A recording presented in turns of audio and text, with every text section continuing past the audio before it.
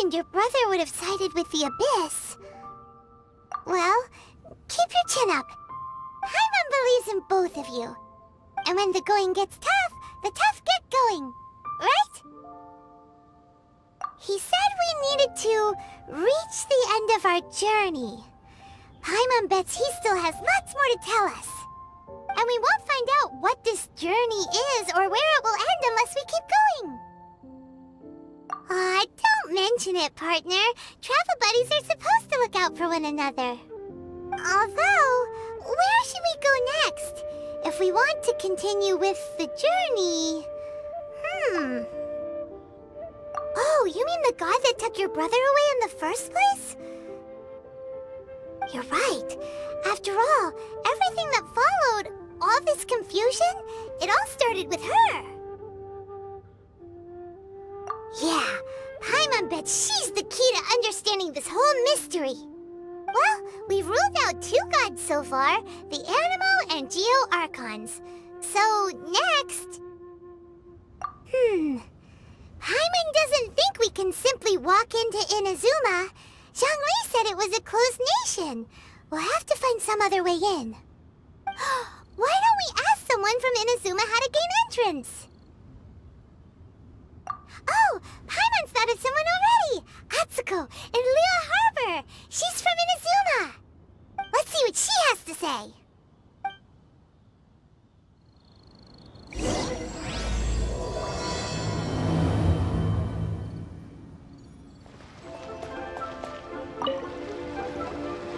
Oh. Hello. Oh, I mean good fortune, right? I'm still learning to talk like a local. Is there anything I can help you with? We wanted to ask, how do we get into Inazuma?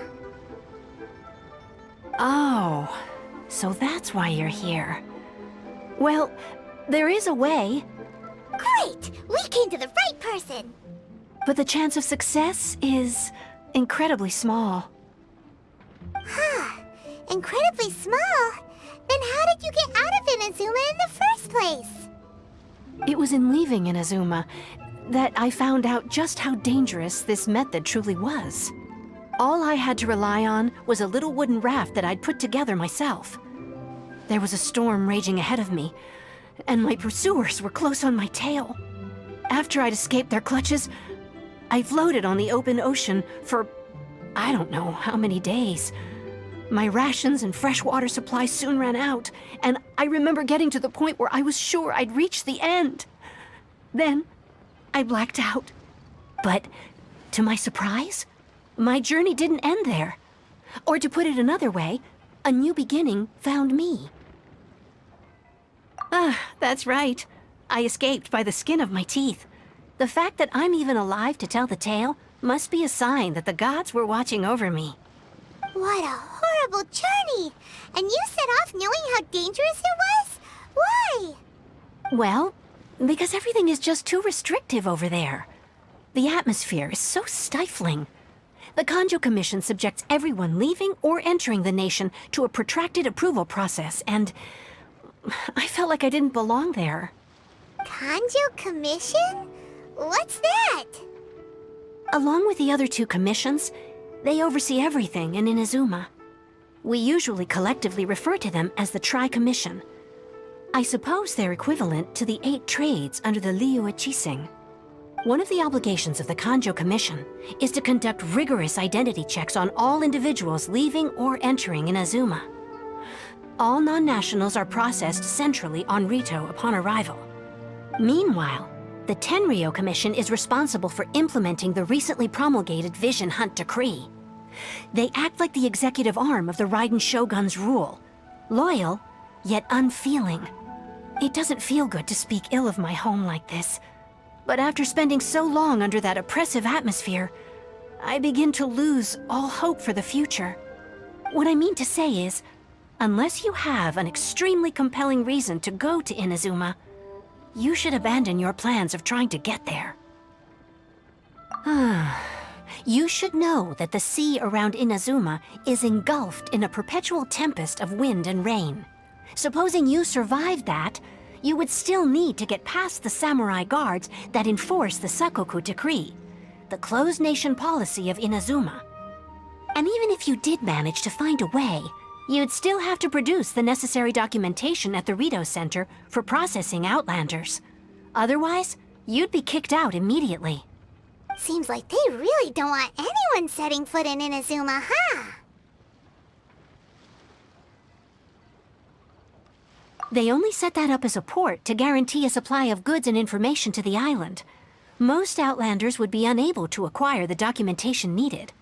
But if you really are set on going, there is one thing you could try.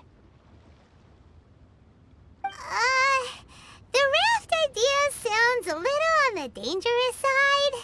Plus, Paimon would definitely get seasick. That's not what I meant.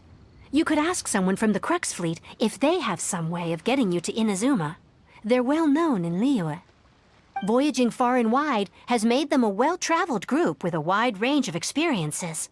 They may just know how to break through the storm. You're right! Paimon's sure Vento of all people will be able to get us there. Her crew is super strong. But Paimon wonders if she'll be willing to take the risk.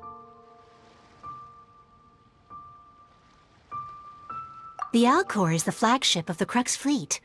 I heard that it's currently anchored by Guyun Stone Forest on a supply run. This might be your best chance. Then there's no time to lose. Let's go find Captain Vento.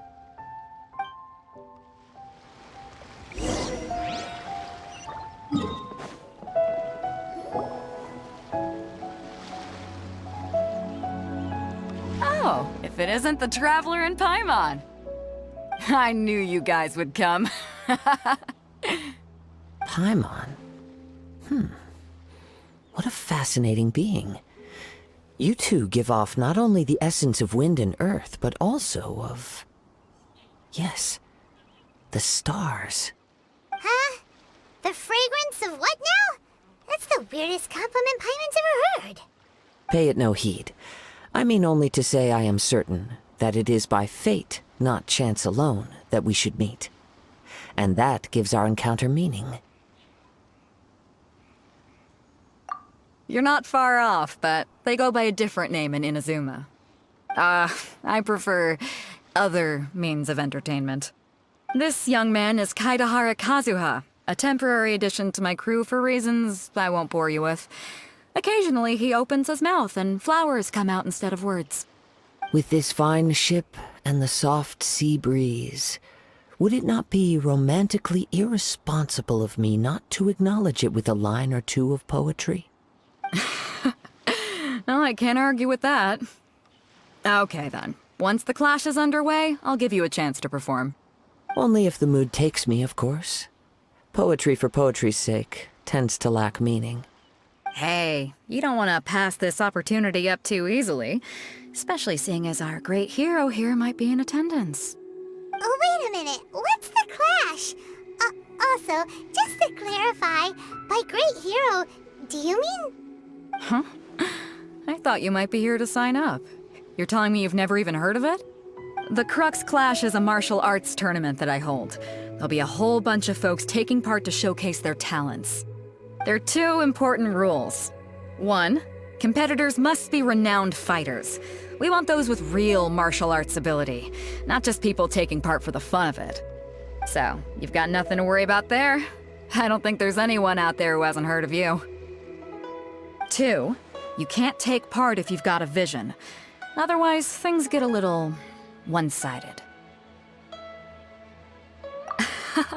You must be feeling confident, but you might want to watch out. There are a few crouching tigers and hidden dragons lurking around in Liyue. And with Liyue's savior taking part in the tournament, now that's gonna turn a few heads. I think we can expect a healthy turnout this time. But we didn't come here to take part in a martial arts tournament. Well, before you dismiss the idea completely, you might be interested to hear that the prize this time round is particularly sought after. Get this. It's a masterless vision. Supplied by myself, as a matter of fact. If the tournament champion can reawaken that vision, it belongs to them. Is there really such thing as a masterless vision? When a vision bearer dies, the light in their vision will fade away. But the shell that housed that light remains. As for whether this shell has any practical application, well, this remains to be seen. But my intuition tells me that while it remains in the world, it may just be possible for someone else to inherit it. Yep, and the way I see it, a vision is a badge of recognition from the gods. So if anyone's able to rekindle it, it's gotta be an individual of exceptional strength and talent. Organizing the clash is my way of uncovering hidden talents. And hopefully this time, getting a vision to glow again. So if you don't have a vision, this is the perfect opportunity to get your hands on one of your very own. Yeah, we're interested in getting to Inazuma, not fighting in some tournament. Inazuma? You want to go there? Well, why didn't you say so? Inazuma, no sweat. In that case, if you win the tournament, I'll give you a choice. Masterless Vision, or a ticket to Inazuma aboard the Alcor. Up to you. You just want her to take part in your tournament! What's wrong with that? The more talent we have, the better the tournament will be. I couldn't let a competitor like you fall through the net. What are we gonna do? Looks like we pretty much have to do this tournament if we want to get to Inazuma, huh? Great. Then let's get you signed up. Head to the tournament arena in Guyun Stone Forest. Kazuha and I will be over soon. It seems like it will only be a matter of time before the answer is revealed.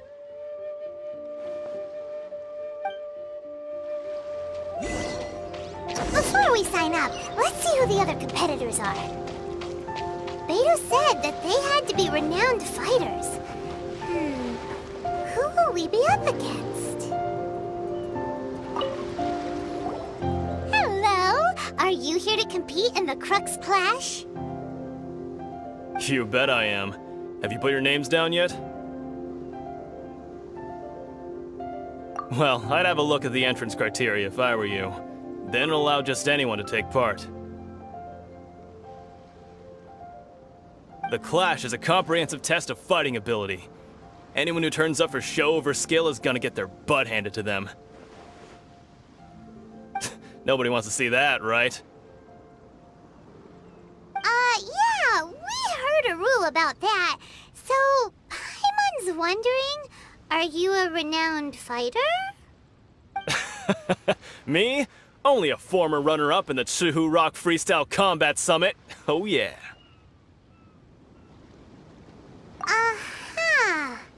Also, that doesn't sound like the most official tournament out there. What? You... Nonsense. Have you been living under a rock? It's been going on for years. There were plenty of competitors when I took part. Not to mention, I've helped the Millilith catch treasure hoarders before. There were 2 of them trying to escape. I soon sorted them out. They tried to sneak past me under the cover of darkness. They didn't know what hit them. I planted a left hook on the skinnier one's face and sent him flying. Then, the big guy pulled out a knife. I stood my ground, of course. A roundhouse kick sent the blade hurtling into a beam above us.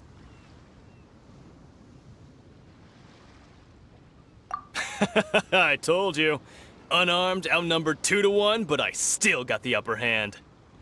I'm not saying I came out completely unscathed, of course, but the fact remains that I did manage to subdue the both of them, and hand them over to the Millilith.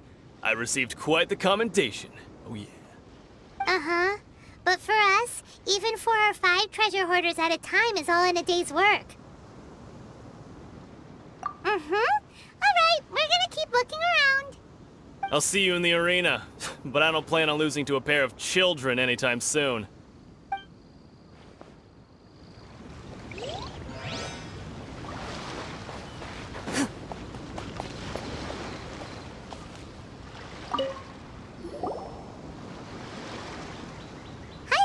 Are you here for the Crux Clash too? That's right. Nothing beats real-life combat for honing your skills. That's what our master taught us. But this tournament is more than just a chance to put training into practice. It's also a chance for us to obtain the masterless vision. Exactly. With a vision, we'd quickly become our master's top students. This master of yours must be pretty incredible, huh? Are they someone famous? Famous? He's the founder of the Lingshan clan, and his skills are unparalleled. Liang and I are both proud disciples of his. You probably wouldn't have heard of it. It was founded quite recently. The clan is nowhere near as famous as the master himself anyway. He's got to be a grand master or something. He's created many different styles of kung fu, and countless other clans have borrowed extensively from him. To the Lingshan clan, he teaches a special technique known as force dispersal. Force dispersal? It's a type of breathing exercise where you can train yourself to harness the energy around you and neutralize attacks without moving an inch. For example, our master can use it to alter the path of an attacking fist, or change the direction of an incoming stone, all without breaking a sweat. One time, he sent a challenger flying into the air without lifting a finger. It sure is, but it's extremely difficult to cultivate this ability. We've been training for ages and we're still getting to grips with the very basics. There's no way we could use it proficiently yet. We're clearly not that naturally gifted, or we would have at least gotten the gist by now. If we don't start making progress soon, we'll probably run out of money to pay the tuition fees and still have nothing to show for all our training. There's a tuition fee? Of course! This is a grand master we're talking about here. He doesn't have time to waste. If you want face-to-face training, you've got to show you're sincere about it. But here we are, having trained under him directly all this time without even a hint of improvement. Master is getting increasingly impatient with us. Recently, though, we heard that a vision bearer joined the Guhua clan and made pretty much instant progress in their training. So, if we can get our hands on a vision too, maybe we can finally make our master proud. Well, we have to try something new. Otherwise, we're stuck in the same situation. Exactly. It can't hurt to try.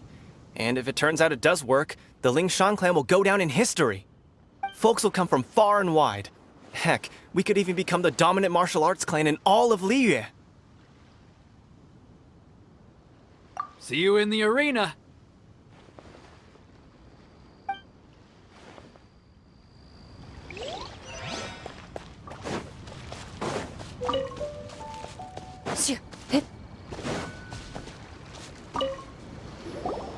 Hey, youngster. Are you here for the Crux Clash too? If so, seems I've found myself another new adversary. So you're also here for the tournament? You better believe it. I wouldn't be here if I didn't think I could walk away as a champion. For me, obtaining a vision is the final and most important piece in the puzzle that is my life. No. It's not about what I want to do. This is about who I want to be. I am looking to become a perfect person. I know how that sounds, but let me explain. I've lived a successful life so far, without any setbacks. I've passed every exam I've ever taken, enjoyed numerous successful business ventures, and seem to get on with just about everyone socially. In most people's eyes, I am already the very embodiment of the perfect person. Though, of course, I'd never let the praise get to my head. I know I haven't reached perfection yet, because there's one thing I'm still missing. A vision. You have so much self-confidence. That's not important. I have a contact in the Crux fleet who was happy to vouch for me, so they very kindly made special arrangements on my behalf. I've also brought along a bit of an entourage for moral support. It's such a blessing, really, to have so many good friends in my neighborhood. Of course, I also put in a few good days' practice, concentrating mostly on rare and esoteric styles of kung fu. As a high achiever by nature, I'm confident I've done enough to guarantee my victory in this tournament. Ha! You don't mince your words, do you? The arena will be the judge. Now then, if you don't mind, I need to finish my pre-competition routine. It's not too long now before you'll get to see me in action.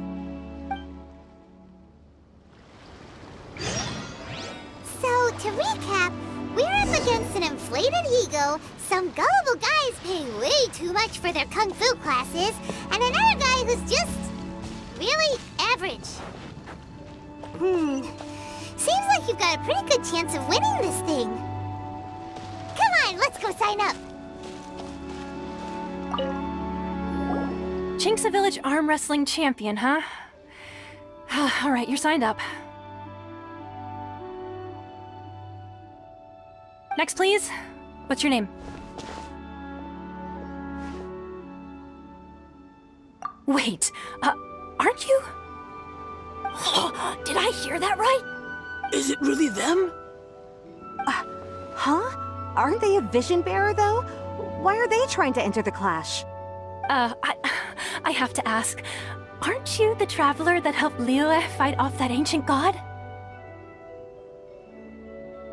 It's really her!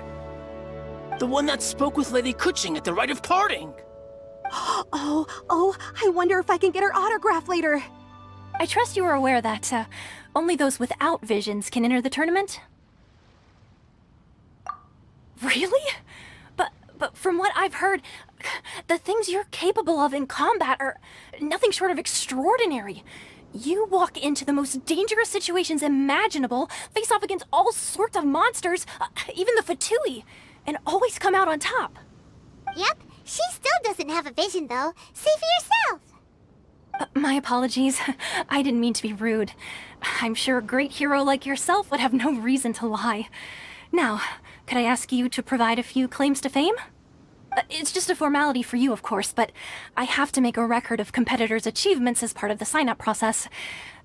So far, I've got defeated the ancient god Osail, so that's one. Do you have any others? Yeah, and also a dragon, too! Put down Battle with Storm Terror. Whoa. Might as well declare her the champion already. I wonder if it's too late to withdraw. Okay, that's plenty. Actually, this is the most dazzling track record I've ever seen. By a long shot. Right, your registration is complete. Now, a brief word about the prize. A great hero such as yourself can surely only be here for one thing. To win the tournament and claim the grand prize, namely, a vision. Oh, we're not here for that. We're here because Captain Beto promised to take us to Inazuma if we win the tournament. There's another prize, too? Oh, first I've heard of it. Beto must have upped the stakes this time to attract top talent. But why would anyone want to go somewhere as dangerous as Inazuma? I see. So, I take it you discussed your terms with Beto in advance, then? Well, nobody expected you to sign up to a tournament like this. I can hardly believe it myself, to be honest. Anyway, the qualifying rounds are about to begin. I'll leave you to your preparation. Hey, so Paimon's thinking about that whole no vision bearers rule in this tournament. Even though you don't have a vision, most people in Teyvat think that you can't manipulate the elements without one. So Paimon thinks you probably shouldn't use your elemental abilities during the tournament. You know, just to avoid any misunderstandings. In any case, looking at the competition, it should still be pretty easy for you to win, even without using any elements, right? All right, it's showtime! You got this! You seem like you're raring to go. Are you ready to compete? Good. Then please follow me into the arena.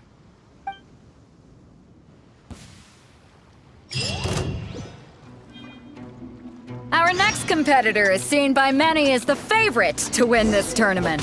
Her first bout begins now! You? You're the hero they're talking about?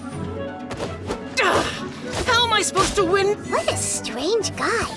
Why was he so confident to begin with? Well, now that we've won, let's go and see Beto. She'll probably have something to say to us.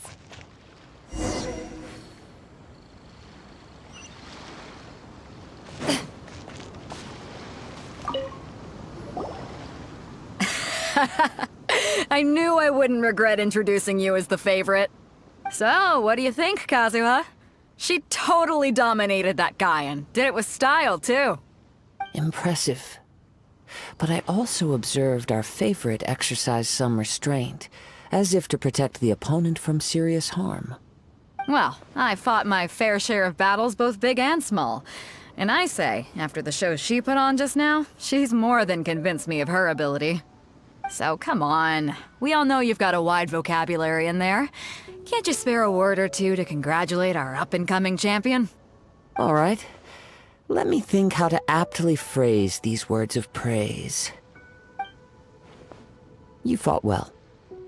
All right then. I was thinking your inner poet might want to join in the fun, but I guess I shouldn't put you on the spot like that. You know, a lot of competitors came to me saying how surprised they were that Liyue's hero was entering the tournament. And since you signed up, we've had many others do the same, with more than a few top-tier fighters among them. I'm sure lots of them are here to find out how they stack up against you. Well, since everyone sees you as the one to beat, I figure I should start treating you that way too. For one thing, we don't want you wasting all your energy in the early rounds fighting people who are well below your level. Not to mention, you must be itching to fight someone in your league too, right? So, I'm putting you straight through to the semifinals. Huh? But we only just started the qualifiers. Seems like a crazy system if we just skip straight to the semifinals. This is how Captain Beto works. You won't persuade her otherwise. Besides, at your level, you would have made it to the semifinals anyway. Huh. To be fair, Paimon was thinking that too. All right, I'm gonna watch some more of the tournament. If there's any potential contenders for you out there, I want to know who they are and what they're about.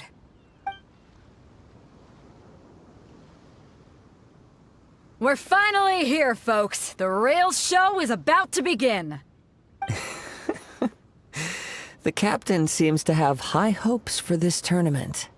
I have not seen her so excited in quite some time.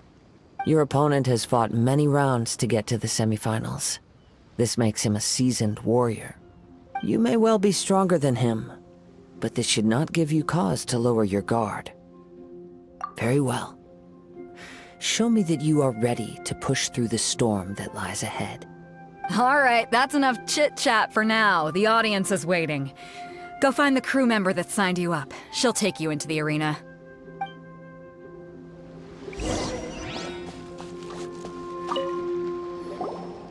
Your opponent in the semifinals is new to the Crux Clash, but he has quickly become the dark horse of the tournament. I do not doubt your abilities, but I would suggest that you make sure you are fully prepared before you begin. Relax. My girl's at the top of her game. She ain't gonna lose. Okay, follow me. At last, the moment we've all been waiting for. The semifinals have begun. Who's it gonna be this time? The hero or the dark horse? I don't care about the prize. You're a strong opponent. That's what I'm here for.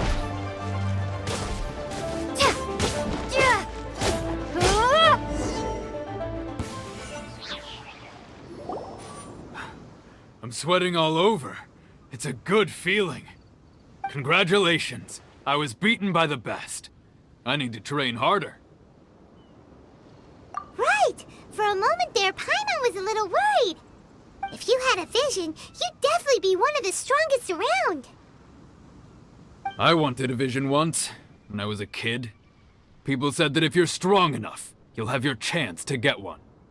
But mine never came. I lost interest eventually. You can't depend on a vision like you can your own body. I've fought and won against vision bearers before. The power they have was given to them by the gods. I don't envy it. Huh? You mean you didn't sign up to try and get your hands on that masterless vision? No, I didn't. I only wanted to pit myself against other fighters and see who was the strongest. Only in defeat can you understand your weaknesses and learn from them. So I'm pleased with today's outcome. I don't often have the pleasure of experiencing defeat. Wow! Now that's true strength talking. If you have the chance in the future, please come and spar with me again. I will be stronger next time. By the way, do you know who else made it into the finals? Is it gonna be someone even tougher than you? Whether they'll be as tough as me, I don't know. But what I have heard is that they're extremely quick. So don't get too cocky. There he goes. Maybe we should ask around, see what we can find out about our opponent in the final round. Paimon thinks we might need to up our game a little. Ah, it's you! I watched your match. What a stunning performance. I myself was eliminated in the third round. Shame. If only I could have advanced one more round. Maybe next time, huh? By the way, do you happen to know who else advanced to the final round?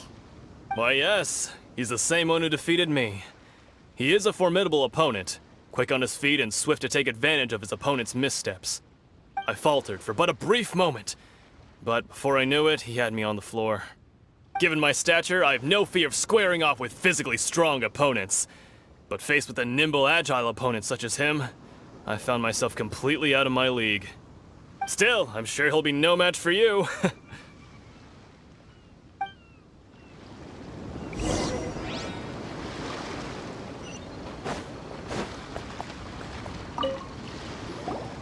Hey there! Well, where did the other guy go? He tried to use force dispersal to deflect a punch, but instead he took it straight to the nose. There was blood all over the place. His opponent was pretty freaked out by it. He kept asking him, "Why didn't you dodge?" But he was pretty much out cold by that point and couldn't reply. "Why don't you dodge?" they ask. Because to not dodge is the very essence of Lingshan clan kung fu. It's just that he hadn't quite mastered it yet. Don't even get me started. I spent all my energy helping him get from here to the boat to take him back to the harbor. But by the time I got back, my scheduled match time had already passed and I had to forfeit. I don't dare tell my master about this, otherwise I'd never hear the end of it. Sorry, I shouldn't be complaining in front of you like this. I'm afraid I'm still a bit out of sorts at the moment, so I probably won't be able to help you with whatever you were here to ask me about. Oh, alright then. Hope your buddy makes a swift recovery. Hang in there. Thanks, I'll do my best. We still haven't got any useful information yet. Maybe we can go talk to Vento. Surely she's gotta know something. You gave an outstanding performance. Truly commendable. I could sense that you're not familiar with bouts of this kind, and it could have cost you the match. But you were quick to adapt, and managed to claim victory over your opponent. That is a most invaluable skill.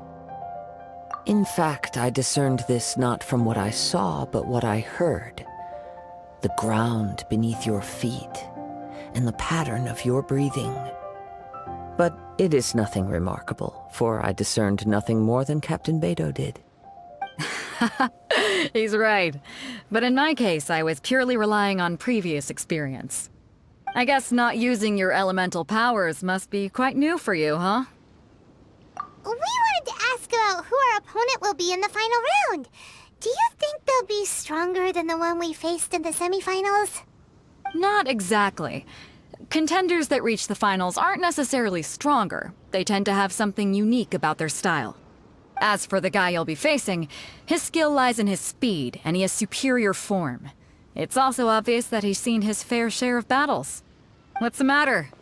Worried that you've bitten off more than you can chew this time? If that is the case, then I have a proposal for you. Let's go somewhere a little quieter, shall we? I haven't properly introduced myself yet. In the land of Inazuma, I was a wandering samurai. Yeah, we could tell that from your getup. But at the same time, when you talk, you don't really sound like someone who's used to waving a sword around. It is true that I am versed both in literary and martial traditions. But on the straggling path of a wandering samurai, is there harm in acquiring a surplus skill? I do not mean to flaunt my martial prowess. but I myself have witnessed reputable fighters hailing from across the lands. I do possess some knowledge regarding your opponent's particular skill set. Given your talents, a few hints from me will be all that's necessary to bring your opponent down. Hang on. Don't you think you're bending the rules a bit there? Gathering intelligence is an essential part of any duel. You must know your enemy.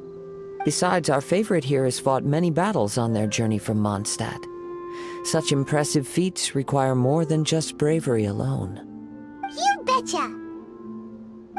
Wait a second. We never told you that we've been to Mondstadt. Does one not leave a trail when traveling through the wild? In return, nature also leaves its traces upon you. However, there is only so much that can be discerned from these traces. I sense that many things about you elude me still. These are the things I am curious to know about. Come with me. Some post-match entertainment is in order.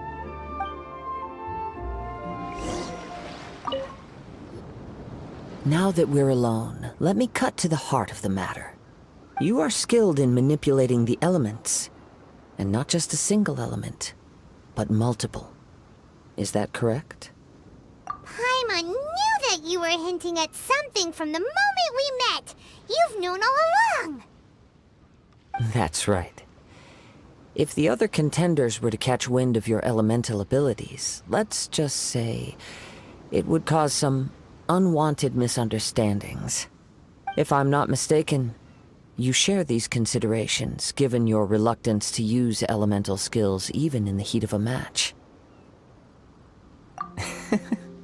When I talk about that which I see or hear in you, this is not poetic symbolism at play. I mean these things in the truest sense possible. Since a young age, I have been attuned to the tidings of nature. I hear the breath of the wind and the whispers of the leaves. It is things of this nature that I also hear from within you. Nothing more. As crazy as all that sounds, somehow Paimon still believes you. My humble abilities are negligible compared to your incredible feats.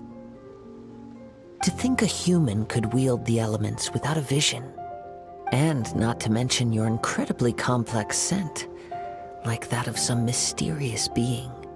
Hey, stop evaluating us based on our smell! It's weird! Could you perchance enlighten me as to how you managed to obtain your combined elemental abilities? Extraordinary. So then, might I be so bold as to inquire how exactly it is that you learned to channel elemental energy and even wield it in combat? It's nothing really. Paimon just told her whatever came to mind. It's been a long journey, and many things have happened along the way. Somehow, she just naturally learned to use the elements through it all. Honestly, even Paimon doesn't understand how it all works. Perhaps such unfathomable things are the essence of the gods and the visions they grant. However, I still wish to have the honor of seeing how you wield the elements. Perhaps it may yet reveal something to me. Of course, I too shall share with you all that I've learned. That will make it a fair exchange. Now then, let's test your skills, shall we?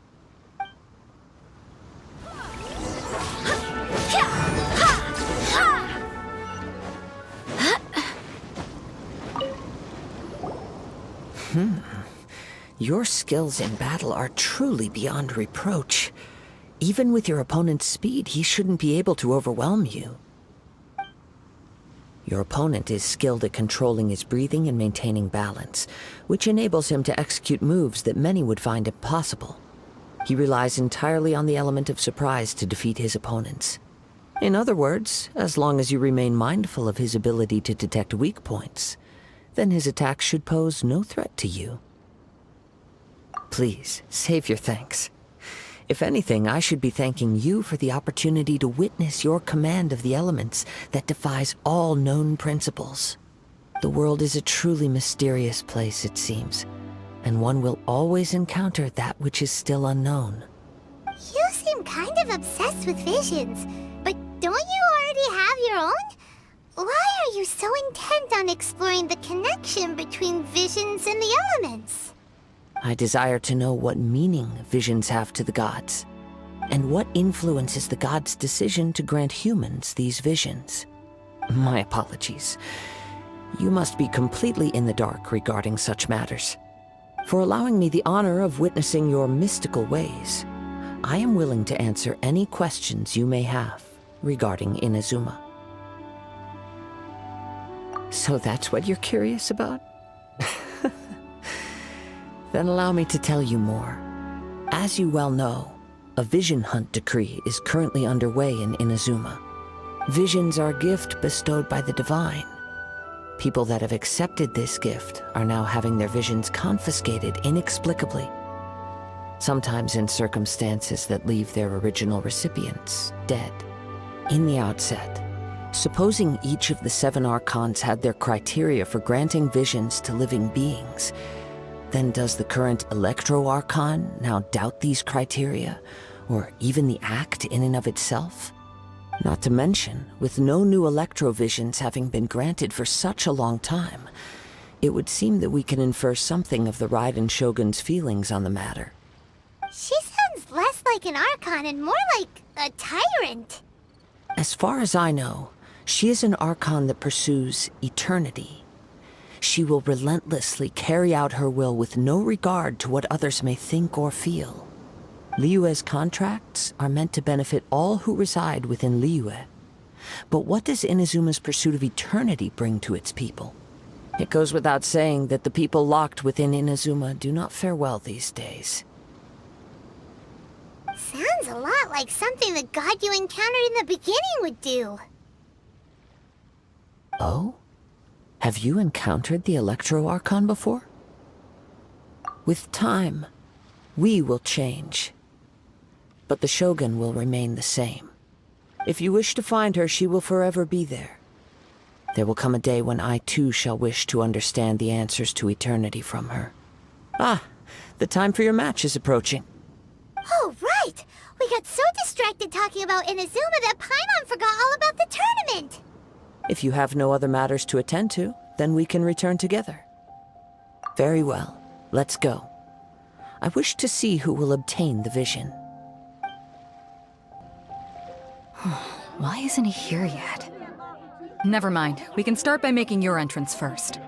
Everyone, listen up! Your attention, please! We've reached the climax of the Crux Clash! This is the final match! We've seen many exciting battles today, and now, at long last, the 2 finalists have emerged. Now, I'd like to introduce our first combatant. Though few have seen her, her reputation knows no bounds. She strikes fear into the heart of Osile, and the mere mention of her name causes even Fatui Harbingers to turn pale in the face. Introducing Liyue's traveling hero! Wow! I've been waiting for this moment! I'm sure everyone witnessed her thrilling match in the semifinals. But today's final round will surely take things up a notch. As for our other combatant, he still hasn't arrived. Oh, come on, what could be taking him so long? You can't just forfeit for not showing up like in previous rounds. This is the finals. Apologies, everyone just sit tight. We've got no other choice. If he doesn't show up, we'll just have to postpone the match. Wait a moment. Something doesn't seem right about this. Captain Beto, perhaps we should check on the prize. Traveler, come with us.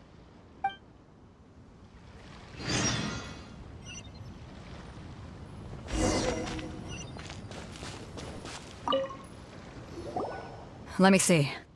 It's gone all right. The vision is missing. Huh? Did somebody steal it? Who would dare do such a thing in broad daylight? We don't know when it was taken exactly. I never thought that someone here would have the guts to cross Captain Beto. No need to worry. Even the craftiest sleight of hand does not escape nature's watchful gaze. The culprit has only acted recently. They will not have gotten far. The vision was the prize that I had offered, and it was my responsibility to look after it. I will be certain to get it back. Well, if you insist. I'll leave the matter to you then. I'll stay here and try to offer some explanation to all the spectators that came to see the match. If you would, please come with me. But we're on an island. Where could he have possibly run to? Come with me. I can sense the winds are coming.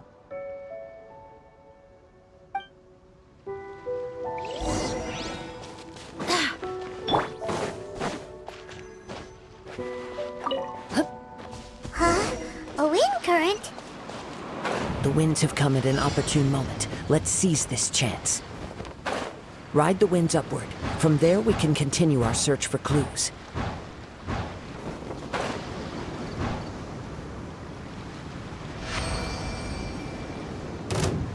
By the way, what made you suddenly think of checking the prize in the first place? I heard it the moment it was stolen. Well, then why didn't you stop him? You'll see shortly. The winds are guiding us forward. The culprit is on the opposite shore now. You can hear that too? What does it sound like? Hubris. This way. Follow me. There may be an ambush waiting for us up ahead, but I trust that you are well prepared for such a scenario. Hoarders, they're here! Get them! Treasure hoarders, just as I expected.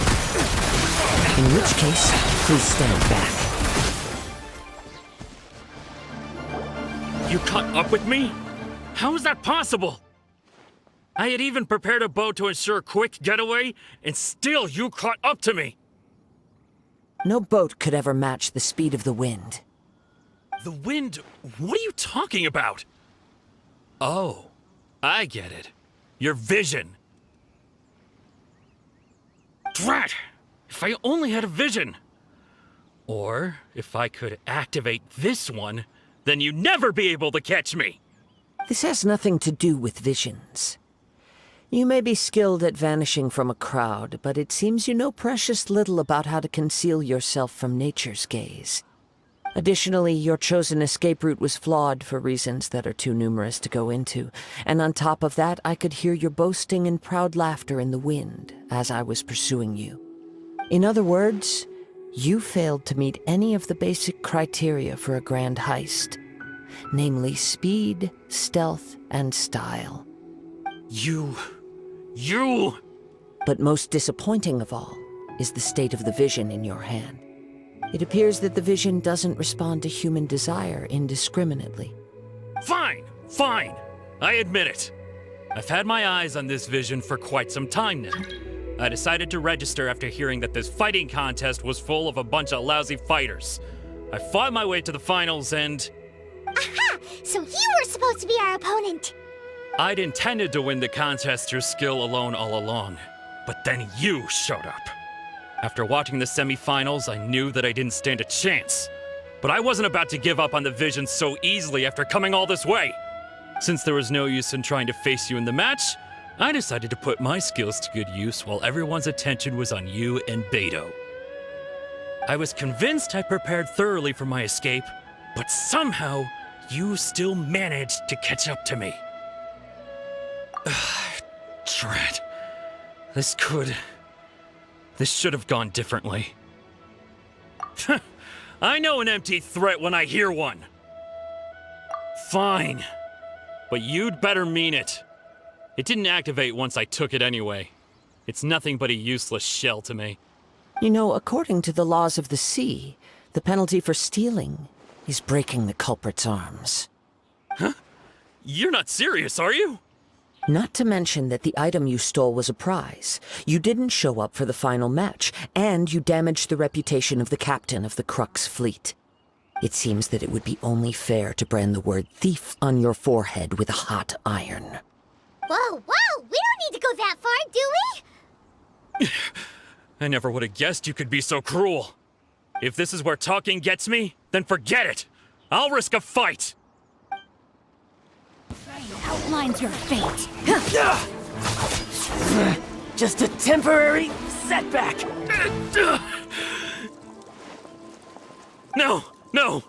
Do what you want, but please, don't brand my forehead, please! He has persevered to the bitter end, and now death looms near. Yet still the gods do not bestow their favor upon him. Put down the vision and leave. I've changed my mind. No further punishment for you. Huh? What's wrong? Are you asking for more punishment? It's up to you. Such willingness is commendable, and fits the way of the samurai. No need for that. Thank you for releasing me. You truly are generous. Huh? Paimon doesn't get it! Were you just trying to scare him? I take no pleasure in frightening others. I was just testing all possibilities while the vision remained in his hands. When people are forced into a corner, that is when their greatest strength will appear. I thought it may be an opportunity for him to awaken the vision. But unfortunately, nothing happened. Yes, I wanted to know whether it were possible for an extinguished vision to be reawakened. From the moment he stole the vision, I decided to use him for this experiment. I've tried many other methods in the past, though few tales tell of a masterless vision reawakening. After seeing you command multiple elements, I figured that nothing is impossible. Come, why don't you give it a try? Let's see if you can give me the answer I'm hoping for. The vision didn't seem to respond at all. I see. So you are also unable to rekindle the vision. No matter. This was expected. I suppose this vision is still mine to take for now. Yeah, what's the story behind this vision anyway? The story begins with an old friend.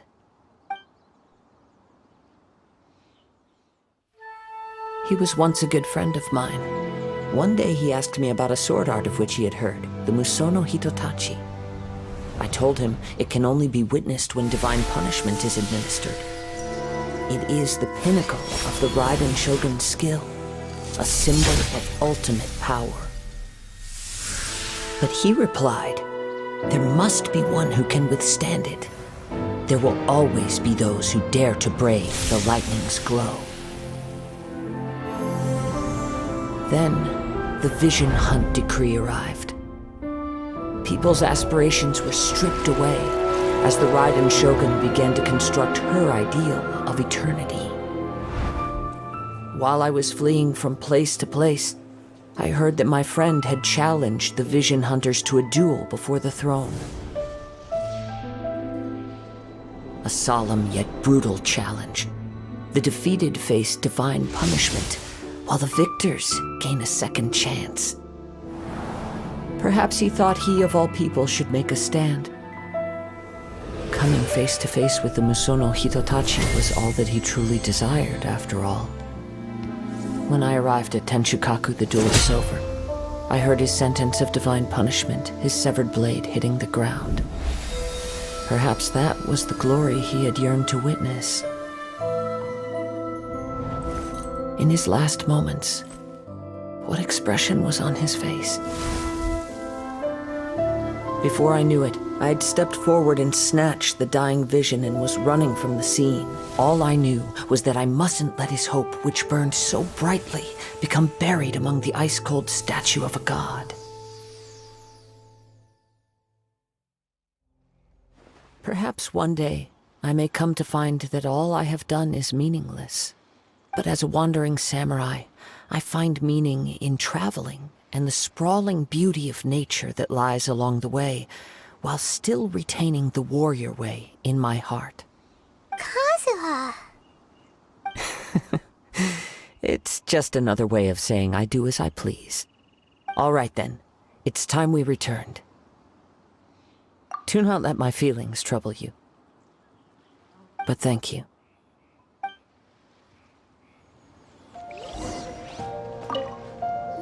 Huh? Did Beta leave already? Maybe she went back to her ship. If you're looking for the captain, she was summoned by Lady Ningguang.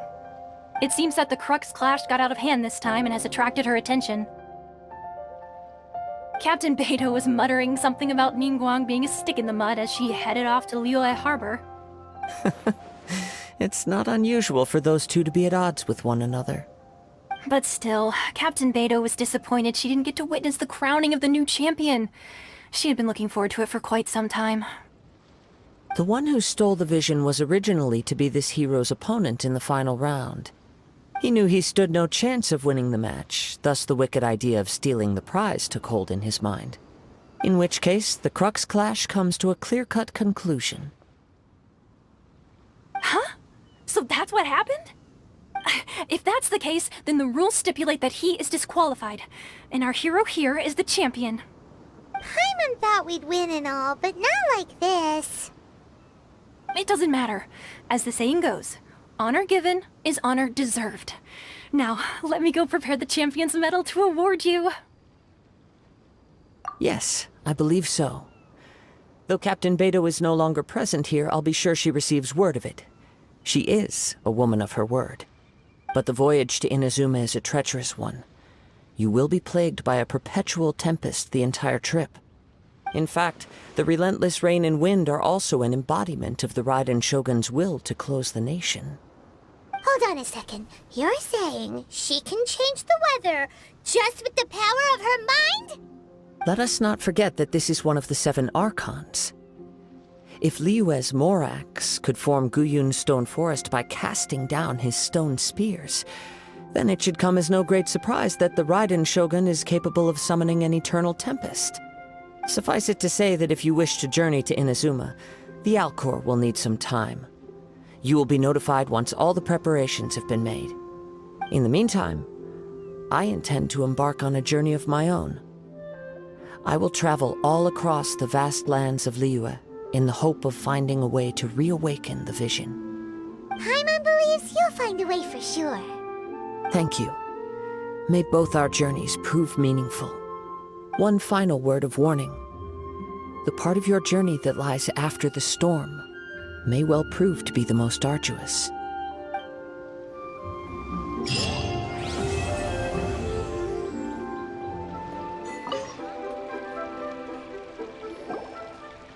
Ad Astra Abyssosk. What can I do for you, traveler? Ah, yes. I've heard that you've already made arrangements with the captain of the Crux fleet regarding your passage to Inazuma. Is that correct? Now that I think about it, it's been quite some time since I last visited those lands. Unfortunately, I don't have any current intel that would be worth sharing with you. There you are. You're the traveler that Beidou will be taking to Inazuma, right? Oh, is that right? Well, it's an honor to meet you.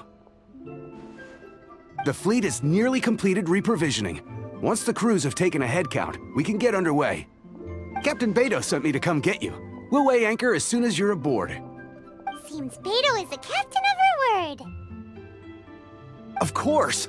There are many things that the captain insists upon. I'm sure you'll see for yourself once you're on board. So you'll be heading off then? I suppose congratulations are in order.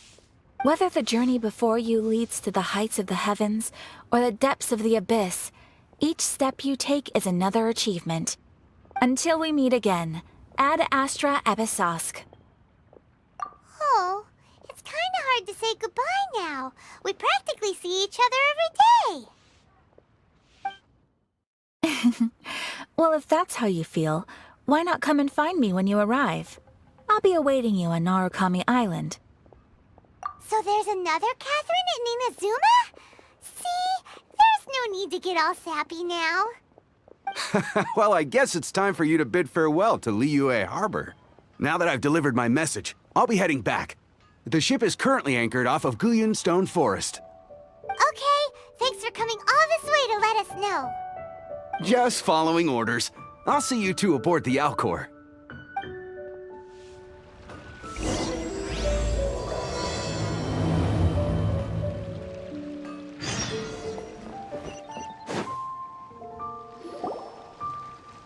Ah, you finally made it. All these years, come rain or storm, the Crux fleet has never suffered a delay. If it were anyone else, I might have set sail already. Don't look too serious, I'm only joking. You're just on time. The crew have just finished making final preparations. Well, now that everyone's here, we set sail for the land engulfed by storm and tempest. The nation of eternity. Anchors away!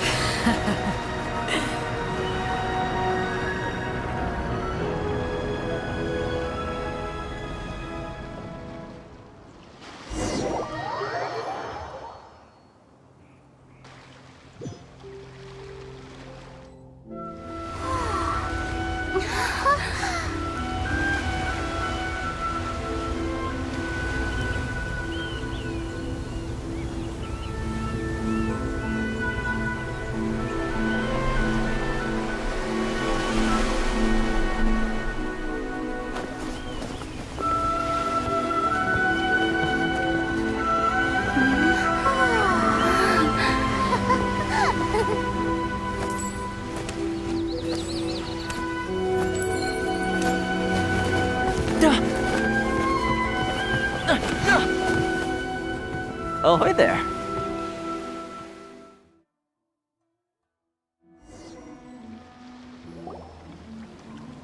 So, you finally made it. You sure kept me waiting, Captain. And it appears we have a couple of stowaways. Or perhaps I should say, honored guests. Shush! You can blame your almighty Shogun. The tempests around Inazuma have been growing all the more fierce lately. Though the fleet was fully up to the challenge, the inclement weather still caused some delay. Now then, let me introduce everyone. This is Toma, a trade partner that I've gotten to know recently. You don't know how long I've been waiting to see you. Toma, these two are... Oh, no need for introductions. Their reputation precedes them. It seems even the stormy seas can't keep rumors of these outlanders' sterling deeds at bay. Oh, it's sure nice to hear you say that. With any luck, it'll give you a head start here. Toma's resided on Rito for quite some time now. It wouldn't be going too far to say he's the fixer around these parts. If you run into any problems here, just talk to Toma. But if he tries to pull any moves on you, I'll be sure to deal with him personally the next time I'm around. No need to worry. I'm sure we'll get along just fine. Good. Then if it's all settled, I'll be going. I wouldn't want to be caught with my sails down here. I do have a wanted fugitive on board after all. Oh, right. Kazuha. Until next time, traveler. Remember to give it your all, no matter what perilous storms you may encounter. Fair seas, Captain Beto. Bye-bye!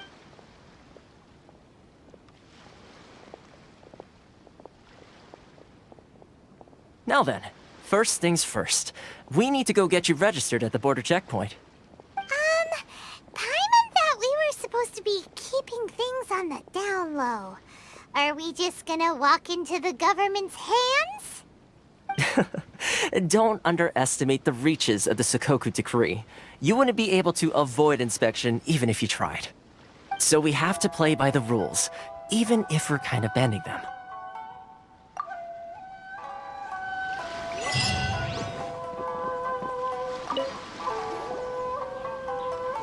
Hello? Please state your name, identity, and the purpose of your visit. Oh, except you, Toma. You must be new here. Excuse me? Please provide the information requested and also declare any goods you are carrying with you. Currently, only members of the International Trade Association are authorized to engage in the import and export of goods. Do you have your trader's permits?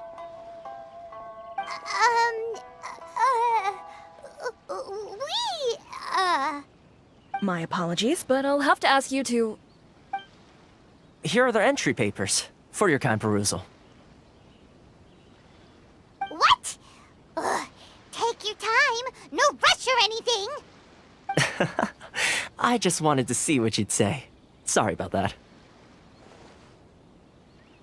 I see. Okay.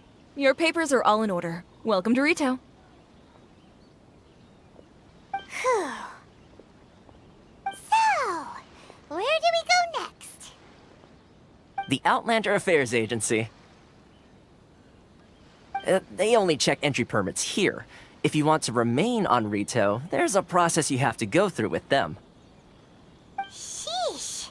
So it is super strict, just like everyone says. Well, let's not forget that to everyday folk in Inazuma, people from everywhere else are referred to as outsiders. As the word suggests, Outlanders aren't very welcome in Inazuma with the Sakoku Decree in force. Not even on Rito, where they've established an outsider settlement.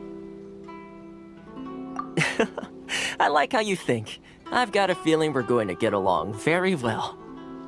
Now, let's head over to the Outlander Affairs Agency. Most of the current rules were put in place by the administration of Rito, the Kanjo Commission. The Kanjo Commission? Yes, one branch of the Tri-Commission of Inazuma, responsible for growing and managing the nation's wealth. You really haven't heard of it before?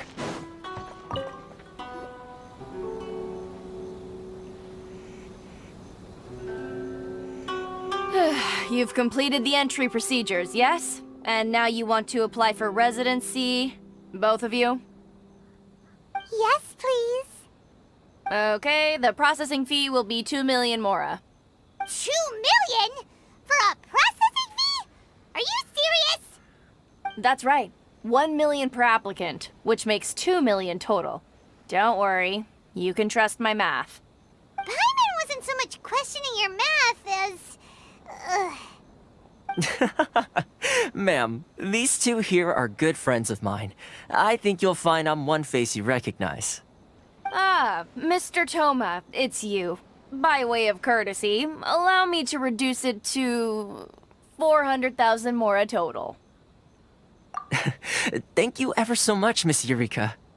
But as this is just a processing fee, I think 600 mora should cover it if I'm paying on their behalf. I'll treat you to dinner too. How does that sound? That's not how you haggle! By all means, bargain the price down, but... All right then, as you wish, Mr. Toma. I will make a record. Much obliged.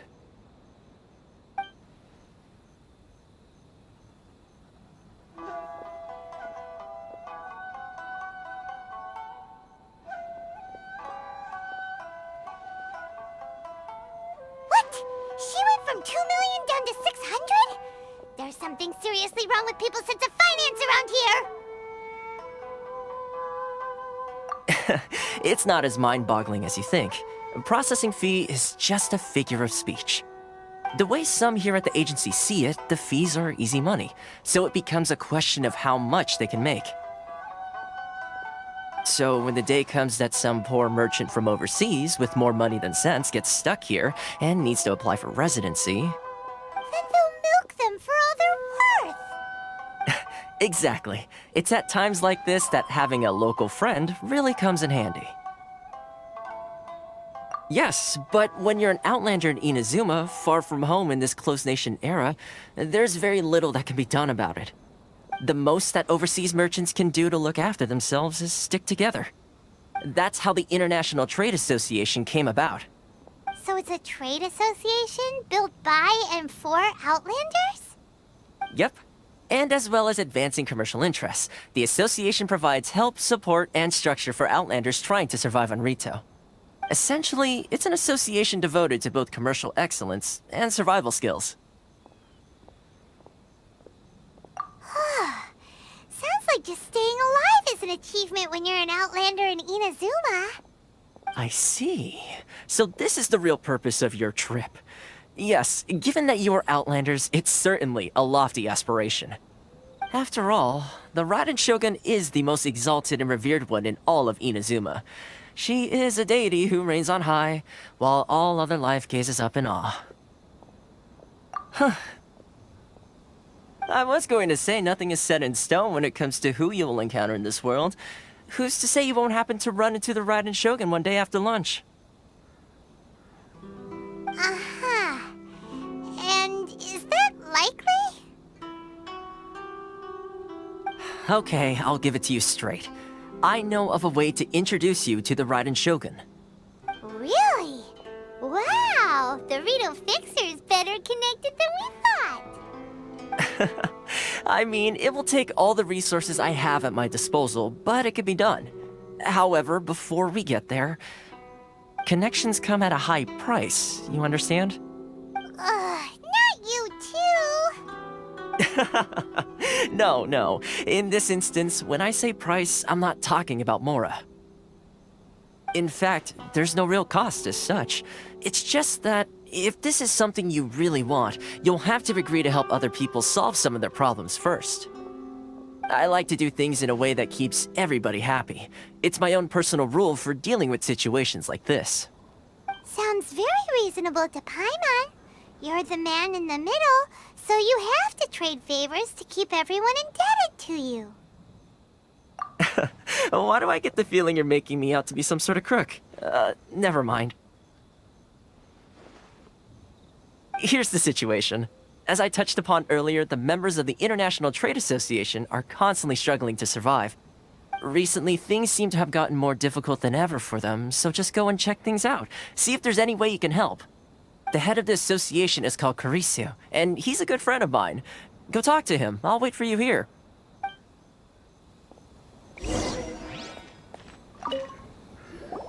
Huh? Hello there. You must be seeking refuge with the International Trade Association. The Outlander Affairs Agency took you for all you're worth, I suppose. Good. That's a relief. You need to be careful, or you'll find yourself losing your savings all at once. We heard the association has been having some difficulties lately. Is that true? Yes. Left, right, and center. Obstacles at every turn. But that's nothing new for us. The Sakoku Decree certainly makes things difficult for anyone who wants to come here from overseas. But it's not the root cause of our woes. The Sakoku Decree might restrict our scope of activity, but in and of itself, it doesn't stop us from being able to enjoy a comfortable existence. No. What's really squeezing us Outlander merchants dry is those Mora grubbers from the Kanjo Commission. Oh, of the 3 commissions, that's the one that oversees everything on retail, isn't it? That's right. They impose astronomical tax rate, unbelievable regulations, and that's not the worst of it. They just issued a new tax decree recently that, for some reason, completely changes the way we pay our taxes. It used to be Mora, but now it's something called Crystal Marrow. Crystal Marrow? What's that? Something that most of us in the association had never heard of before either, until the new decree came along. Eventually, one of the older Liyue merchants recalled that he once shipped a batch of it to Snezhnaya in his youth. So, in order to pay our taxes, we began an arduous search for this crystal marrow. But then we found we'd only managed to create a bigger problem for ourselves. The rising demand for crystal marrow drove the price higher and higher. Now there's only one vendor who even has it in stock. We can't get a hold of it anywhere else. Isn't that what they call a monopoly? Exactly. So this vendor keeps pushing the price up, and we have no choice but to buy from them because the tax decree forces us to. It's a vicious cycle, the consequence of which is that our taxes will soon exceed our profits. And once that happens... We've tried communicating with the Commission directly, But this is a nation where the cries of a few struggling merchants will never be heard over the ever-present roar of thunder. Fontaine, my dear homeland. I miss you an awful lot at the moment. Sounds awful. They're really bleeding them dry. What do you think we should do? That vendor... I've actually done business with him in the past, but after a point he stopped contacting us. I have no idea where he sources this stuff. Well, it definitely sounds like he's being unfair. How do we find him? We could go talk to him and see if he lets anything slip. Hey, that's a pretty good idea. Since you're not affiliated with the association and you're new to Rito, he may just let his guard down. If I remember correctly, our usual meeting point with him is under a tree by the coast in the residential district. See if you can find him there. Got it! We're on the case!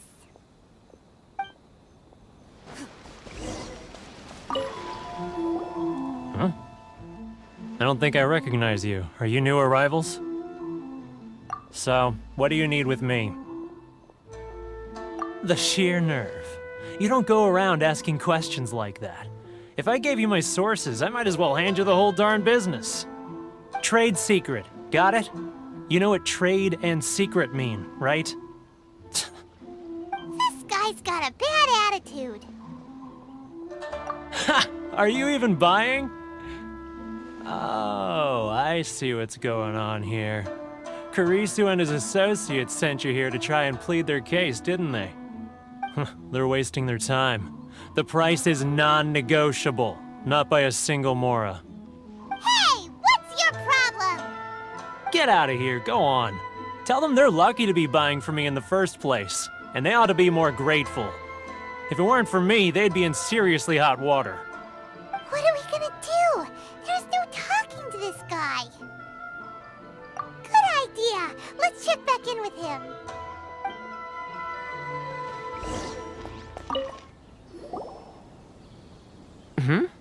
That was quick. You resolved it already? Actually, we're having a little trouble. Oh? Well, by all means, tell me what you need. I'll help as much as I can. Getting you to go fixing things when you've only just arrived is quite a demand. Oh, that guy? I'm familiar. He used to be a bit of a sorry sight, selling shells that he'd collect on the beach just to get by, but he seems to have suddenly shot up in the world recently. I can only assume he must have found himself a patron after leaving the International Trade Association. Huh. You're saying he used to be a member of the International Trade Association? So he's an Outlander too? Yes. Couldn't you tell when you spoke to him? That's right. Werner was born in Mondstadt, then went into the shipping business, trading between Leah and Inazuma. When Inazuma closed to the outside world, he was one of a group of Outlanders that ended up stranded on Rito. Huh. What a bummer. The International Trade Association was initially very generous to him, but over time, with decree after decree, the association members found it increasingly difficult to make ends meet. So he left the association and turned his back on them. I'm sure it's more nuanced than that. I believe even the most ungrateful and cold-hearted of people still have some amount of gratitude and warmth left in them somewhere. Really? Is that all you need to know? Well then, it sounds like you may have found a way in with him.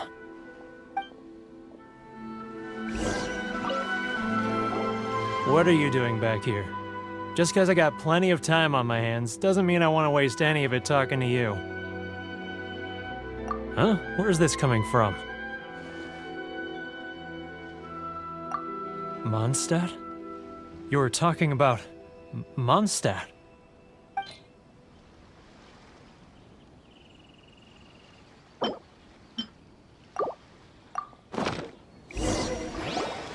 Goodness, I can sense it now.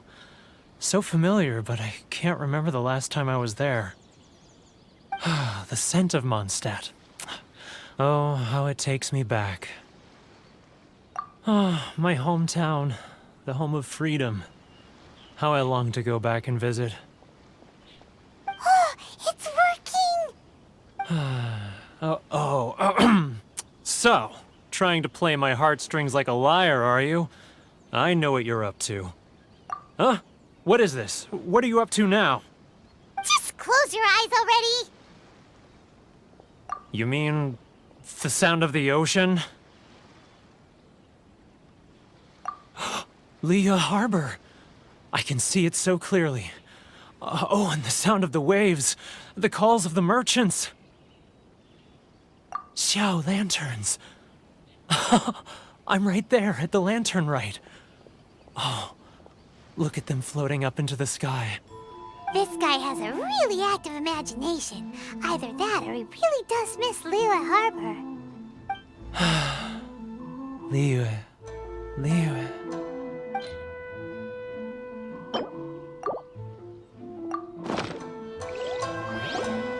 Wait. Stop. That's enough. Don't make me relive it anymore. My poor heart can't take it. You mean the folks from the International Trade Association? And I suppose they are far from home, just like me. Often, I'll sneak down to the shore at night and listen to the sound of the waves. I like to imagine it's the voice of my hometown, carried across the ocean. I've run into folks from the association more than a few times doing just that, but I always hide my face and slip away. Don't you think I've wanted to talk things through with them and free myself from this anguish? Well, no one's stopping you, so... They're so resilient. None of them had anyone else to rely on, so they rallied together, committed to finding a way to survive. But I couldn't do it. I'm not strong enough. So I caved. Those people, they'd make the smallest of promises, offer the most measly benefits, and I'd do whatever they asked of me. And make Mondstadters look like the worst people in the world. All right, I'll tell you the whole story. It's eating me up inside, and I can't take it anymore. You ready to talk now? But I betrayed them. I can't show my face there. Come on, you scaredy cat. Look, you messed up, but now it's time to make things right. So come on, get it off your chest. What's the deal here? It's a scheme by the tax collection Ashigaru, Keijiro and his companions. They start by overtaxing the merchants, then take the extra crystal marrow they receive and stockpile it. Once the merchants run out of places to buy crystal marrow, they get me to sell that extra stock back to the merchants at an extortionate price, with the proceeds going to the tax collection Ashigaru. It's plain evil gouging them like this. I'm their puppet, yes. But my cut is a tiny fraction of what we take in total. It's barely enough for me to live on. Evidence? You're right. Without conclusive evidence, he will never admit it. Now that I think about it, whenever I report back to him after a sale, he always heads to the same place. It's always made me suspicious. As it happens, I handed some Mora over to him not long ago. I can show you where he went if you want. Really? Well, then there's no time to lose. Let's go!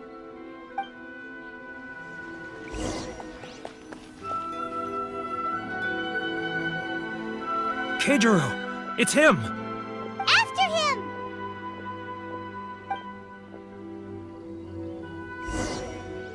Ah, Ryoko, how's business?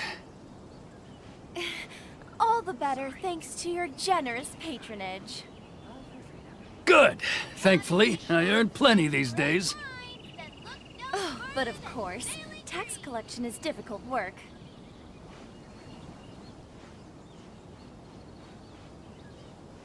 Now, who else is behind on payments? Let me think. Yes, the Trade Association clique still needs to be brought into line. Sorry. I need to think about it. He's getting further and further away! What was that sound? Shh! Quiet! Don't let him find us! Must be hearing things. Drat, I'm behind schedule. I need to hurry.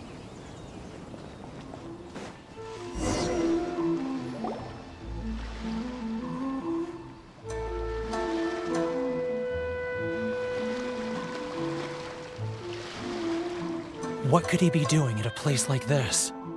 It looked like he buried something over there, didn't it? Why don't we take a look?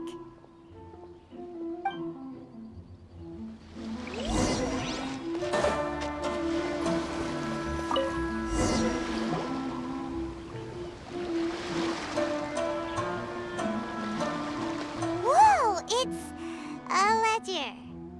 Boring! Paimon thought he'd hidden a big pile of Mora here.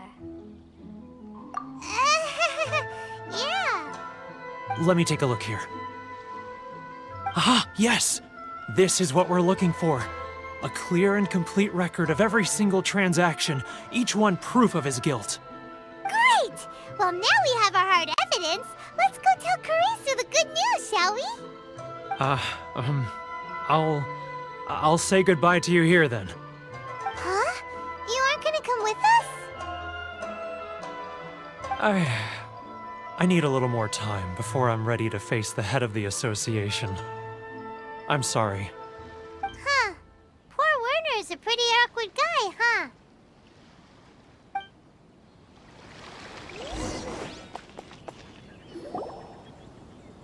But we really don't have anything left. If this keeps up, our sales will come in at a loss. There'll be nothing left for us to do but starve. You know the decree. The rules are the rules. No discounts, no exceptions, and no excuses.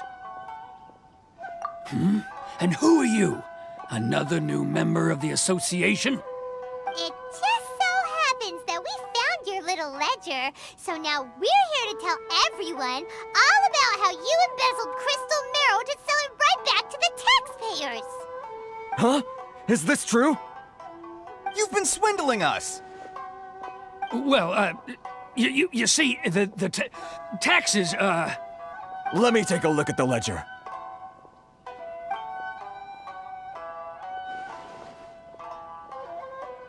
Well, would you look at that?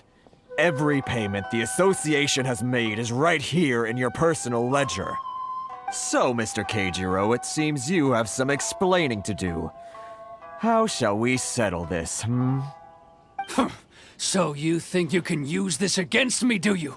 It's quite obvious that I'm merely trying to earn a modest living for myself, like anyone else.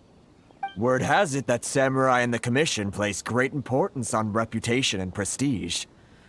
Though I'm sure commission members won't blame you once word gets out. Huh? Is that a threat? Are you threatening me? No, not at all. I'm simply stating that it would be quite a pity if an illustrious gentleman such as yourself were to have their reputation tarnished. Well, even if what you say is true, what do you suggest we do about it? I believe you still have a quantity of crystal marrow in your possession, correct? Perhaps that crystal marrow could be used as compensation for the recent tax hike, and us merchants could finally have some more breathing room. Is that it? Do you have any idea the hoops I had to jump through to get the crystal marrow and keep it hidden?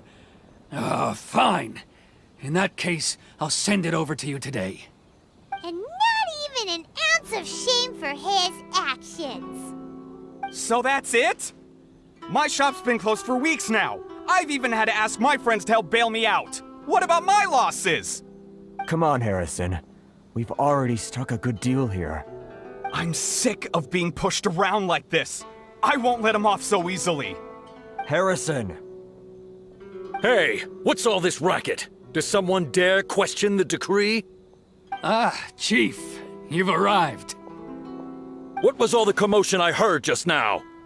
Oh, we were just discussing a minor tax issue.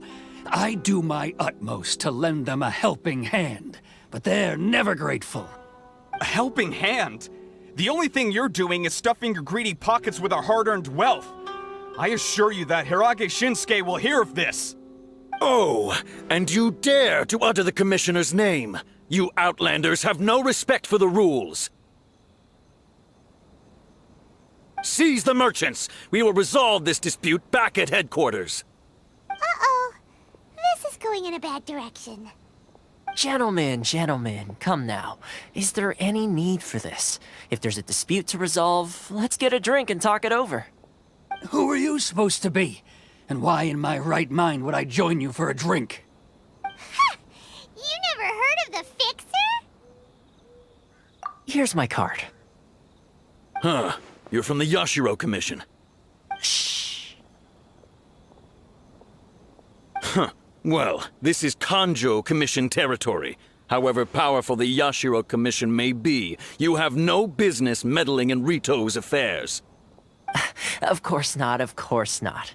Still, perhaps you could show the young lady of our clan some courtesy. You wouldn't want your name showing up in a petition to the Shogun, would you? That fan, the Shirasagi Himegimi. I don't need any trouble with her. Okay, let's forget all this. It'll give us one less thing to worry about. But, Chief! Enough! We're leaving! Let's get dinner one day soon, gentlemen. My treat, I insist. No response, huh? I suppose that bridge is well and truly burned then.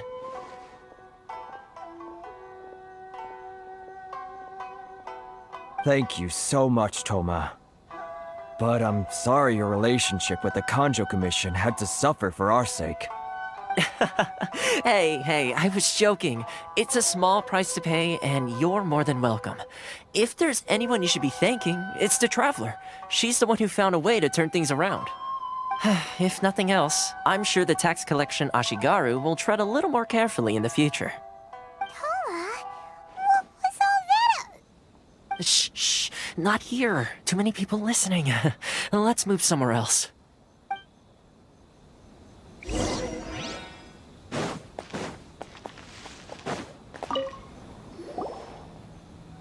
Corruption seems rife in the Kanjo Commission. They truly are rotten to the core. All right, time for me to answer your questions. What would you like to know? Straight to the point. Let me reintroduce myself. I belong to the Kamisato clan of the Yashiro Commission on Narukami Island. I'm an attendant of the Shirasagi Himegimi. You've been keeping your true identity a secret from us this whole time? So, the Yashiro Commission. Guessing that's another branch of the Tri-Commission? Correct. The Kamisato clan is the head of the Yashiro Commission, who manage ceremonial and cultural affairs. I'd go into more detail on what exactly that covers, but I'm not even sure myself. I'm just someone who was fortunate enough to be taken in by the Kamisato clan. My role is to take care of the daughter of the clan, Kamisato Ayaka, also known as the Shirasagi Himegimi.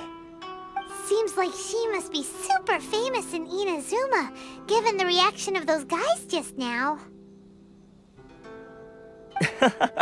Oh, most definitely. She's graceful, dignified, and kind-hearted too. The people of Inazuma quite adore Miss Kamisato. Her fame even somewhat eclipses that of her older brother, Kamisato Ayato, despite the fact that he's the current head of the clan. I suppose those who treat others with compassion earn themselves the same treatment in return. Miss Kamisato's situation certainly seems to attest to that. Take me, for example. I'm just an attendant, and yet she treats me as an equal, as she would a friend. You're asking the right questions, and to be honest, I don't want to keep you in the dark any more than is necessary. Firstly, you should know that being a fixer is not something you can fake. I spent the better part of a month tirelessly building up a network of relationships on the island, and I got to know Captain Beto during that time too. Still pretty good going for just a month's work. Well, maybe I have a slight knack for schmoozery. But the main thing was, I had to make sure I'd be in time to receive you when you arrived. Inazuma may have closed off to the outside world, but that hasn't stopped a lot of people from hearing about your feats in Mondstadt and Liyue. So, when Miss Kamisato heard of your intention to come to Inazuma, she began looking forward to your arrival with great anticipation. She's excited to find out whether the rumors are true. That is, that you have what it takes to change the tide of the times. Change the tide of the times? In the test I gave you earlier, although there were a few hiccups at the end, it was you who found the way to turn the situation around. Navigating powerful people, using their character flaws to your advantage. It's just what Miss Kamisato had hoped to see. With your help, even the Vision Hunt decree...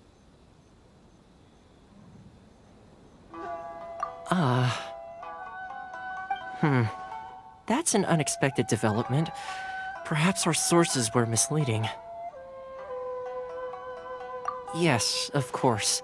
I completely understand, and as agreed, I shall help set that up for you. Toma sure didn't put up much of a fight. Well, my work on Rito is done. So I suppose this is goodbye for now. Oh, one more thing. This invitation letter is for you. When you get to Narukami Island, you can find me at the Komori Tea House, as per the letter. Good luck with everything. See you soon.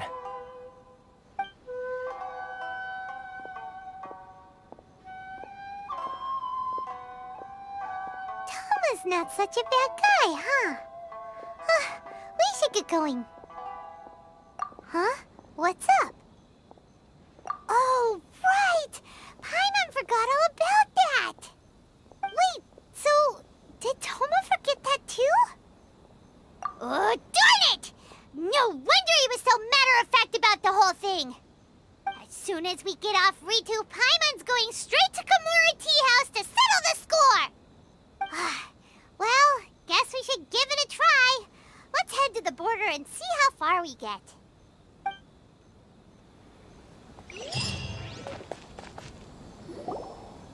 Stop there! Present your travel permits. Sorry, but we really gotta get to Narukami Island. It's kinda urgent. If you don't have a travel permit, this is as far as you'll get. Those are the rules. As expected. Traveler, you gotta think of something. How do we get out of Rito? Are you saying we should go and meet with the Kanjo Commissioner? Guess it can't hurt to try. Even if Paimon has a few choice words to say about his subordinates. Who knows? Maybe he's our biggest fan.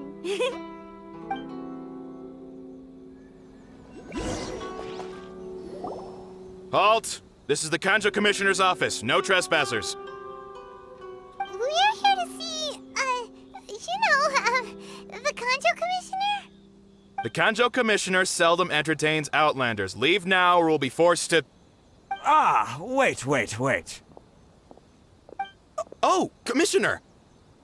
These two are honored guests from afar. No need to give them the usual spiel. Come on in. Let's see what we can do for you. Did you get all that, mister? My sincere apologies.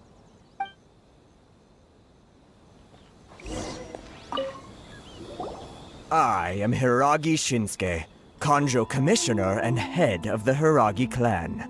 It's an honor to meet you both. Nice to meet you, sir. So, the reason we wanted to come and see you was because... All right, all in good time. Two travelers renowned far and wide have shown up to see me, and I should very much like to make their acquaintance. Let's not limit this to business only. So what you're saying is, we really are pretty famous, huh? Absolutely. How many other people in the world have what it takes to knock the wind out of Storm Terror's sails and put the Overlord of the Vortex back under the sea, eh? Exactly! Paimon thinks you make an excellent point. And I hear you also foiled a Fatui plot in Liyue Harbor. Even beat one of their harbingers in a duel. Is that true? Whoa, you heard about that too? Yep, it's true, all right. As I thought. Something wrong? No. I'm simply awestruck by you both is all. Rito is greatly honored to have you visit us. One other thing I heard about you is your great zeal for helping other people. This makes me wonder whether you might be so kind as to render your assistance to the Kanjo Commission. Oh, sure, no problem. Whatever you need, right? Excellent. Well then. You must know the Qingxian. A flower grows on the mountaintops of Liyue. Yep, we've picked a few of those before. So, you want us to go back to Liyue? Yes, bring me 300 Shinxin, would you? Freshly picked, I mean. Did Paimon hear that wrong? Too much trouble, is it? I see. Then how about this? We have a few items that need delivering. Perhaps you can help with that? That sounds much more like it. 709 letters, to be precise. Hey, what gives? How come you don't have people to do that already? Terribly sorry. We're just a little short on people lately. What sort of an explanation is that? Traveler, what are we going to do? Should we really help this guy? That's the spirit. Don't keep me waiting too long now.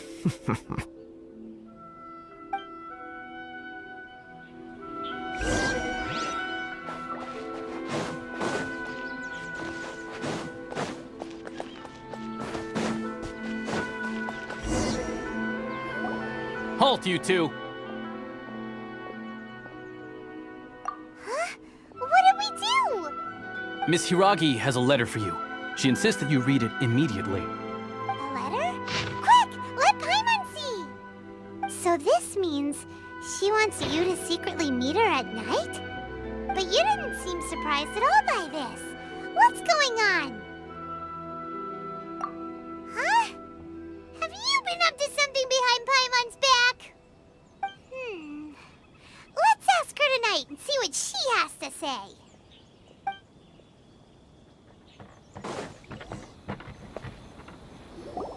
Ah, you finally arrived. Allow me to introduce myself. I am Hiragi Chisato. This is technically the second time we have met. It's a pleasure to see you again. Wow. She's the daughter of the Hiragi clan, all right. No need to be so formal. I've long marveled at your accomplishments, and at last we have the chance to meet. Is it Paimon, or does something seem a bit off here? The reason why I wanted to secretly meet you here is, well, I feared that I might never have another opportunity to discuss this with you. Discuss what? Ahem. I should like to ask for your help with delivering a letter. Like father, like daughter. Couldn't you be more original? No, you misunderstand me. Please, allow me to explain. I was hoping that you could deliver a letter to Narukami Island in my stead. It is to be given to Kujo Kamaji of the Tenryou Commission. My father has always forbidden me from communicating with him. He knows that there are prospects for my marriage that would better serve him politically. But my heart is with Kamaji. There is no one who would dare defy my father's will on Rito, but you are Outlanders. Outlanders seeking to get to Narukami Island. It would be regrettable to let such an opportunity pass. Oh, Paimon gets the whole picture now. Of course, in doing so, I will also do everything in my power to help you leave Rito. That is my promise. To be perfectly honest, as long as you remain in Inazuma, my father will have no intention of letting you leave Rito. Yeah, we figured as much. It was pretty obvious he was just trying to hold us up here. I secretly overheard a conversation between my father and a very arrogant-sounding woman just a few days ago. They seemed to be discussing how to keep you here on Rito. In fact, it was the first time I had ever heard my father speak so respectfully to someone who wasn't the Shogun. We don't have much time. I'll tell you my plans to help you off the island. It just so happens that a shipment of goods is... Very well. I'll be waiting for you at the border. I'm counting on you to deliver my letter.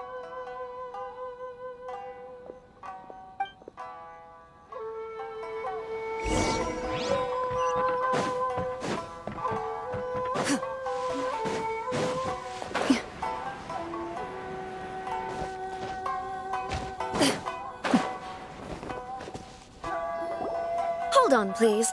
These goods are being sent to Watatsumi Island? My lady, this is an unexpected honor. You are correct. These goods have been repeatedly requested by the Kanjo Commissioner. We must be certain that they reach Watatsumi Island intact. Is there something wrong, Lady Hiragi? No, as you were. My father simply has some concerns of the shipment's safety, and has ordered that myself and an additional qualified escort be dispatched to ensure safe transport of the goods. My lady, you aren't suggesting that you intend to escort this shipment personally, are you? There's certainly no need for you to trouble yourself with such a matter. And as for this qualified escort... Please, do not cause us any further delay. If memory serves me right, my father has already asserted that this shipment must arrive on time. I'm certain punishment will be duly dispensed if it fails to do so. Yes, of course, my lady. It's just that, well, we don't know who this... Now, need I remind you of the penalty if anything were to happen to me en route? I'm sure you are all quite familiar with my father's temperament. Do you really presume that you can fully guarantee my safety on your own? Boy, Chisato can talk the talk. They don't stand a chance. Yes, my lady. Very well then. It's an honor to have you accompanying us. Your safety is our highest priority. Shinojo, you can't really be agreeing to this. Well, the request is from Lady Hiragi herself. It is our duty to serve her in the utmost capacity. Yes, but that's not the problem here. Well then, if we're through here, I suggest we set off at once. Dawdling will only allow potential thieves more time to prepare, no? Yes, my lady. You heard her. There's no time to lose.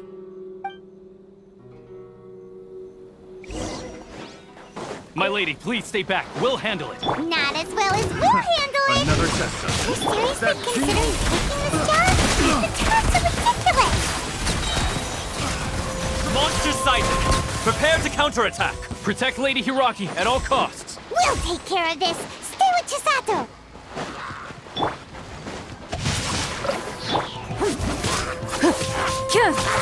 Watch out! More monsters inbound! Lady Hiragi, stay close. We can take refuge in the village up ahead. How are you faring, my lady? I'm perfectly all right. You may stop here. The road to Narukami Island is just over there. In my letter, I've requested Kamaji to grant you a special travel permit from the Tenryou Commission. Consider it a token of my appreciation. My lady. So that's how it is.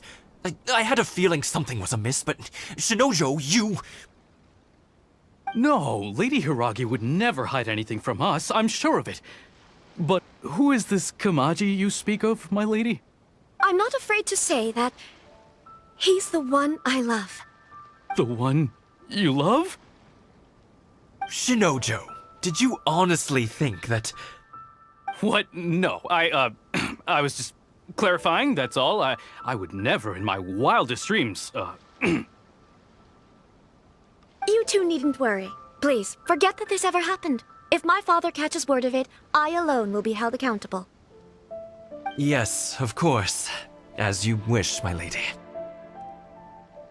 But what will happen if your actions here are discovered, Chisato? Don't fret. My father has always been one to spoil me. The worst he'd do is sentence me to half a day without food, or something to that effect. Huh. Paimon never suspected a guy like him could have a soft side. I wish you a safe journey. I'm sure we will meet again. Bye, Chisato! Come now. Quit your staring and let's get moving. We've got goods to shift. All right.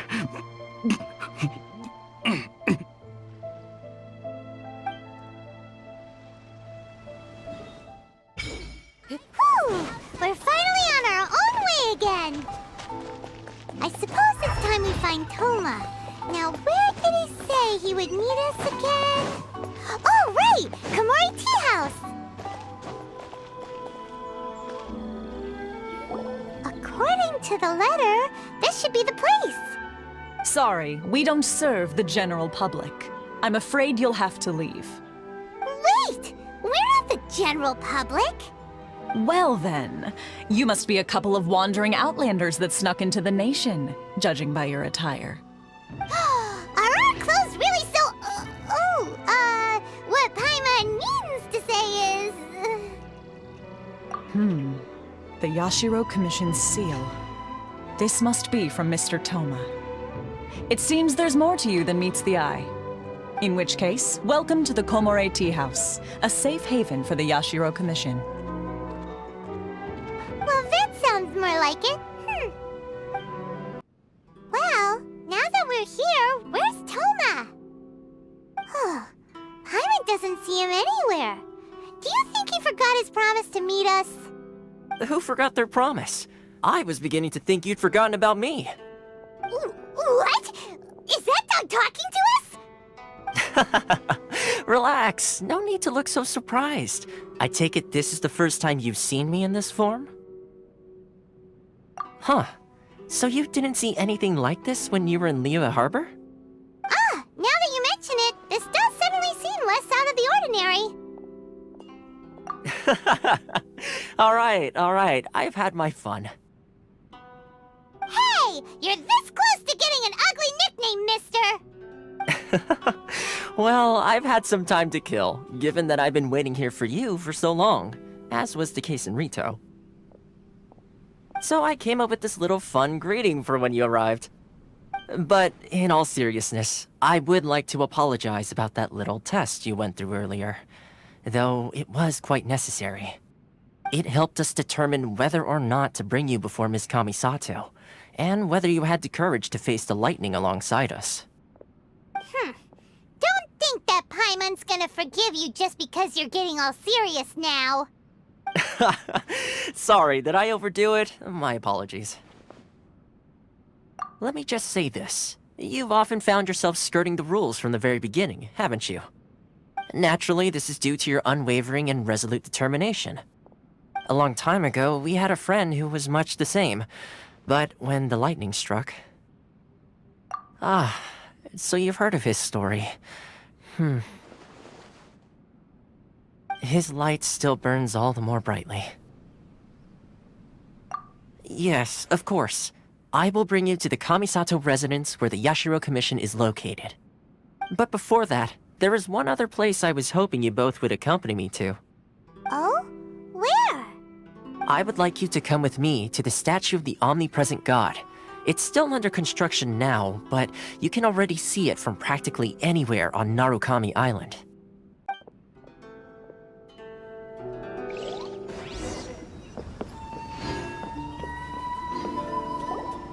This area sure feels gloomy. People probably don't come here often, do they? Huh? Are Paimon's eyes playing tricks? Or are there things embedded in the statue? Visions. Visions? You mean all the visions that are collected from the Vision Hunt Decree are put into this statue? So you've already heard of the Vision Hunt Decree. Before I try to explain, I should perhaps remind you first that Mondstadt is the city of freedom, and Liyue is the city of contracts. As for Inazuma, it's known as the Nation of Eternity. The Raiden Shogun is both the nation's most powerful ruler and its deity. The Eternity in question is her endless and unchanging will to rule over Inazuma. As such, she relies on the Tri-Commission to regulate the nation's affairs and the Sakoku Decree to limit the people's movement. The Shogun wishes to keep Inazuma in stasis, allowing the stream of time to flow from one end to the other without disturbing it for all time. Seems like every god has their own will. Of course, this is my own limited understanding. As for the reason behind the recent Vision Hunt Decree, perhaps the Shogun believes that visions grant people the power to change, and that her eternity doesn't allow for such instability to exist. Whatever the case, the fact is that the Raiden Shogun has dispatched the Tenryou Commission to scour the nation for visions, embedding each one in this statue. And this statue of the omnipresent god can be seen as Inazuma's symbol of eternity. But if that's the case, wouldn't you say that the Raiden Shogun is being, I don't know, selfish?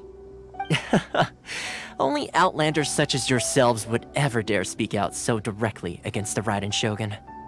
And yet, I agree. The Vision Hunt Decree is something that simply should not exist. And Miss Kamisato has been committed to fighting it since the day it was announced.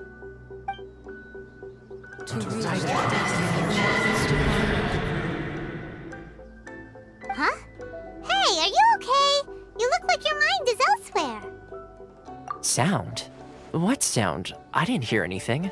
Did something happen? Yeah, you touched the statue, and then what? Aspirations? That would seem to confirm the saying. Have you heard it before? That when a person's ambition reaches a certain strength, the gods look upon them with favor. That is where visions come from. In other words, a person's vision represents their ambition. So if what you just said is true, then the ambitions of these people are stronger than I imagined. All right, time for the next stop on our tour of Narukami Island, the Kamisato residence. Finally!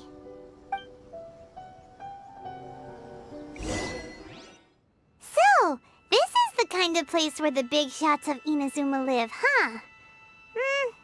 Paimon kinda expected it to be snazzier.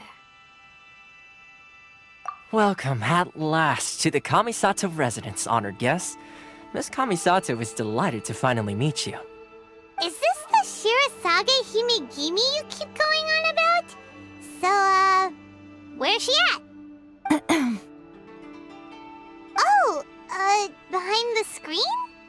Yes. As the daughter of the Yashiro Commission, this is how Miss Kamisato is accustomed to receiving guests. Consider it a time-honored tradition within the Yashiro Commission. Forgive me if this is an unwelcome surprise. Makes sense. She's a super important person after all. Please forgive my lack of courtesy for receiving you in this fashion, especially following such a long and wearisome journey over the sea. I have awaited your arrival with great anticipation, and Toma assures me that you do indeed possess the power to change the tide of the times. At present in Inazuma, in the name of the Vision Hunt Decree, the people's aspirations are being senselessly trampled underfoot. Though the Yashiro Commission serves the Shogun, it is the people with whom we share close bonds, given the contact we are required to have with them in the performance of our duties. A commission's power rises and falls with the trust of their people. Thus, we cannot remain indifferent to this situation without also remaining indifferent to our own fate. Traveler, lend us your power, and we can... Oh. See, milady, it's just like I said. This will take us nowhere.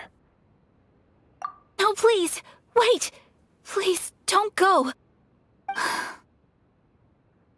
I will introduce you to the Raiden Shogun on one condition. You must fulfill 3 small wishes on my behalf. What are your wishes? They pertain to 3 whose visions were taken from them. Perhaps once you've met them, you will understand.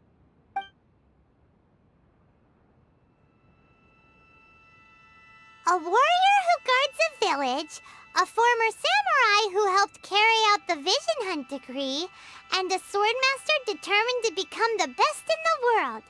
Does Paimon got that right? Correct. Please do all you can to help them. I will await your return here. Then you have my gratitude. I'm sure you'll do great.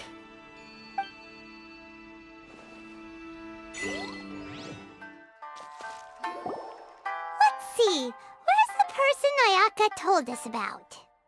Why are you doing this? Why leave all of a sudden, after all these years? Precisely. It's much too sudden. We've had no time to prepare. The children are desperate for you to take them out to play. Please, we urge you to reconsider. That must be the guy Ayaka told us about. Let's go over and see.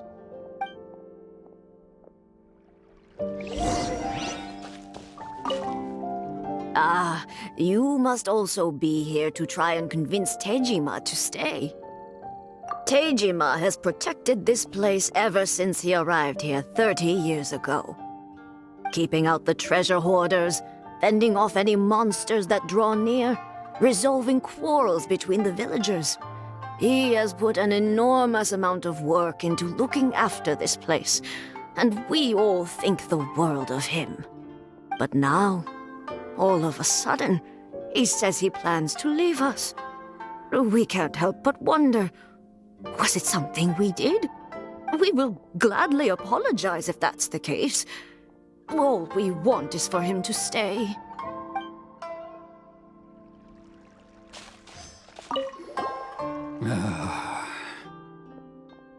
If you want my opinion, something to do with the Vision Hunt decree. It's clear that Tejima had done nothing wrong, and still they confiscated his vision. After that, he became a completely different person. I can't claim to fully understand it, but I could tell that he'd lost something very important to him. He went off on a walk, alone, circled the village a few times, and then out of the blue, he announced that he was going to leave and become a wanderer. Truth be told, we aren't sure whether trying to keep him here is the right thing to do. But equally, it doesn't feel right to let him leave when he's in this state. He's a lost soul. Seems like he's a well-respected guy around here.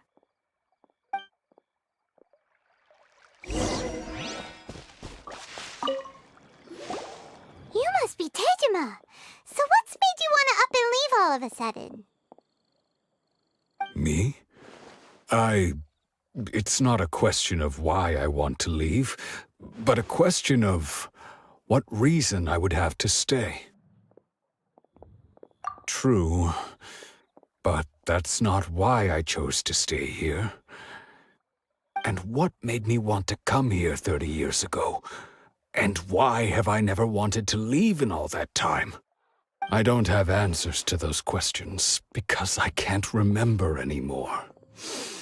Ever since they took my vision away, it's like a slice of my memory is gone. In the past, I knew I wanted to stay here. But whatever resolve I had then, it's gone now. So I thought, what's to stop me from moving around instead? The emptiness inside me will be there either way. Okay. Well, in that case, if we help you rediscover the reason you chose to stay, you won't need to leave anymore, right? But if you can't remember anything, it's not gonna be easy. Oh, maybe if you just try a little harder to remember, then it'll all come flooding back?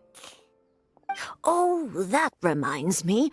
Last time I brought Tejima some fruit, I do believe I saw him writing in a diary. I keep a diary? If you say so. I honestly can't seem to remember. Oh, yes, you do. And what's more, I remember you saying at the time that you wanted to make a note of a few interesting things. Things which would prove very important at a later date. Perfect! So if we want to keep Tejima from leaving, we just need to find his diary. It must be around here somewhere. Let's take a look. If you don't mind, we will leave you to find the diary. We should head back to the village to inform the others of Tejima's situation.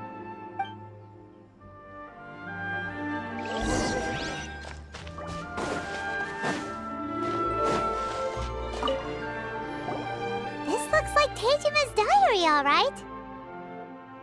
Let's see what we have here. Today, the villagers and I got together to cook dry braised salted fish. I messed up and burned mine a little, so I had to pretend that it was black snakehead instead. Today, I helped rescue a kid who had fallen in the water. After I pulled him out, he told me that his best friend Bamboo was still in the water.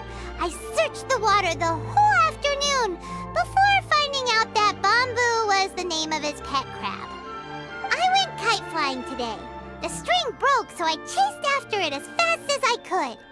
I soon realized I was never going to get it back, so I just found somewhere to sit and watch as it flew away into the distance.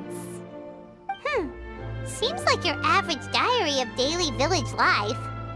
Huh? Wait, there's more! I went to pray at the shrine again today and stayed there a while.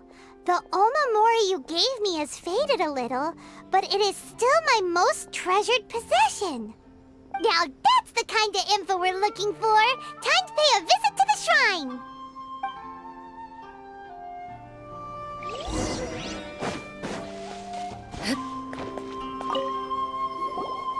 So this is the Omamori Tejima wrote about.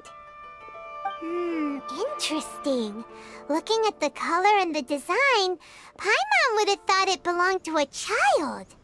But anyway, if he had this with him all the time, there's a chance some of his elemental energy remained on it. Do you think that it might come in handy?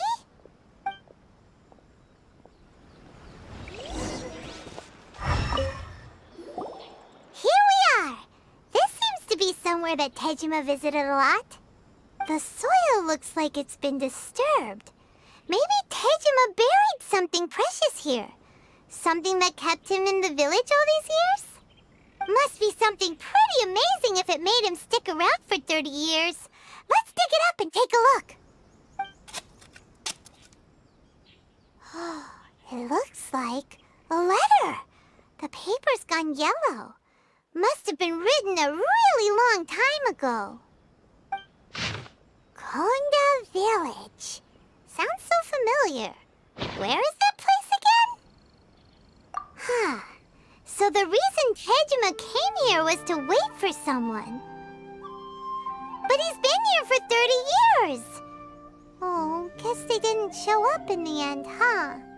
Well, let's go give Tejima his stuff back and take it from there.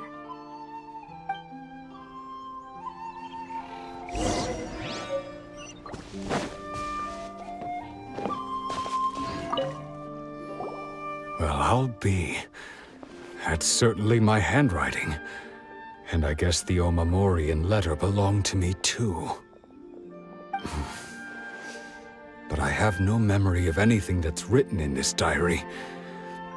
Still, it's clear that I was waiting for someone here, and that I chose to wait for 30 years. Over the years, I must have made a note of anything interesting. Anything that I could share with her when we were finally reunited.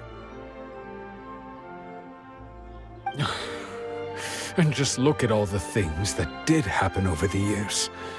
The time has flown by so quickly. 30 years feels like the blink of an eye.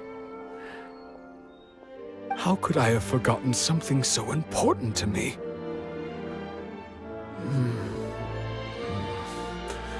Now that I think about it, when my vision was taken from me, it felt like I'd suddenly been hollowed out. Love, regret, everything I felt for her, it's all disappeared. No, not especially. After all, I've forgotten who she was. Her face, her voice, the things we experienced together. I barely recall any of it. It's as if she'd never been in my life to begin with. As if all these years have been nothing but a hazy dream. I think maybe not. If this is something I waited most of my life for, I suppose I should carry on waiting. Although, what if she were to turn up eventually, only to find I didn't remember so much as her name? Wouldn't that be upsetting for her? When I think about it like that, I do feel a slight tinge of sadness in my heart. How curious. Why am I thinking like this when I don't even remember who she is? It's just like that feeling of emptiness. The feeling that something is missing. Thank you both for helping me reconnect with my reason for staying here. I shall remain here and keep waiting for her.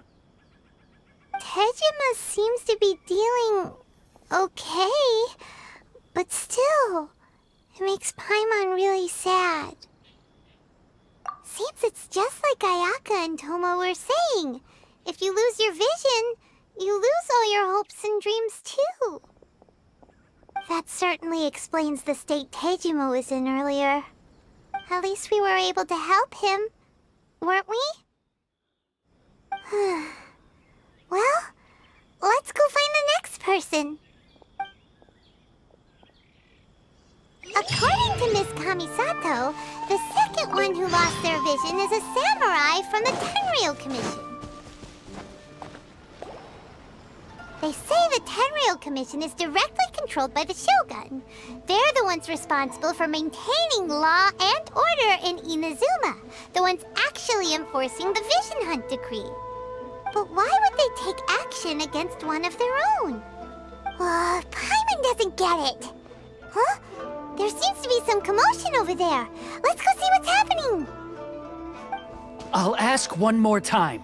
Do you intend to withhold this month's emergency provisions? The entire clan is counting on that food. We demand an explanation. How many times do I have to say it? I don't know anything about emergency provisions. You dare deceive us? Those provisions are essential. Do you understand? Not some goods to be pocketed by greedy samurai. You samurai think you can just do whatever you please? The Tenryou Commission will hear of this! Oh, huh? And who are you? One of Kurosawa's gang, no doubt. What? We just happened to be passing by. We heard the commotion and came to see what the matter was. I see. You seem to have come just at the right time. Perhaps you can help us settle this matter. This is Kurosawa. He's a samurai and a member of the Shogun's army. They issue emergency provisions to the area, and he's the one responsible for distribution. In the past, we'd simply ask him for provisions and everything would be delivered. Now, he suddenly refuses to give us anything. He's keeping the provisions for himself, I just know it. We'll starve without them. No one seems to care about us. We used to think Kurosawa was a kind man, but he's shown his true colors. He's the same as all the other samurai. It's no wonder all the visions have been confiscated. The Raiden Shogun doesn't need people like him helping her rule the nation. This must be one of the people Ayaka asked us to help. But why would she ever want us to help someone like him? Maybe we should talk to Kurosawa and see what he has to say.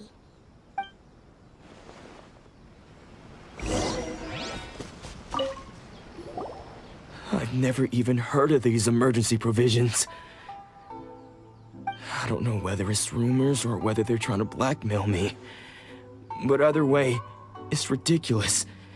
If I was hoarding supplies, would I still be the poor man I am today? My own family can barely get by as it is. Now, if you'll excuse me, I've got other matters to attend to. And that's the first bit of truth I've heard all day. The Shogun's army told me that I was unworthy of my vision. And they said I was slacking off in my work.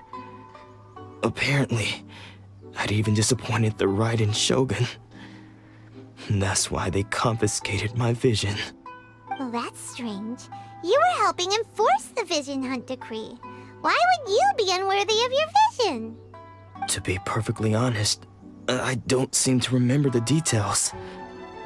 All I know is that I would perform certain things every month. But I don't recall what they were. And it's not just that. I have this unsettling feeling, like someone owes me something. Does it have to do with the missing emergency provisions? I didn't take any. Like I said, if I was taking them for myself, I wouldn't be going through such hard times right now. To top it all off, My house was just raided by treasure hoarders, which is why I came here in the first place. I was chasing after them when I got held up by these two. If you don't believe me, go find the treasure hoarders yourself. If there were any emergency provisions to be had, they would have found them. Huh. He seems to be telling the truth. But we better confirm. Let's go round up those treasure hoarders and see what they have to say. We should be able to follow their tracks. They couldn't have gone too far.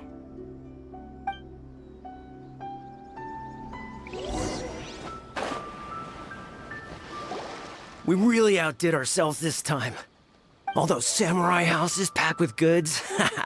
We really hit the jackpot. I mean, besides that one house. You haven't seen anything yet. There'll be a lot more where this came from. Today's just the beginning. I'll be leading you all on an epic journey of pillage and plunder that will go down in hoarder history. You demand, boss! These seem like the treasure hoarders we're after. Let's teach them a lesson!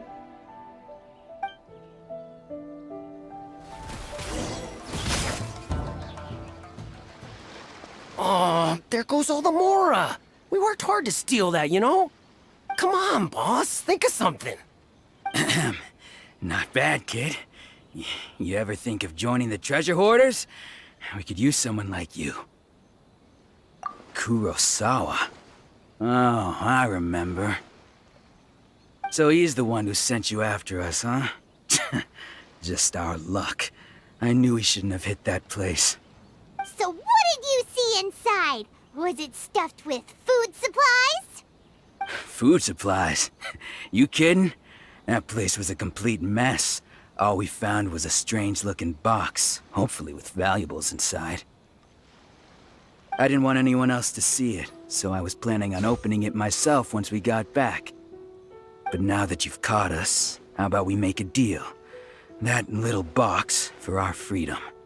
What do you say? You've got a deal. Now show us what's in the box. Huh? What the? There's nothing in here but IOUs!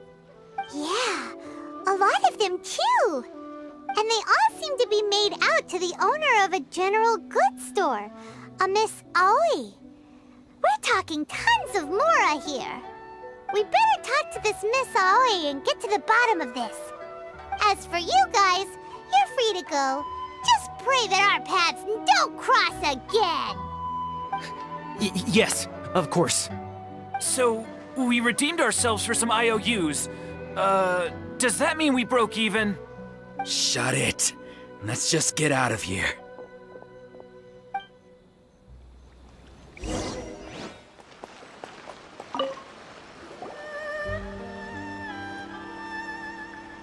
Welcome to Tsukumomono Groceries. We've got everything you need. Can I help you find something? Or perhaps there's something you want to inquire about? Ah, so you're friends of Kurosawa, I take it? Perhaps you're here to pay off his debts. Whoa! Let's not get ahead of ourselves. We're just here to learn where they all came from. How did Kurosawa end up owing you so much money? Did he buy anything super expensive here? Let me think. Kurosawa would come regularly to purchase large quantities of foodstuffs. He'd always put the payment on his own account. However, the price of provisions began to skyrocket recently, and his salary was no longer enough to cover the cost. So, he started writing out IOUs to cover whatever he couldn't afford of the usual amount. So that's how he was getting those emergency provisions. But why did he have to purchase a usual amount? If the prices increased, couldn't he just buy less? Well, if you think about it, the citizens receiving the emergency provisions must have been carefully calculating how much they needed to sustain them each time. Kurosawa thought that it would be quite the disappointment for them if they found they didn't have enough, especially after such long and careful planning.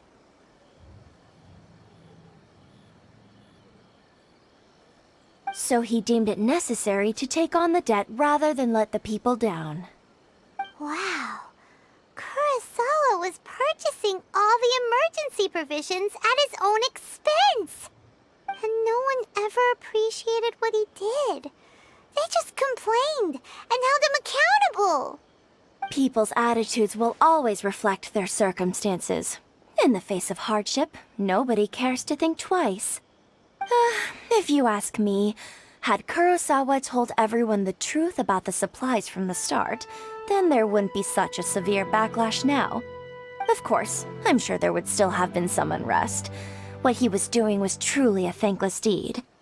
As for why he chose to spend his own money on emergency provisions and never tell anyone, I'm still not too clear myself.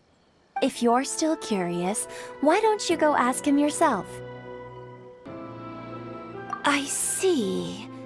That reminds me, it seems that his vision was recently confiscated. Most unfortunate. If he doesn't clear the debt on his name, he'll have no choice but to sell that sword that is so dear to him. Sword? What sword? Oh, didn't he tell you? He possesses a very valuable blade. He's carried it for years now. I've asked him about its origins. He told me that it was a gift from his father, that it was too precious to sell. In hindsight, I regret that I never made an offer on it. Everything has its price, at least that's what I think. Why don't you ask him about the sword yourself? Perhaps it'll even provide you with the answers you're looking for. Oh, but before you go, if you would kindly settle today's bill. But we didn't buy anything! Information is also a kind of commodity, wouldn't you agree? Don't worry, I won't charge much for information about Kurosawa. Nothing we ever discussed was explicitly confidential anyway. Oh, let me think. 2,000 mora should be a fair price. At least we now know where the emergency provisions are coming from. Plus, we found out that Kurosawa has a priceless sword in his possession. Let's go talk to Kurosawa again, and see if he can remember anything.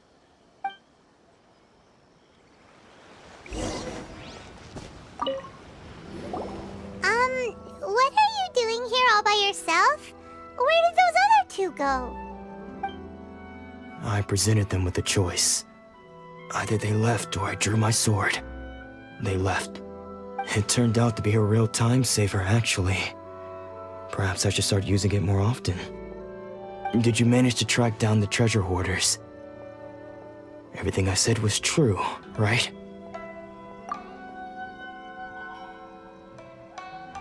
That just about sums it up. It turns out that you really were distributing emergency provisions, but they were all purchased at your own expense. Strange. Is that really the kind of person I was? I don't really have any such recollection. Even after all you've told me, I still don't remember anything. Why was I purchasing emergency provisions for everyone? And why would I put myself in such a difficult situation? I really don't understand. But I cannot deny that when I brandished my sword to scare those two away, I could sense that my body was somehow reluctant to do so. This sword was once wielded by my father. I remember once when I was young, I wanted to sneak out with the blade and show it off to the kids next door. My father ended up catching me in the act and scolded me severely. What did he say? I can't seem to remember that either. It would seem that I forgot many important things when my vision was taken from me. So many memories gone. Forever. No matter how hard I try to remember. All I can remember now is my father telling me that this blade bore his life's creed. Before he passed away, he placed the sword in my hands and said to me, "With this sword, you should..." Hey, if you look carefully, there seems to be some words engraved engraved on the hilt. Can you recognize the words? Virtue and justice? Somehow those two words seem to explain everything now. Taking on seemingly endless debts to make others happy. I guess that must have been my greatest ambition after all. But what use are virtue and justice? I purchased the provisions for those in need. And look how things ended up. The Tenryou Commission seized my vision. And the very people I was so desperately trying to help refused to understand me. And the irony of all of it is, I somehow still felt sorry when threatening them with my blade. I'm incapable of being a good person, yet I'm equally unable to be bad. I don't know what to do with myself. Yet another troubled soul. When we get the chance, let's speak to Toma about Kurosawa's debt. The Yashiro Commission would surely help cover his expenses. In any case, we must never let him sell off that sword. Yeah, seems like losing all ambition is a terrible experience. Fortunately for us, you don't have a vision. Let's go find the next poor soul.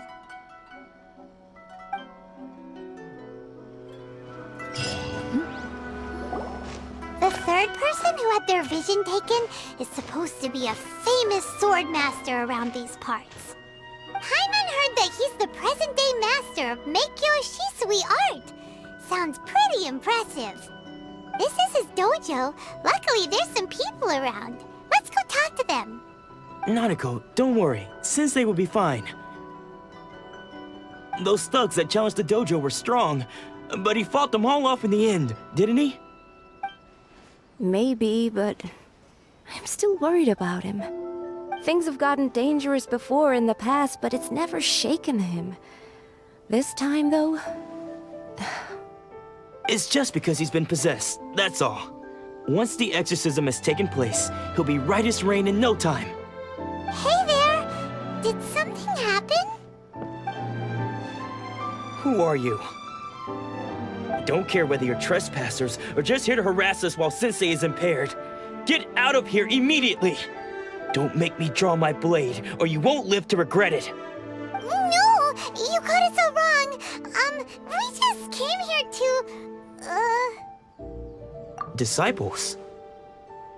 Yep. We've heard all about the mighty master of Meikyo Shisui art. It's the whole reason we came all this way, to seek him out and ask him to train us. But then we got here and overheard you talking about how he got possessed or something? From the way you're dressed, it doesn't look like you're from around here. Please, accept my apologies. We've had so many people trying to cause us trouble recently that we're on high alert. You haven't arrived at the best of times, I'm afraid. Sensei got possessed recently, and he's still recovering. He's not able to take on any new disciples for the time being. I see you are earnest in your pursuit. Okay, how about this? My fellow disciple Nanako and I will explain Sensei's situation to you in a little more detail. Then you can decide whether to stay or to leave. Sensei's name is Domon, a name I'm sure you've already heard. Though self-taught, he mastered the art of the sword to a high level. He then proceeded to defeat many other prominent sword masters, never losing a single fight. He once said that his goal was to become the best sword master in the world. And so, even while training us, he continued to hone his own art. His fervor truly inspired us, and we trained hard, determined to keep up with him. But then... Not long ago, Sensei had his vision taken away. He hasn't been the same since. He says the strangest things over and over, and he refuses to let us train. Junya and I have discussed it, and we both think that he's being possessed by an evil spirit. So, we've asked the shrine maidens from the Grand Narukami Shrine to perform an exorcism. But if I'm honest, I still have my doubts over whether he'll completely recover. The Grand Narukami Shrine? What's that? You haven't heard of it? It's the largest shrine on Narukami Island. The head shrine maiden is reputed to have very close ties with the almighty Shogun herself. Not that we'd have any means of involving the head shrine maiden, of course. But even one of the ordinary shrine maidens from the Grand Narukami Shrine would have clear power and authority to perform an exorcism. So don't worry, Nanako. Sensei is going to be just fine. The exorcism will take place this evening. You're both more than welcome to come and watch if you're interested. So, losing your vision can cause possession? Guess we should come back this evening and see for ourselves.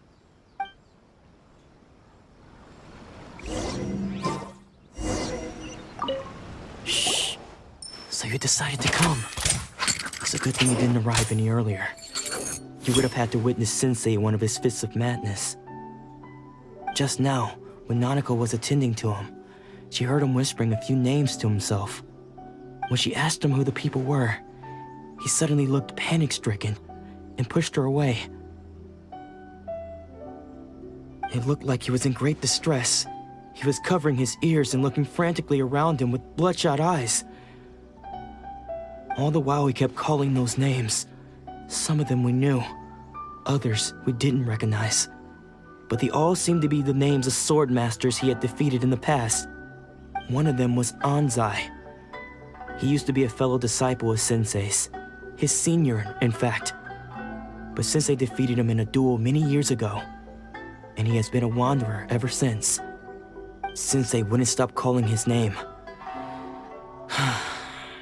Thankfully, the shrine maidens managed to subdue him, so the exorcism can finally continue. The ritual has now begun. All we can do is patiently await the result. Here's hoping Sensei will be back to his normal self very soon. Please, excuse me for a moment while I fetch some water. If he wakes up, he is sure to be thirsty.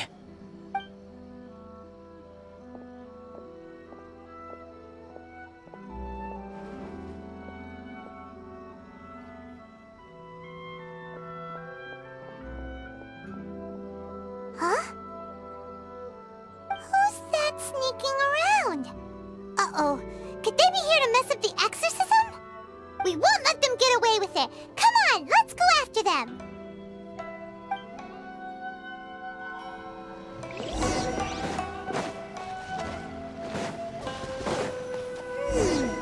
Seems they aren't here. Should we keep going further up? Is this definitely the right place? Let's look a little further up. Aha! Suspicious person sighted! That's gotta be him! How did you catch up with me so quickly? Are you sure you're Domon's disciples? You move even quicker than he does. Unless... I guess it's been a few years. Maybe his skills have improved again. Excuse me? We're the ones asking the questions here. First off, who are you? And what are you doing sneaking around these parts? You seem like bad news, mister. Bad news? I'll have you know I trained side by side with Domon back in the day, long before you ever showed up. I don't care to talk about that time anymore. But if you must know, I am Domon's senior. His senior? Wait, that means you must be... Anzai? Yes, that's me. Because I don't wish to see Domon or anyone else associated with him ever again. When we were young, we trained under the same sword master, studying Make-Yoshi Sui art together. I had begun training 5 years before him, and everyone looked up to me as a steady and dependable older disciple. Practitioners of Make-Yoshi Sui art seek to achieve stillness of mind, freedom from all agitation. So the majority of disciples are indifferent to rank and reward. I was no exception. But Domon was different. The first thing he did when he joined was go straight to our sensei and ask him, with a beaming smile on his face, how to become the best in the world. Sensei scolded him and told him that the art of the sword should not be used for such vain ends. Sensei said that coveting the title of the best swordmaster, barely days into his training, showed that he had a fickle mind, and that this would impede him from ever mastering the blade.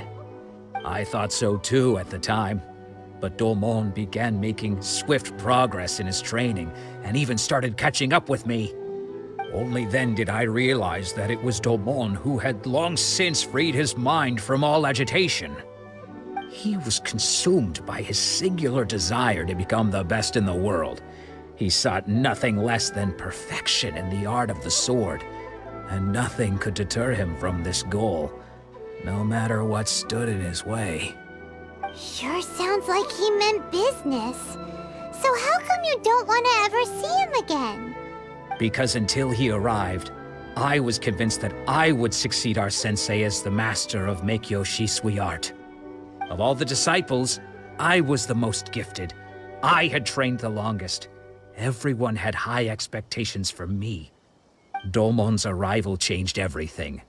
When we sparred, I lost not just the match, but my pride and my status too. I fled the dojo that day and never looked back. Later, I heard that he sparred with Sensei too. Sensei was advanced in years by then, and unfortunately that match used up every last ounce of energy in his body. After that, I wanted nothing further to do with him. Deep down, though, I still respected his mastery of the blade and his commitment to the art of the sword. So, when I heard rumors that he had lost his mind, my first reaction was to dismiss them as false. How could he, of all people, have lost his mind? His mind was the sharpest of them all. He had practiced Meikyo Shisui art to perfection. I decided to quietly come and see if it were true. Then, to my complete astonishment, I heard him call my name. I thought mine was a name he had long since forgotten. So you see, I came here not to cause him any harm. I just wanted to see for myself. Okay, you've heard my story. You should get back now. The exorcism is probably finishing. Seems like we got it wrong this time. He wasn't here to mess up the exorcism at all. Still, Paimon's not sure we should bring him back with us. Let's go see how the exorcism's coming along.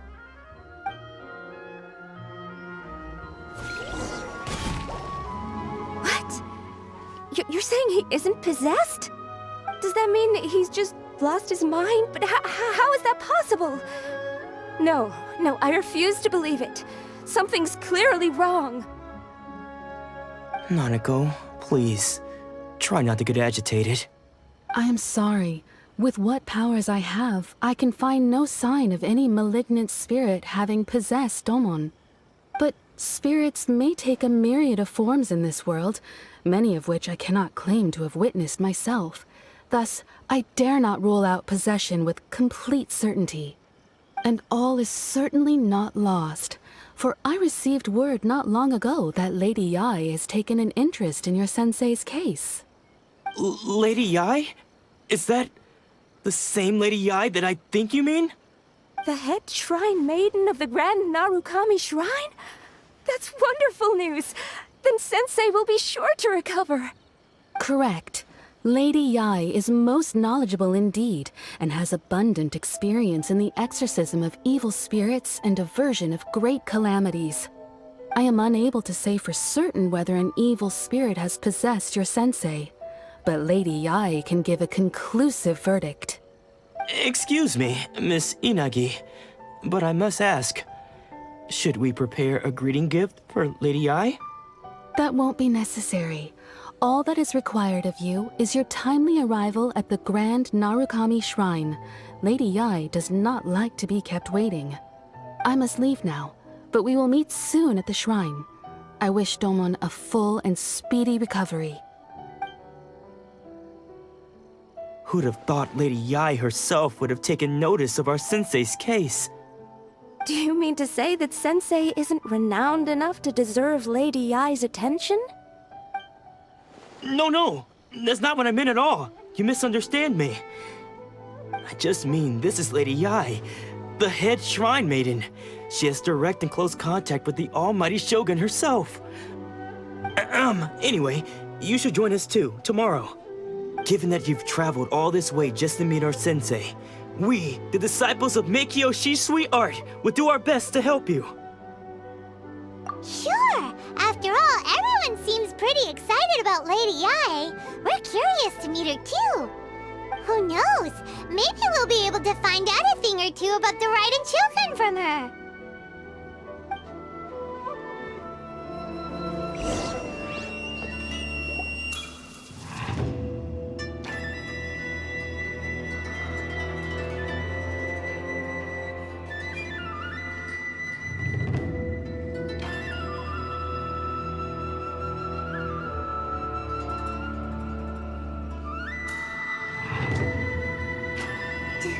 Do you think that's Lady Yae?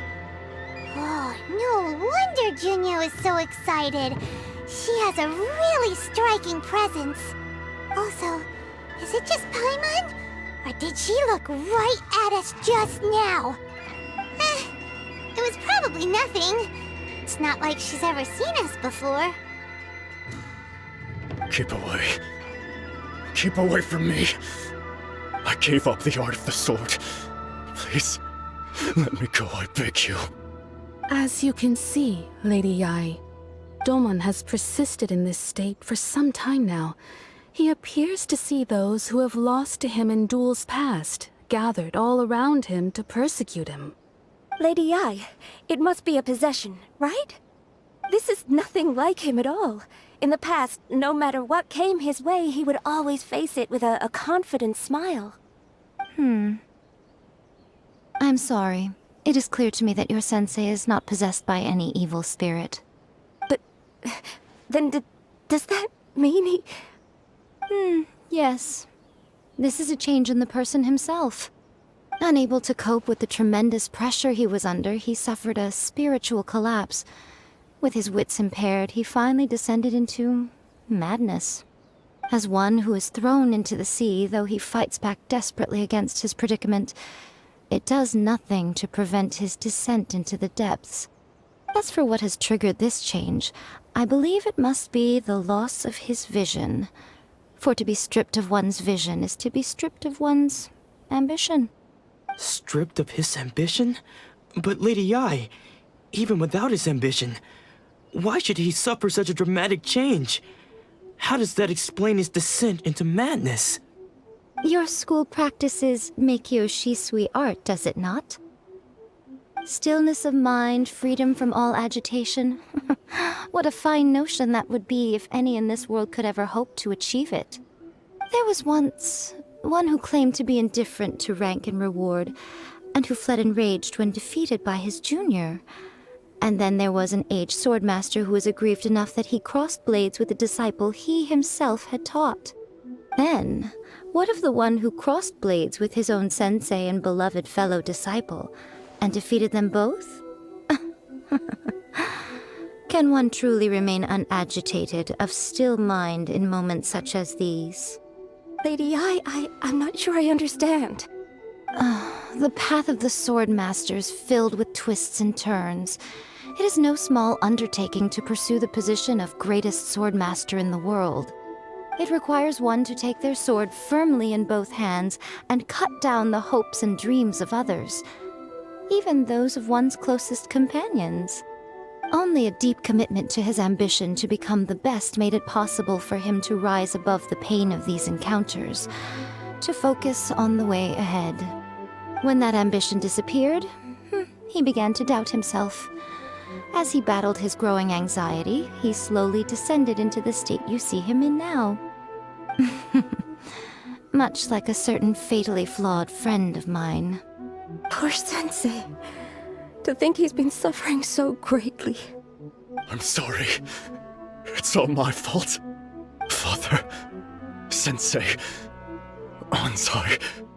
That's enough. Huh? Isn't that Onsai? Where did he come from?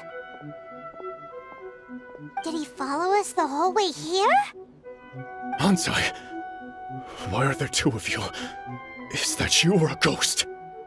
You're here for revenge, aren't you? I knew it would come. I never should have.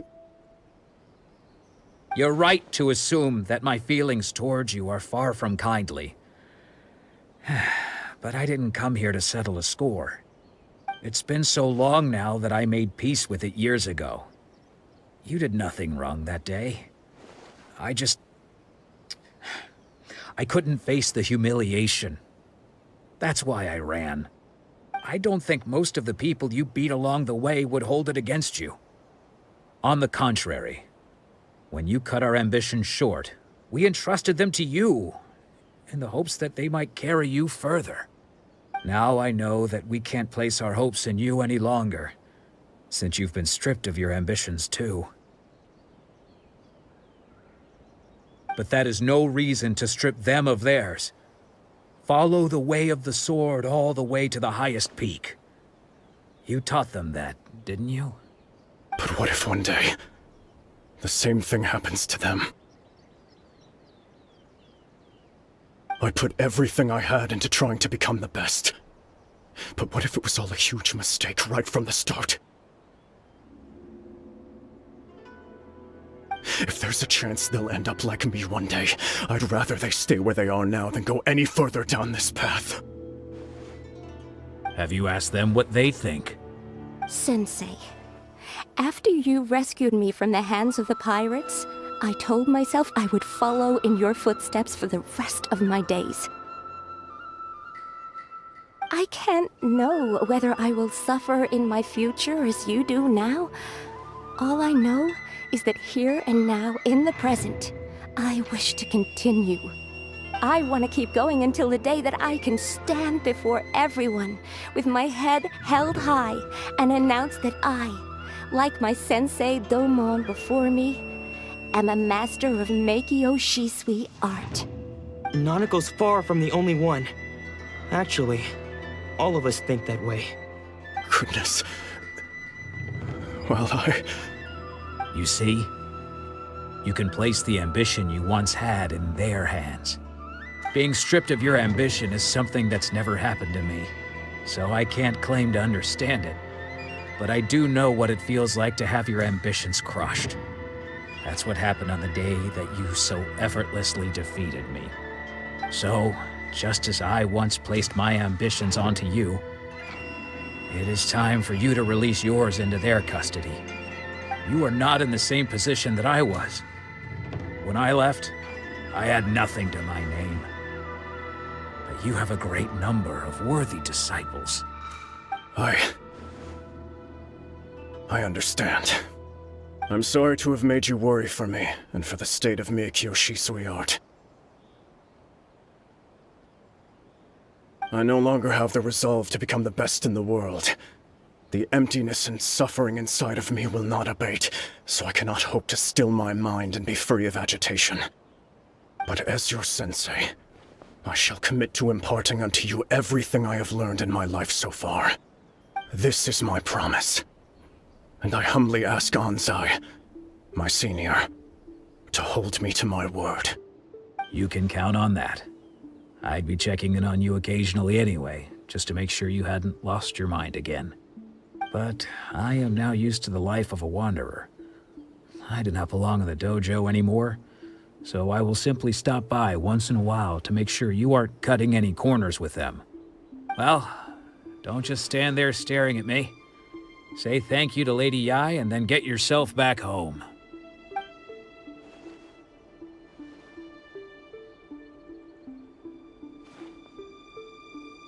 So even though his ambition was taken away, his disciples can take it over on his behalf. Guess that sorta solves this one, huh? Traveler, a moment, please. Lady Yai has some words for you. So, my intuition was correct. The wind that blows from afar carries fresh life to these shores. For us to meet now is premature. Nevertheless, you set foot on these islands at precisely the right moment.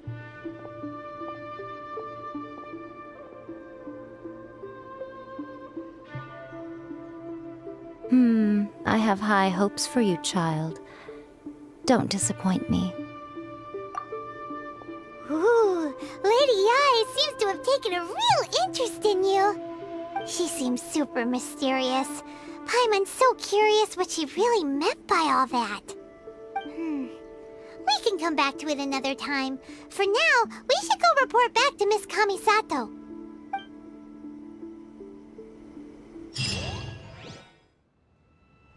Oh, Ayaka! Guess who fulfilled all your wishes? Huh? Ayaka! Huh? Huh?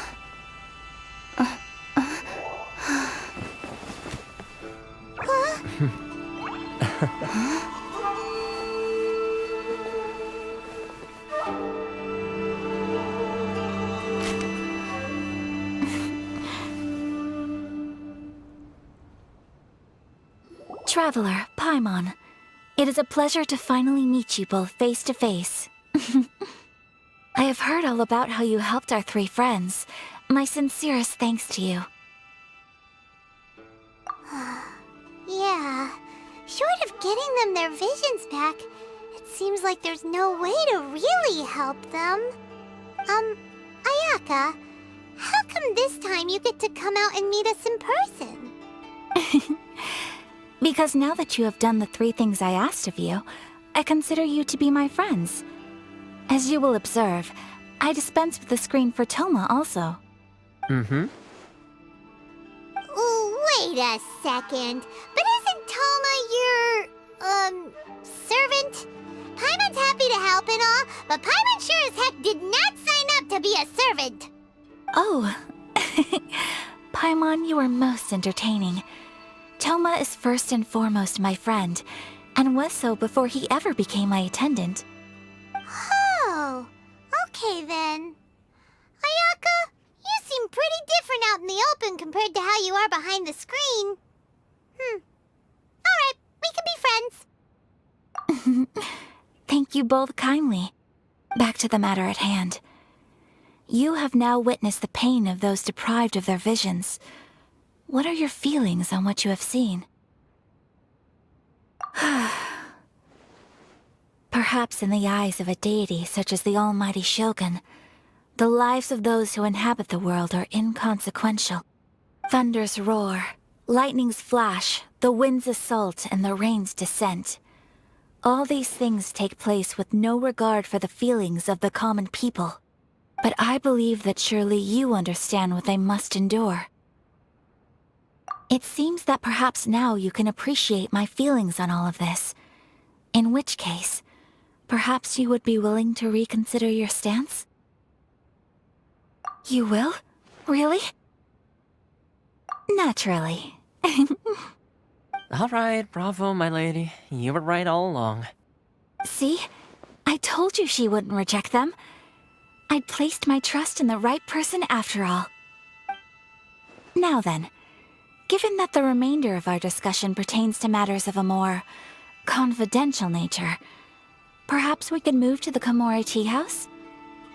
We ought not to involve other members of the Yashiro Commission.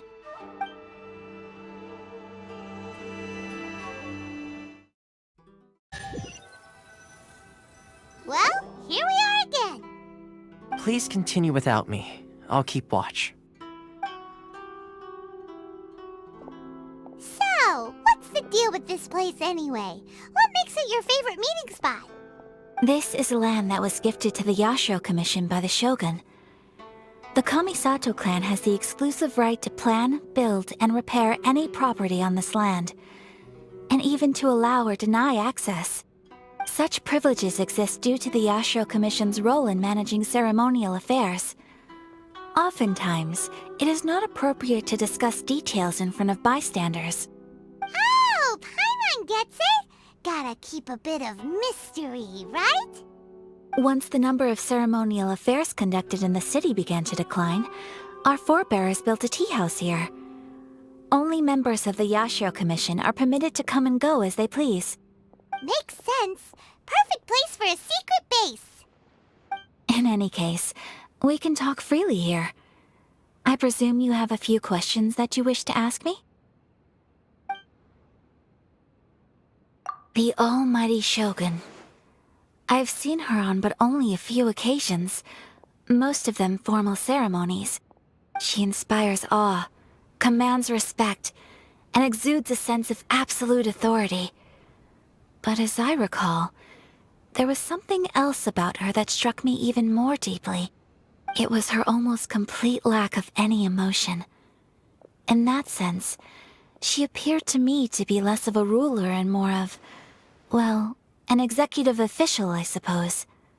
Focused exclusively on her single goal of implementing eternity, acting accordingly without feeling. The issue is this. For the vast majority of people, the Vision Hunt Decree is something that has no implications whatsoever. After all, it is but a tiny minority of people who receive visions. Moreover, it is not unknown for visions to spark jealousy in others. Because of this, the attitude of most people towards the Vision Hunt Decree is one of indifference. How can they be like that? Paimon's getting mad. Nevertheless, in addition to us, there is also the resistance on Watatsumi Island. Resistance? You mean like an army fighting against the decree? Yes. Many who have lost or fear losing their visions have rallied together under Sangonomiya on Watatsumi Island to form a resistance group. To say a little more about Sangonomiya, historically, there has always been some conflict between them and the shogunate of Narukami Island due to their different belief systems. But I do wonder whether there may be some other agenda behind their resistance movement, beyond merely fighting the Vision Hunt Decree. Of course! We have tried on numerous occasions. Unfortunately, each time a proposal to repeal the decree arrives at Tenshukaku, it is promptly vetoed by both the Tenryou Commission and the Kanjo Commission, and subsequently scrapped. They invariably adopt a stance of unconditional support for the Shogun's decisions. They have no interest in discussing anything. It almost makes one wonder whether they had a hand in the Shogun's sudden decision to issue the Vision Hunt Decree. Ooh, Paimon has a question though. Oh? What would you like to know, Paimon? Have you got a plan yet to fight the Vision Hunt Decree? To be honest, we do not. What? Please, do not forget that challenging the Vision Hunt Decree is tantamount to challenging a deity. Coming to terms with that is already a difficult step to take. So what are we gonna do? Well, for the moment, all we can do is try and reduce the harm that is being caused by this decree. For example, by providing vision bearers with safe refuge, or manufacturing counterfeit visions for them as a contingency measure. You're telling Paimon that there are people out there who can make fake visions? Don't underestimate the talents of the craftspeople in Hanamizaka.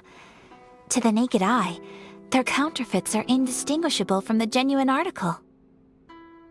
The problem we are facing right now is that Master Masakatsu, who was providing us with counterfeit visions, has recently been arrested by the Tenryou Commission. Darn! So they found out about it? Ugh. Yes. We knew it was not a long-term solution, and that it was only a matter of time before it would be exposed. But we cannot simply abandon Master Masakatsu. Exactly. I feel the same way. But given mine and Toma's identities as part of the Yashiro Commission, breaking him out of prison would risk dragging down the reputation of the entire Kamisato clan should we be caught.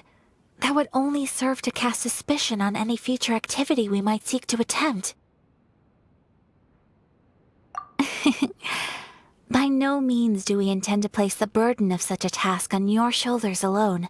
When you are ready, go to Hanamizaka and look for a fireworks shop run by the Naganohara family. There, you will find someone who can help you.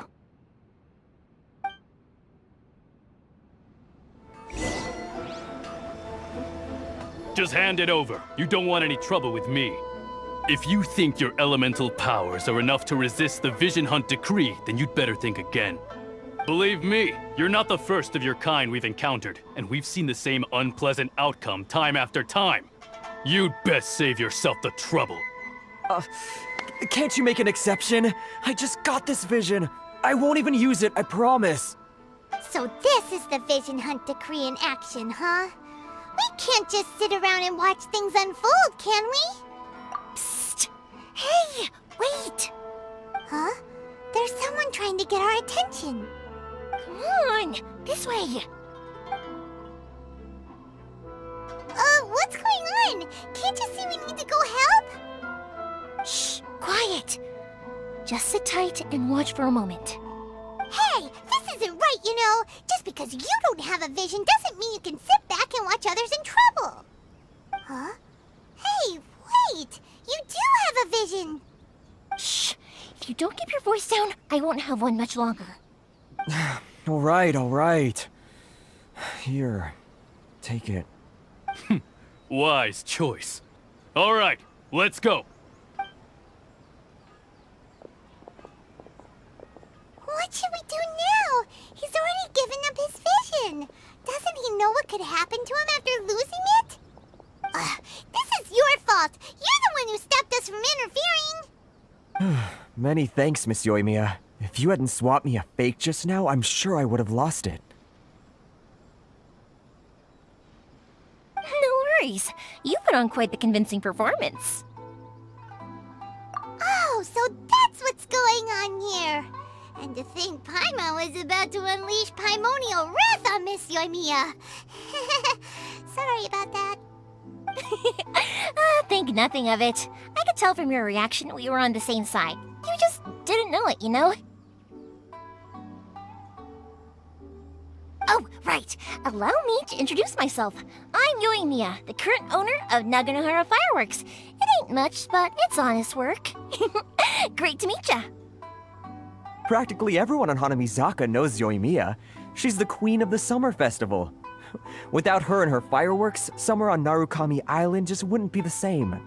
Whoa, that's quite the introduction. Paimon loves fireworks. It's nice to meet you. Stop it, Hanjiro. You'll embarrass me. As for thanking me, you'd be better off thanking Master Masakatsu. He's the one that gave me the fake visions in the first place. His handiwork allowed me to keep my own vision. Whew, I can't even imagine trying to run the business without it. Ugh. Yes, Master Masakatsu is a good man. It's too bad good people seldom get the recognition they deserve. Master Masakatsu? Huh? Do you guys know him too? You don't say! Then it sounds like the Shirasagi Himegimi has a plan. Awesome! I've been thinking about breaking him out too recently. But if I just marched straight in there by myself, I'd probably get Miss Kamisato in a whole heap of trouble. So, what about if I join you instead? Sure, welcome to the team. Ayaka told us to go look for help at a fireworks shop. She must have meant you. Seems like I finally got a new job to do. Besides hiding vision bearers in my shop, that is. So, Master Masakatsu is being held at the police station. I've already surveyed the area and found a way in. Whoa, talk about a reliable source. Seems we've got the right person on our team. Not bad, huh? Let's go as soon as everyone's ready. Don't worry, Master Masakatsu. We're on our way. Time to break him out!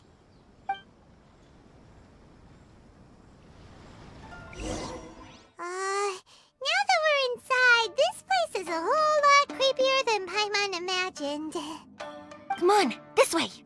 As long as we stay quiet, we've got a good chance.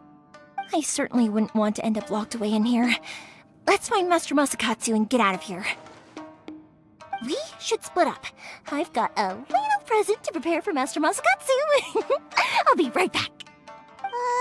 You sure? Alright then. Just be careful not to get caught. Yes, you too. Talk about a big door. It seems we need to collect something shaped like Magatama in order to open it. This wall looks a bit odd. Maybe there's some special trick to it. These guys seem a lot tougher than usual. Paimon wonders if that armor over there has anything to do with the source of their strength. Doesn't that Magatama shape look pretty similar to the grooves on the door over there?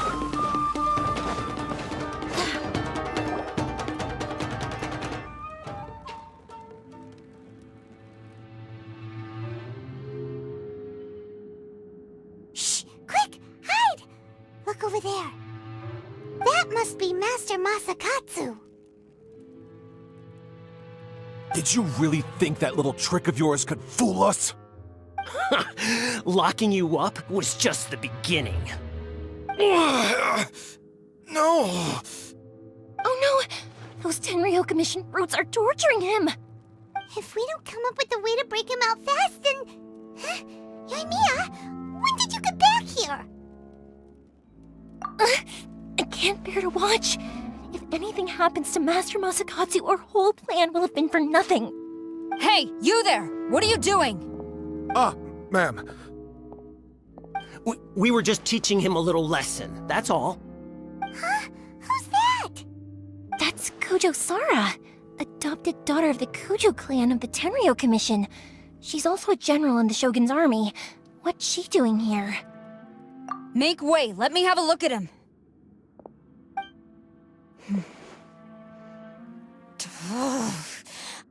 I'm sure you're well aware that torture is strictly against military regulations. Yes, ma'am. If you are unashamed of such disgraceful action, then you are also unworthy of the Tenryou Commission itself. Do I make myself clear? Yes, ma'am. It won't happen again. Oh, Paimon sure wouldn't want to get on her bad side. Hey, this is our chance. Let's move while they aren't watching Master Masakatsu. Yoimiya, are you sure now's the right time? Who is that? Quick, go and investigate. Yes, ma'am. They're coming! Quick, hide! Sorry. I didn't mean to. Don't worry, I've got us covered. Time for my little present.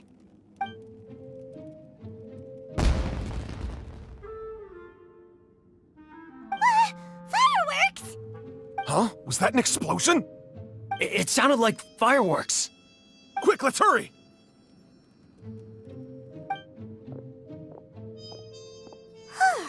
The fireworks were enough to distract them. Maybe more than enough. Fireworks aren't just for festivals, you know.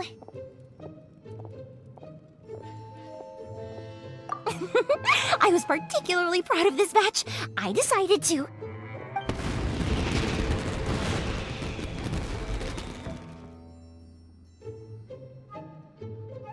Whoa!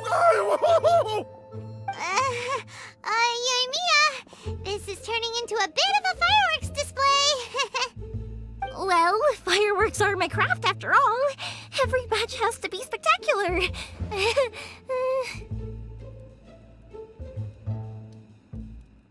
Look, the coast is clear. Now's our chance.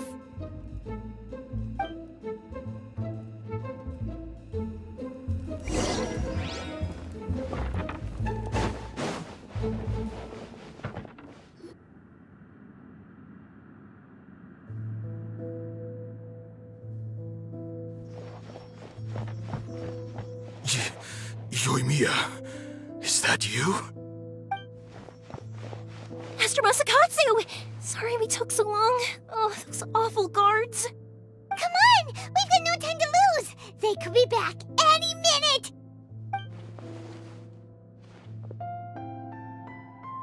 Oh. Yes, leave, before I let my judgment get the better of me. He's in serious condition. Be sure he gets immediate medical attention. But remember, once he's recovered, it won't be long until I bring him right back. Well... You can bet we'll do all we can to keep that from happening. Leave this place.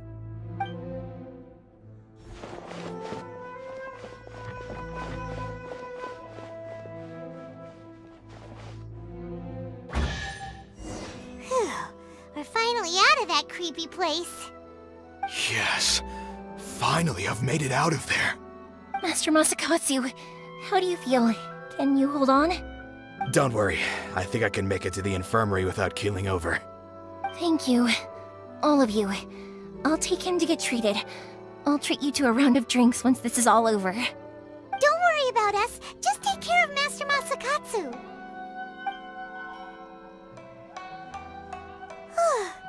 Good thing we were able to rescue him. Right, Kujosara. Do you think she was making up for how the guards were treating him? It seems as though there are some okay people among the ranks of the Tenryou Commission. Though Paimon would never agree with their actions in the Vision Hunt Decree, of course. How about we go tell Ayaka and the others the good news? I see. So Kujo-Sara stayed her hand. It would appear she still has some honor to her. I wonder if we should try establishing contact with her. Perhaps we could coax out some information. Unlikely. Don't forget, Kujo-Sara is also carrying out the Vision Hunt Decree. She obeys the orders of the Raiden Shogun without question. In her eyes, Master Masakatsu is of no threat to the decree. This is why she was so willing to allow his escape. If our true motives were ever divulged, she would act against us without a second thought. True. Though if you ask me, Master Masakatsu's release is an unexpected blessing. We are now one step closer to victory. And we couldn't have done it without Eutimia and the Traveler. You're turning out to be even more reliable than we expected. Don't mention it. Indeed. Things may have turned out very differently this time without the help of the Traveler. But if we wish to mount any sizable resistance against the Vision Hunt Decree, there is still much to be done. It is time we make ready our next set of plans. There's no need to rush, my lady. Things seem to have taken a turn for the better, at least. Not only have we rescued Master Masakatsu, but our list of allies appears to be growing. Yes, which reminds me. The Tenryou Commission seems to be making preparations for a celebration. They call it a ceremony of sorts. And the number of samurai out enforcing the Vision Hunt Decree seems to be waning. The days ahead may be more peaceful than usual. A ceremony, you say? Why would such a task be left to the Tenryou Commission? I don't know, but I'm sure it has nothing to do with us. Anyway, with the Tenryou Commission busy with preparations, we should have a little more breathing room than usual. You do present a good point. Being in a constant state of alert will only tire us further. Perhaps a period of rest is in order. Toma, what would you suggest? I'd say a celebratory feast is in order. Might I suggest an evening of hot pot together?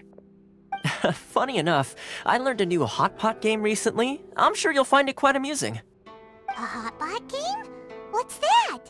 Well, as long as it has to do with eating. Simply put, every person prepares an ingredient to add to the hot pot. Once the meal begins, we add all the ingredients together. Then we take it in turns to close our eyes, pick an ingredient out of the pot, taste it, and guess whose ingredient it was. Anyone who guesses correctly can go again, and whoever finishes the meal with the most points is declared the winner. Tradition even has it that the winner receives blessings from the god of hot pot. Don't you think it sounds like fun? I've been wanting to give it a try. In fact, I've already got my ingredients prepared. You really do want to play, huh? Well, sounds like we've got our work cut out for us. Time to gather some ingredients. But what should we choose? Ooh, Paimon poses, we gather raging demon-level Joyun chilies, super salty ham, mist flower corollas. This is already shaping up to be a hot pot to remember! Oh, my stomach! It feels like Yoimiya's fireworks are going off inside me. Who would have guessed that Toma would be the winner? He ate practically all those weird ingredients without a second thought. Toma? You okay, buddy? Salt-crusted herring, unripe lavender melon, flash-boiled dongo? Oh, and whatever that thing was that nearly froze my tongue off. Hold up, my life is starting to flash before my eyes. Time I call it a night, everyone. You've only got yourself to blame, Toma. All those strange things you ate were ingredients you added yourself. But weren't you the one who added those little cakes, Ayaka? I think the Traveler ended up eating one. Boiling cakes in hot pot? Ugh. Think of the texture. I must apologize. To be perfectly honest, I thought the cakes would be a tasty addition. Uh-oh. I'm definitely not okay. I need to lie down.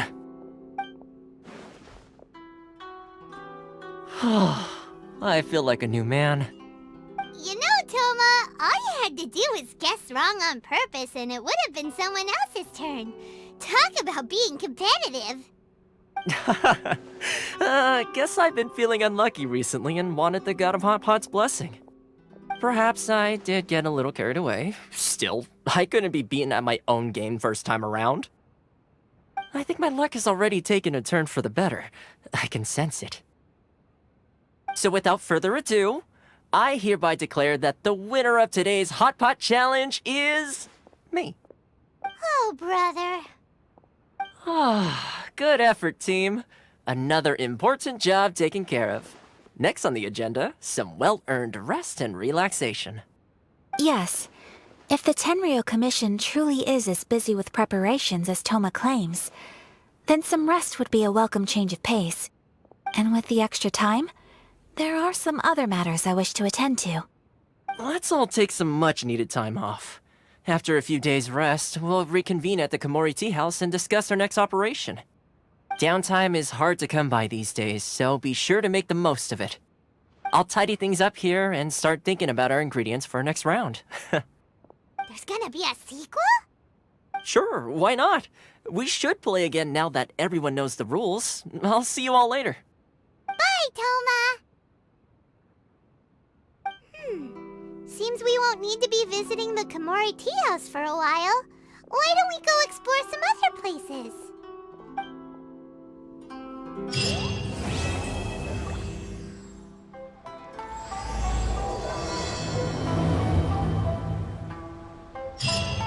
Inazuma is not such a bad place.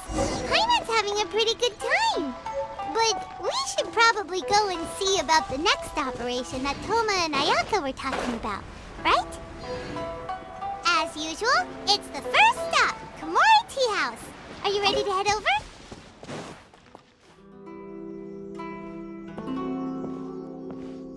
How strange. It's never this quiet here.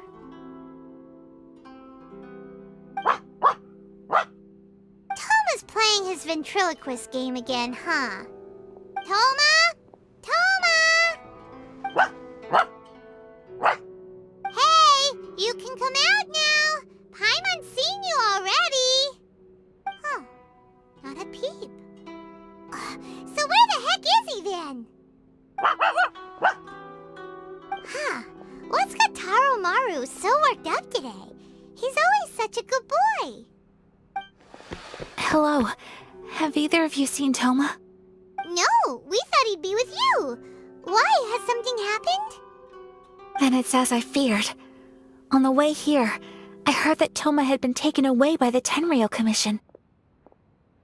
I wasn't certain whether it was true, so I came right here. The fact that he hasn't arrived here as we arranged suggests that it is true. The Raiden Shogun is holding a vision hunt ceremony at the statue of the omnipresent god today to mark the 100th vision seized under the decree. And the 100th vision bearer in question, the one who will have their vision seized, I fear, is Toma. Hold up a second. So the ceremony that Toma said the Tenryou Commission were busy preparing for, that was this vision hunt ceremony? And he was the target all along? I believe so. The Shogun and the Tenryou Commission see the ceremony as a milestone. With the 100th vision, they wish to mark the success of the vision hunt decree to date. This cannot happen. I must go and rescue him.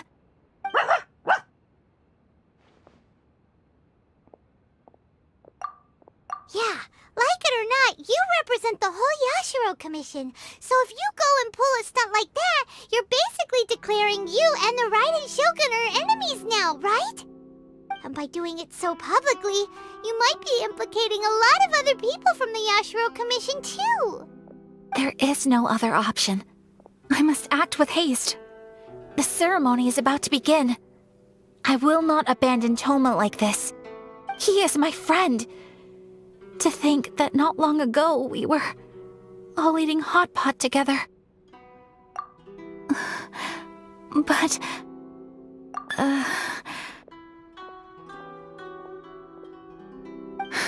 Okay, I'll wait here for your return. Get back safely. Don't worry, Ayaka. A friend's life is on the line. We ain't about to mess this up.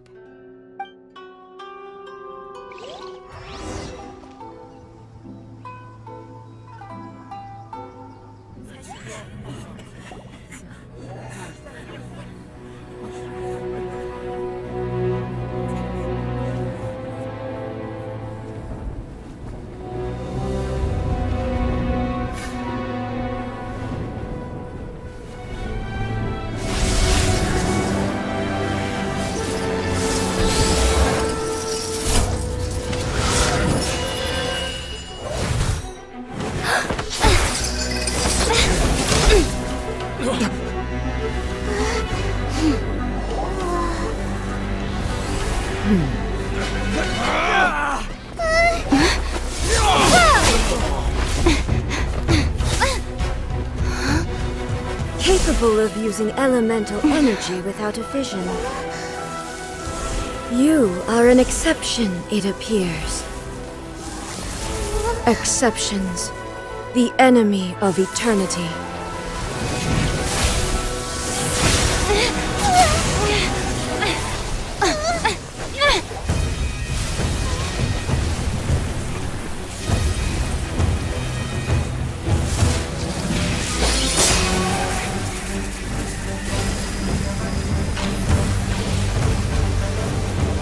You will be inlaid upon this statue.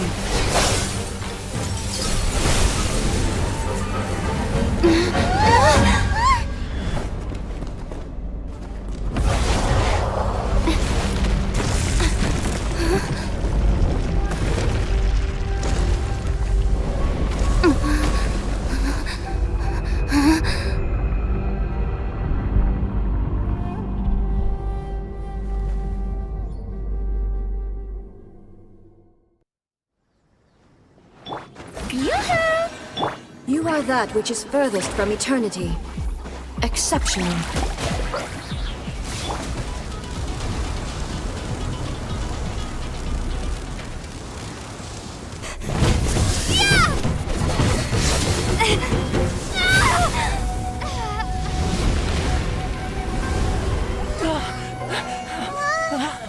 Wake up, wake up!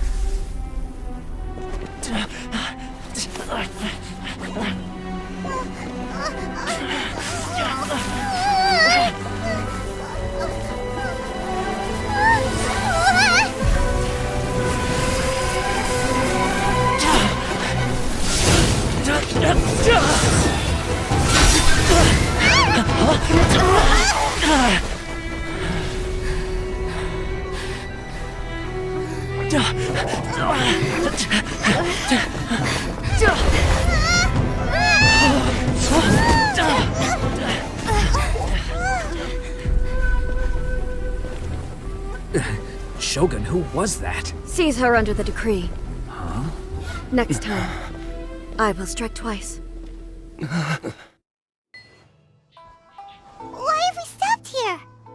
In case you've forgotten, the Komore Tea House is the safest place for me to hide in this area. The only thing is, I probably won't be able to leave again for some time. I'll have to leave the next steps to you. Go to Tatarasuna and find the Resistance. The Shogun's army is almost certainly about to issue a warrant for our arrest. There are very few parties that will be willing to shelter us, but the Resistance is an exception. Hyman's pretty sure Ayaka mentioned them before. Oh yeah! Sango no Miya's group! The ones who came together to fight the Vision Hunt Decree! That's right. The Resistance was founded by Sango no Miya Kokumi, the divine priestess of Watatsumi Island. Currently, it's her subordinate, Goro, who leads them in their war against the Shogun's army. However, the Yashiro Commission is not on especially close terms with the Resistance, so your dealings with us would normally be frowned upon. But you're different, so that shouldn't work against you. As far as I can see, the Resistance shouldn't have any reason to turn you away. The only issue is that we can't be sure of the Resistance Force's current location. You'll have to ask around along the way. You'll likely pass through territory occupied by the Shogun's army at some point, so be sure to stay on your guard at all times. Me too. Well, I should probably head inside the tea house now. I'll see you when I see you, whenever that is. In the meantime, stay safe. We gotta hurry up! The Tenryou Commission could be right around the corner! Let's get out of here!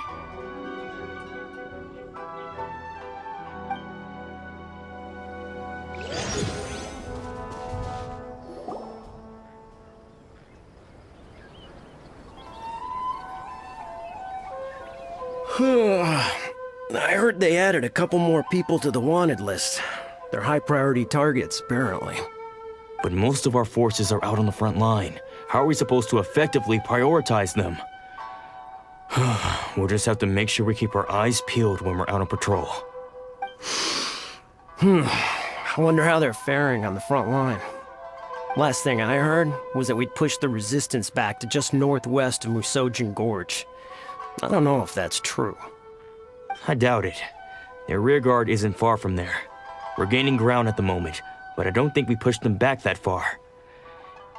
Anyway, we should focus on patrol. Come on, we're up. Fair point. Time to go to work. The northwest of Musojin Gorge. So that's where the Resistance forces are based. We should keep asking around though, just to be safe.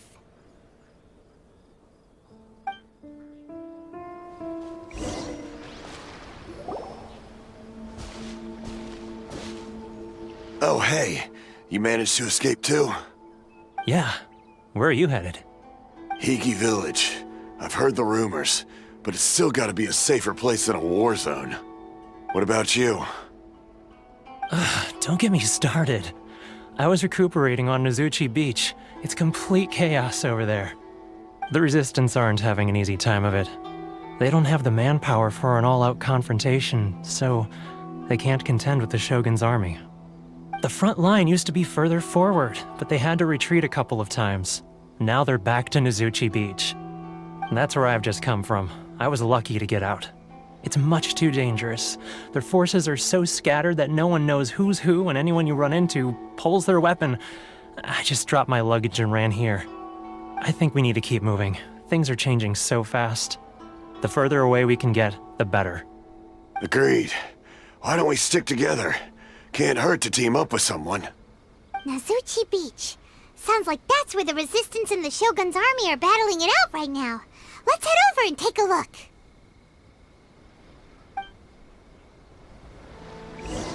Hey, look! Do you think that's a Resistance fighter?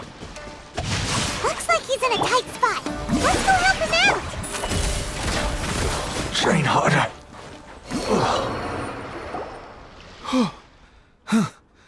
You saved me. I thought I was about to die.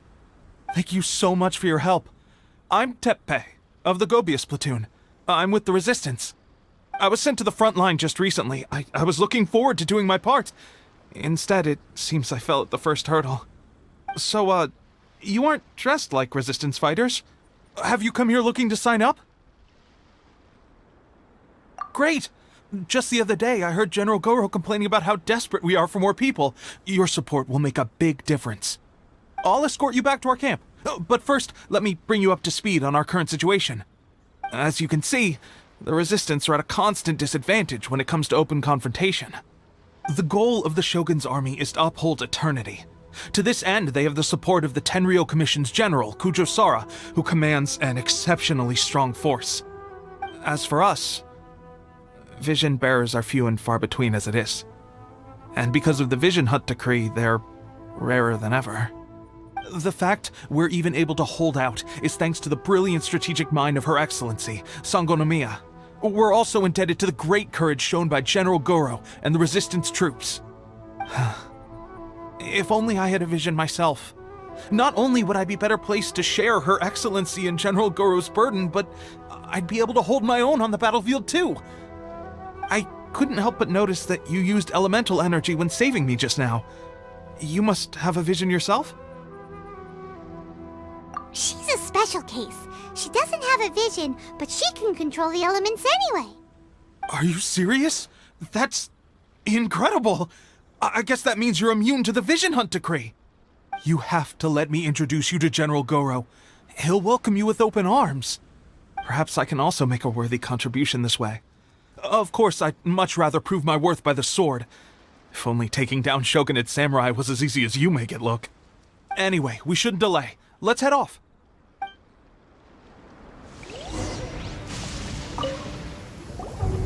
This is what happened, General Goro. I was surrounded by Shogunate samurai, and they came to my rescue. They can use the elements without a vision. The Resistance could really use people with that kind of skill. We should bring them in.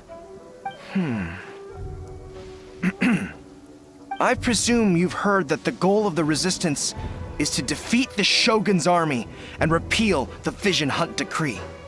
This is no easy task. Each who sets foot on the battlefield must be ready to sacrifice their life. Tell me, why do you wish to join us?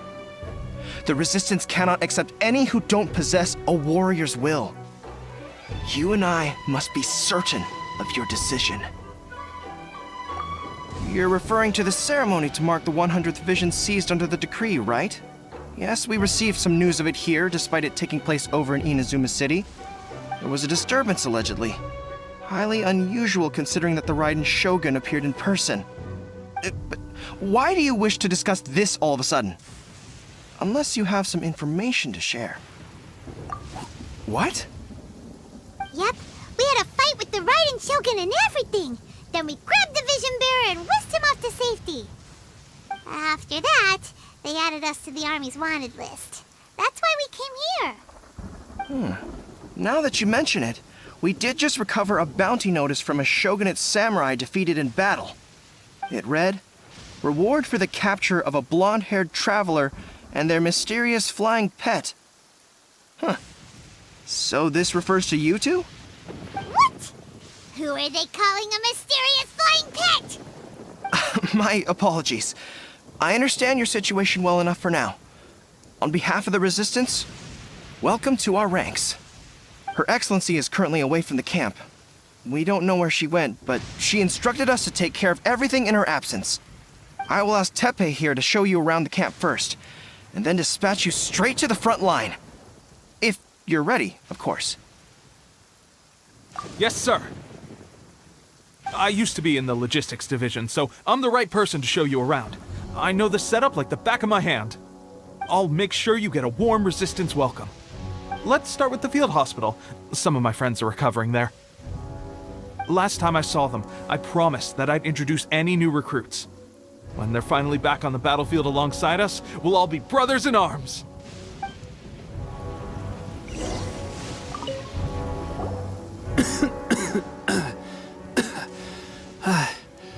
Is this a new recruit? Looks like a strong addition to the troop. Hopefully someone I can spar with after I've recovered. Whoa. Brand new recruit and your first thought is to start sparring with them. You're getting ahead of yourself. That wound of yours isn't something that's gonna clear up in a few days. Teppei, did you bring this one in? How are things on the front line?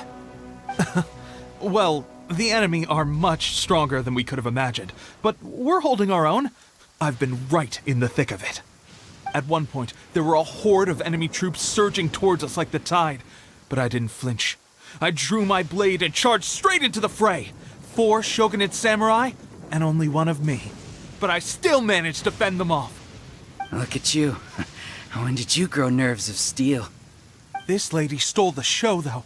When she saw me tiring and falling back, she burst onto the scene and took down a whole group of them in one fell swoop. They were no match for her at all. I heard she even stormed the vision hunt ceremony, and that the Raiden Shogun herself failed to take her down. Amazing work, both of you. Still, I can believe most of that, but her facing off against the Raiden Shogun? I think you might be embellishing the story a little there, Teppei. I mean, we've all heard of the Muso no Hitotachi, right? Either way, to tell the truth, with all the losses we've sustained recently, I was starting to lose hope in our ability to hold out much longer. But seeing fresh recruits join our ranks and hearing Teppei's exploits, I'm itching to get myself better as soon as possible so I can get back out on the front line. Huh.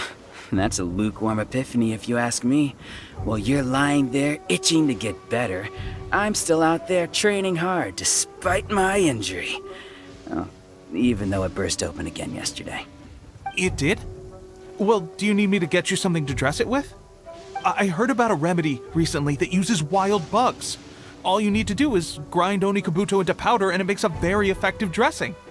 They say it feels cool on the skin and acts fast to completely cure flesh wounds.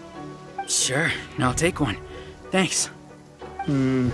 Sounds a little strange to me. I would have thought wolf hooks would do the trick, but it's your decision. Well, how about we let our new recruit decide? I'll stay here and make some preparations. If you're a fan of weird and wonderful remedies, please gather some Onikabuto for me. I'll take it from there. But if you're more of a wolf hook advocate, bring some of those instead. Personally, I recommend we try the new remedy. It sounds promising.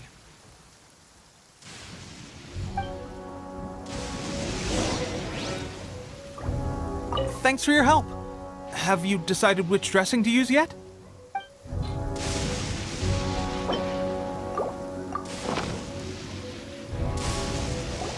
Oh. Never mind. I guess this was probably the safer option. I may need your help in a moment to change their dressings. Here's hoping this'll speed up their recovery. And, thanks for your help gathering the ingredients. This really hurts when you first put it on. It's a standard remedy, but a dependable one. More importantly, thanks for the fresh dressing. Much appreciated. You may have skimped a little here, though. I feel like I could use some more. I'm dying to get out of this place. I just want to be back on the battlefield with you. I don't think it works like that. Piling on extra dressing isn't going to make you heal faster. Especially not when you're sneaking off to go train in the middle of the night. You have to cut that out, you know. Thanks again, Teppei. And thanks to our new recruit here. Speaking of training, that reminds me. They should be doing some archery practice down at the training grounds right now. Why don't you take our new recruit to go check it out? It'll be a good chance for them to meet a few more of our platoon and settle in. You got it. All right, let's move out.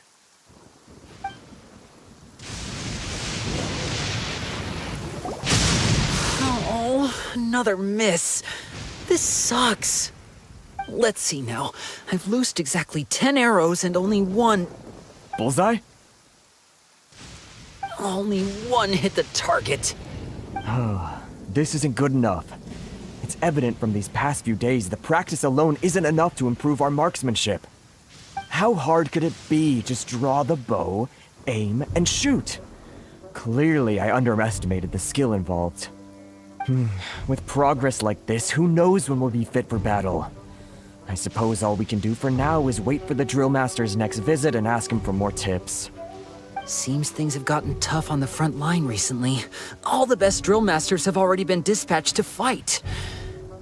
I guess we'll just have to keep practicing ourselves. At this rate, who knows if we'll ever become resistance fighters. Come on, guys, less complaining, more training. Teppei-senpai? Listen up for a second. I've come to introduce our newest recruit. In battle, she single-handedly slayed multiple shogunate samurai without so much as breaking a sweat. And that was after interrupting the vision hunt ceremony with a feat of stunning bravery. Not to mention surviving an encounter with the Raiden Shogun. Is that true? Perhaps you'd be willing to give us some archery tips? We promise not to take too much of your time. A quick demonstration would be all we need. Our previous training was so rushed that we hardly remember the proper technique. It would mean a lot. Oh, you got it. We won't let you down.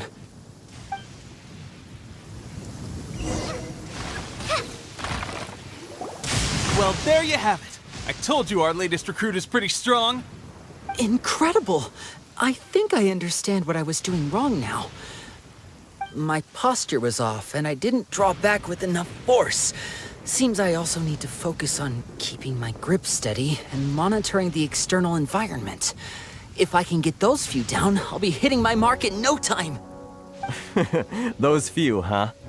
Watching your demonstration was a great help. I learned a lot. At least this time I was able to observe some proper technique.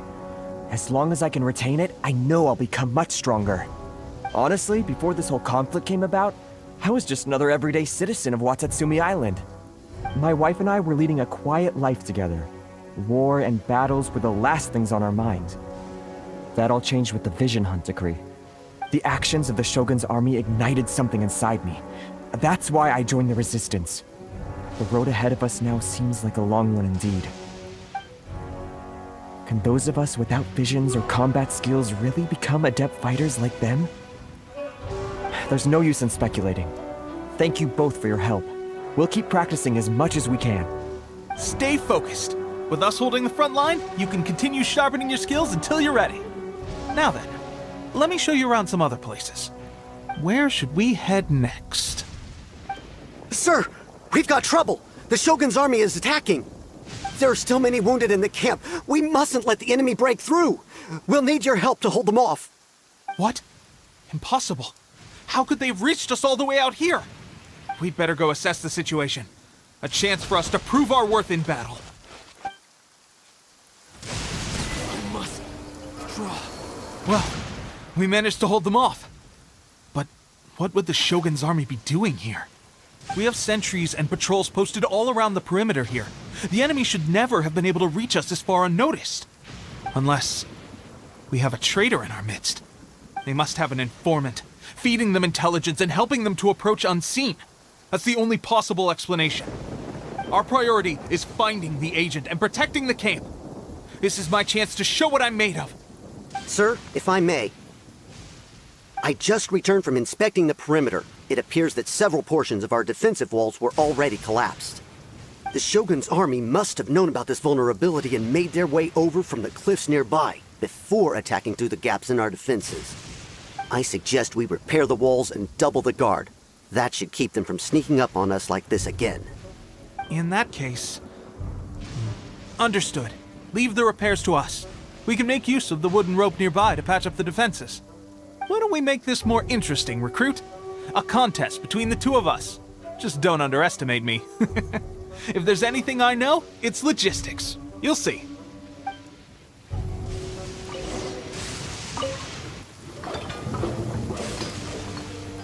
Alright, that should do it. The Shogun's army will have a hard time getting past this, no matter how determined they are. It seems I've made another valuable contribution to the Resistance. But why does it always have to be logistics work? I thought getting transferred to the front line would be a chance to showcase my abilities and square off with the enemy. Instead, here I am. Doing what I've always done before. Why are you so insistent about being on the front line? It's just like General Goro said. We joined the Resistance because of our warrior's will. There are a multitude of ways to contribute to the Resistance, but who wouldn't want to take out a few shogunate samurai given the chance? Anyway, we got more than we bargained for inspecting the camp. Let's report back to General Goro. If all goes well, we might just be assigned a few missions closer to the action.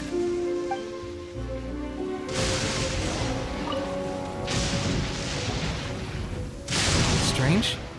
I don't see General Goro anywhere. we've had a change of plans. The general has been dispatched to the front line to lead our forces into battle.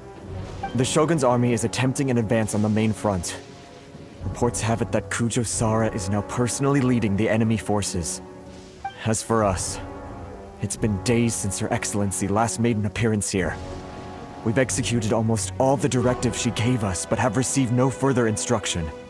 The situation is becoming grim. If we retreat any further, I fear morale may falter. For now, we can only pray that General Goro will be able to turn the tide, however difficult that may seem. We should go to the front line. Our forces need all the help they can get. We're no use to them here. We mustn't let Tatarasuna fall to the enemy.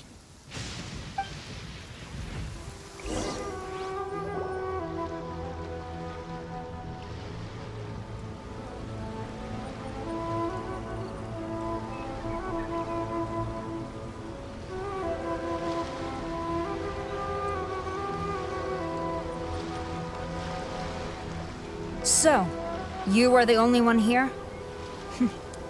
I thought I might get to meet your grand strategist. She is the one that's been causing our forces so much trouble. The fact the Resistance has even held out for this long is thanks to her. But soon, the Resistance will fall. They are no match for the might of the Shogun's army. Her schemes mean nothing now. We have already rooted out those behind the Resistance. All who have dishonored the almighty Shogun will be punished. I have faith in Her Excellency and in the soldiers of the Resistance. The Vision Hunt Decree is a brutal injustice. Our resistance has only just begun. It is futile. There is one other thing. I'm sure you've seen the recent arrest warrants. I trust that the blonde traveler is somewhere among your forces now. I will make you a deal. Hand her over to us, and you'll buy yourself some time. A respite from the bloodshed would be advantageous to both sides, would it not? So that's why you brought reinforcements. Just to get... She is of great importance to the almighty Shogun. But the way I see it, she is expendable to the Resistance. That's where you're wrong! She means just as much to us!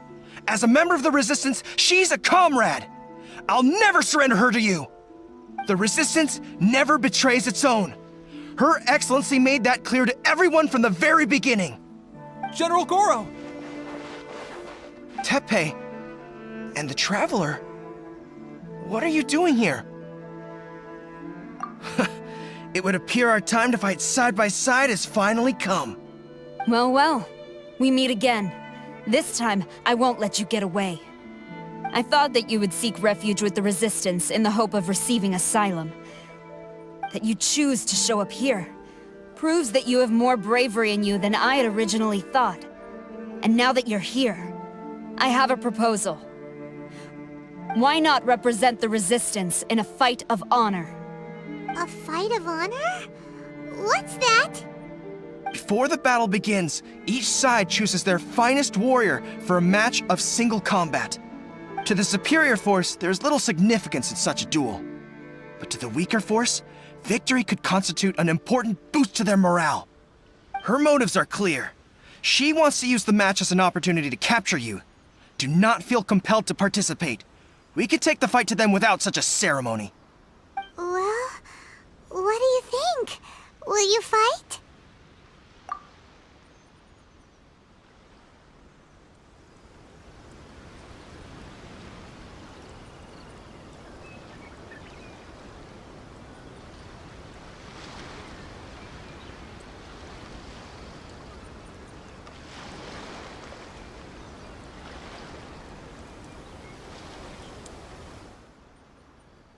Remove all threats to eternity! By order of the almighty Shogun! Be wary!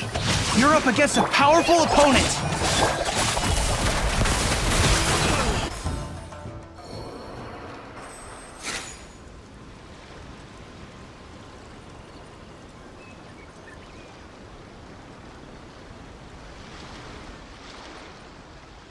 You got this! There's more than one round! Keep it up!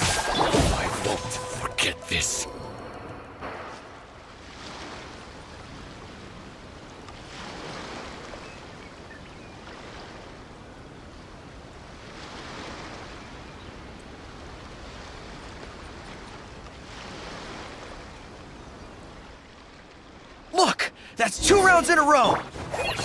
The Shogun's army is not invincible! We can win! The soldiers are rallying! Your warrior's will is bringing them hope, Traveler! Stronger than I anticipated. This contest has served its purpose. Soldiers, attack! Glory to the Shogun and her everlasting reign! Prepare to engage! All of you, with me!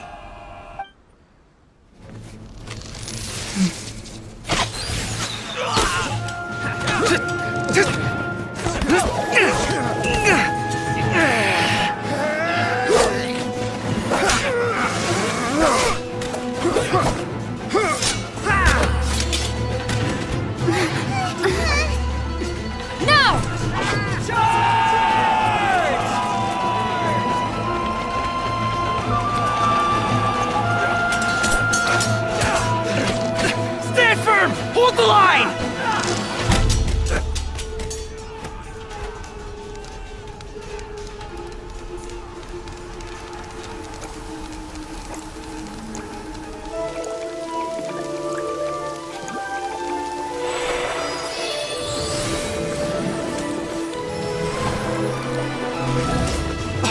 Her Excellency!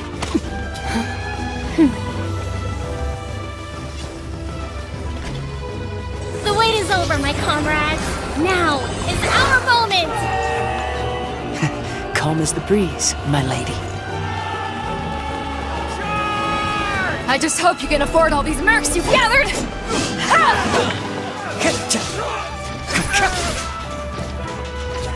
Kazuha! We meet again, old friend. Retreat!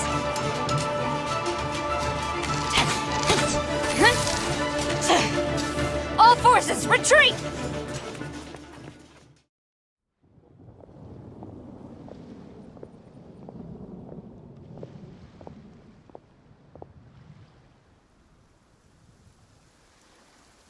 Greetings. Well, this is the first time we've met. Please, allow me to introduce myself. I am Sangonomiya Kokomi, organizer of the Resistance and also the Divine Priestess of Watatsumi Island. Perhaps it's the first time you're hearing that title. To put it simply, I'm the person currently in charge on Watatsumi Island, which is also the home front of the Resistance. I've actually heard all about you from Beidou and Kazuha. I hadn't expected to find you join the Resistance, though. Do you have a plan beyond this point? In that case, shall we continue our conversation at the Shrine of Sangonomiya? Although the Shogun's army has retreated for now, the war is far from over. The Vision Hunt Decree has not been repealed, and neither the Tenryo Commission nor the Raiden Shogun show any sign of stopping. In short, our problems have yet to be resolved. I suggest we move to the shrine to discuss our counterplan. What say you?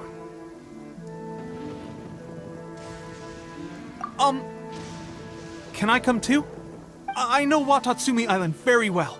I can carry on being your guide if you'd like. Goro, thank you for all you have done. Our forces are weaker than the Shogun's army, and my absence can only have made the recent days all the more trying for you. I'm afraid I must still ask you to stay a while longer, to keep eyes on the Shogun's army and also to see to the wounded. But I will ask the mercenaries to remain stationed here, and Kazuha is here too. Hopefully this will serve to reduce the pressure you are under. Well received, Your Excellency. I must return to Sangonomiya now. I have a few things to attend to. Once you're ready, please rendezvous with Teppei. He will escort you there. Thank you for all your efforts so far.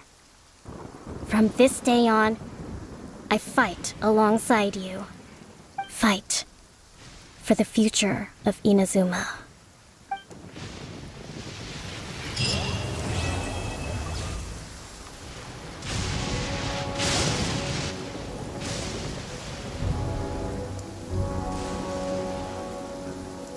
Aha, there you are. Good to see you. Your appointment with Sangonomiya is fast approaching. we should get going. Are you ready? We'll start by heading to the camp on Watatsumi Island, and then we'll go meet Her Excellency together from there. If you start to feel seasick at any point during the trip, let me know straight away. That said, you've spent time with the Crux fleet in the past, so I think you'll probably be fine. Ready? And away we go!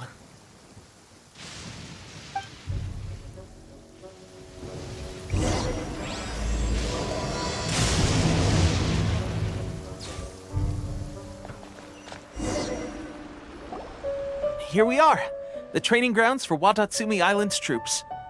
Right now, the Resistance is predominantly made up of local soldiers from Watatsumi Island. Some of them are fighting with the Shogun's army in Tatarasuna, and some of them are stationed here on the island to keep the locals safe. Did you used to train here too? Yep.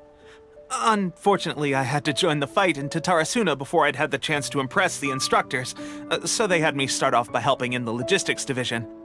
I'll be staying here for now. If you need me for anything, just come here.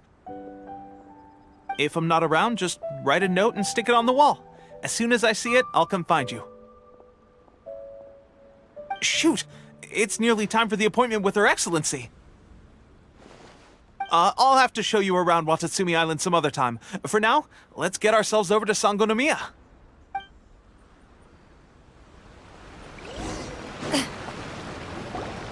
Food supplies are the absolute top priority, period.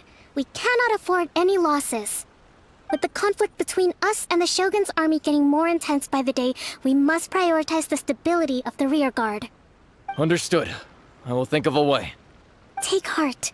We have a fresh batch of supplies in hand, and I'm working on expanding the army. I appreciate that the lack of manpower has been hard on all of you, but things are going to get better. We're expanding the army? Oh, that's great. Whoever this mystery supporter is, they're doing us a great service. Huh? Teppei, what are you doing back on Watatsumi Island? Might I ask who? VIP guests of Her Excellency, that's who. I'm acting under orders to escort them both here. Oh, really? Wait, so are you the new recruit everyone's been talking about? Strength of 20 men, splits an arrow in twain from 100 paces, skin as hard as diamond. That's you? Seriously? What is going on with these rumors? You've come a long way. I'm sure you must be here on pressing business, so I won't disturb you any further. Feel free to visit me if you have any time to spare. Your Excellency, I'll take my leave. Your Excellency, I couldn't help but overhear Okubo mention something about a third-party supporter? What was that about? Not long ago, someone wrote to me saying that they wish to support the Watatsumi Island resistance effort. To that end, they also furnished us with a great deal of supplies. Thanks to them, we can finally start recruiting troops on the scale we need to openly confront the Shogun's army on the front line. I am not without my doubts about the whole affair, but Watatsumi Island is hardly affluent, and these supplies are a much-needed lifeline for us. The sender's conditions were also reasonable. They simply ask us to dedicate ourselves fully to fighting against the Shogun's army. Whatever other motives they may have, we are at least aligned on this. So let's consider them an anonymous ally. Naturally, we shouldn't let our guard down. If you discover anything out of the ordinary, please report it to me at once. Your Excellency? Does this mean that the food at the front line is gonna get any better? I was at the field hospital the other day, and everyone was begging for some barbecued meat. Don't worry. I've already made arrangements for that. Everyone will have their fill of meat. But to be clear, still no alcohol. That's fantastic! I understand how hard it's been on everyone. The Resistance Army's rations have barely changed at all since the Vision Hunt decree was first announced. I will discuss this with the Logistics Division to see what further improvements can be made. However, our supplies are still limited. I must ask you to remain patient until victory is ours. When will the Vision Hunt decree finally end? That's the question. And I'm afraid I don't have an answer. The mere existence of the Vision Hunt Decree is baffling. The Tenryou Commission's attitude just doesn't seem to add up, and neither does the Shogun's. The Tenryou Commission's zealous support for the decree seemed to come out of nowhere, and the Shogun seems completely indifferent to the fact that it has effectively caused a civil war. I suspect the Vision Hunt Decree won't end until these mysteries are solved. All I can say for certain is that as long as the Vision Hunt Decree remains in force, we will never give up our fight. Traveler, to confirm, knowing the current situation facing Watatsumi Island and the Resistance, are you still willing to fight with us? Good.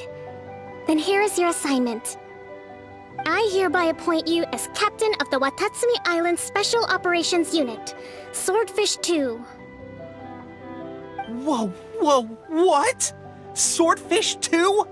Is this the same Swordfish Special Ops unit that I'm thinking of? It's hard enough getting into a Special Ops unit at the bottom rung, let alone jumping to Captain in one fell swoop. This is incredible. Although this appointment breaks with convention, I firmly believe that with your wisdom, courage, and strength, you can lead your team to victory. Great! So when do we take up our post? The members of Swordfish 2 are currently on standby in a valley to the southwest.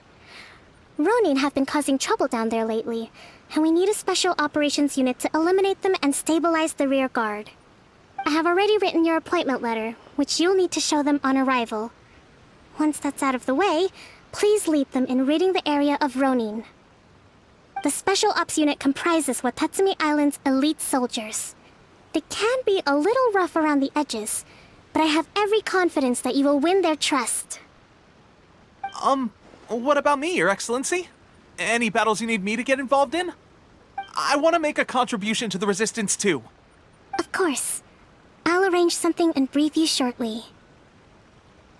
All right! One successful operation coming right up! You may have swiped the captaincy of Swordfish 2, but watch this space, because this guy's on his way up! Okay, sure. Well, be careful out there. Don't push yourself too hard. Well, Traveler, let's move out.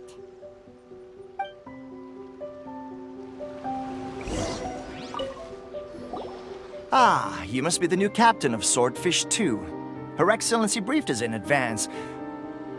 Your reputation precedes you, and the appointment letter is all in order. But I still have my doubts. About what? I'll be straight with you. I want to know whether you have what it takes to lead us. You mean, like, a duel? Normally, a duel would be the quickest way to settle the question, but this time, we've got a better way. We're stationed here because of all the Ronin causing trouble in these parts. If you can get rid of them for us, we'll take that as a measure of your strength. All right, let's show them what you're made of.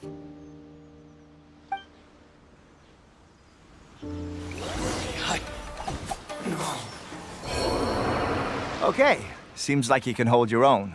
The rumors are exaggerations, of course, but still, your abilities are admirable. Allow me to introduce myself. My name is Kotoku, acting captain of Swordfish 2. This is Yoshihisa, a fellow veteran of the team. I now formally cede the position of captain to you. Swordfish 2 awaits your orders. There are 2 hard-hit areas. This was one of them, but thanks to you, this area is now secure. Their only remaining stronghold is located at the shallows on the east side of the island. That said, the ones over there are tougher, and there's more of them. You got that right. Watatsumi Island is busy fighting the Shogun's army on the front line. We can't let these guys mess up things at the rear.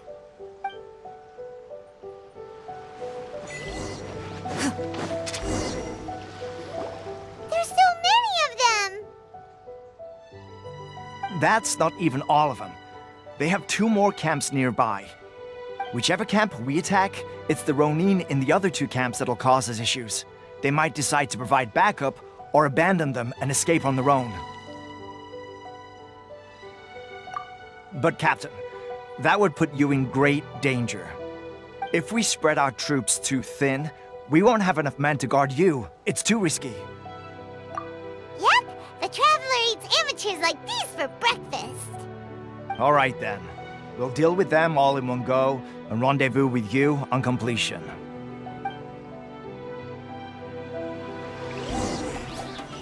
This battle. That should be the last of them. You didn't get hurt, did you? Cool. Paimon wonders how everything is going with Kotoku and Yoshihisa. Should we go over and check on them? Captain! Captain, the other two camps have been cleared.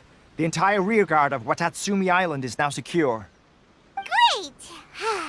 We solved the Ronin problem and got everyone to look after us, too. But what's next? Let's go back and check with Kokumi. Finally, we got it done. These Ronin have been bugging me for ages, but Kotoku wouldn't let us at them until now. What? No way could you have taken them down without the new captain here.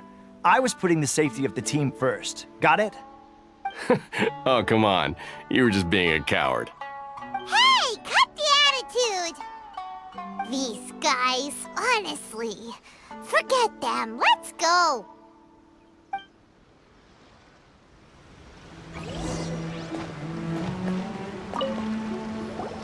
How was it? Did your initiation go smoothly? I'm sure you're playing it down a little. Kotoku and the others put you through your paces, I presume. But with your level of ability, I'm sure it was a walk in the park. Since you're back, I take it that the Ronin are now gone from Watatsumi Island? You bet! We sure showed them who's boss! Good. Now we just need to make sure Okubo keeps a close watch to prevent their resurgence. Thank you. I believe in rewarding merit, so you will be compensated for your hard work. Let me see. Too soon for another promotion, I think. I could increase your pay. I gave him an assignment. He's taking part in a surprise attack against the Shogun's navy. He expressed a desire to be on the front line, so I honored his wishes. Now, speaking of assignments, I have a special mission I'd like to give you. A special mission? Yes. In between Watatsumi Island and Tatarasuna, there are some ruins relating to a god who fell in the Archon War. There are several small islands there, often used as a transit point when transporting supplies. Recently, however, supplies stored there have started to go missing for no obvious reason. Stranger still, the Resistance army passed by and reported they found no signs of danger. I'd like to task you with getting to the bottom of this. It's not urgent, so there is no need to leave immediately. I suggest you take a few days to familiarize yourselves with the army, and also with Watatsumi Island. When Teppei returns, you can catch up with him, then pick a day when the weather's good to set sail for the islands. Is Teppei really gonna be okay? He has a tendency to dive into action without thinking things through. Oh, Paimon can't help but feel a little worried about him. Oh, why don't we go wait for him at the training grounds?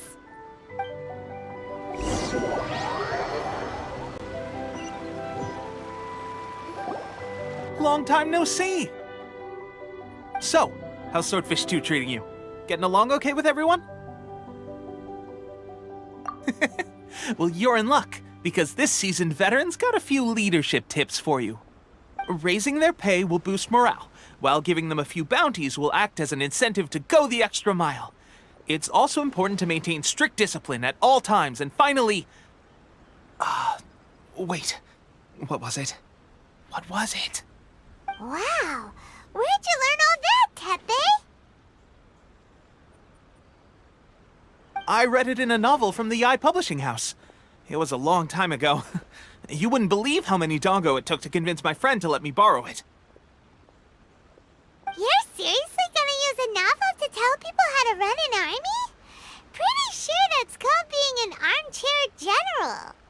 Ha-ha! That's where you underestimate me. That's right, I'm learning military management on the job now. Just like you. You'd better believe it. Thanks to my outstanding achievements in the recent naval battle, I have officially been made the captain of my very own Special Operations Unit. It's a brand new unit, Herring 1. What do you think? Pretty awesome, right? I spoke to Her Excellency, and she says our uniforms are in production. Let's go collect them together once they're ready. I can't wait to put them on. We're really gonna look the part. Ah! Everything's going great. Our mystery sponsor supplies have really helped turn things around. Will Paimon get a uniform too? Of course. You're a recognized member of the Watatsumi Island Resistance. Yippee!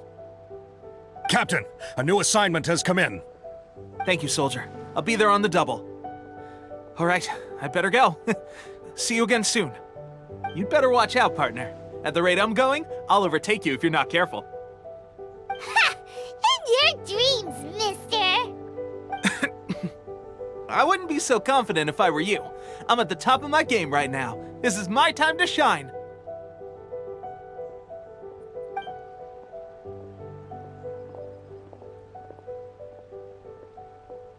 Paimon's so surprised that Tepe's been made a platoon captain. He must have been working super hard. Let's take a break, then go check out these Archon war ruins.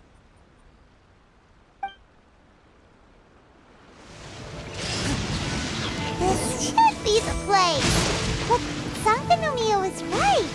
Doesn't look like anything suspicious is going on. Could they be hiding? Let's see what we can find.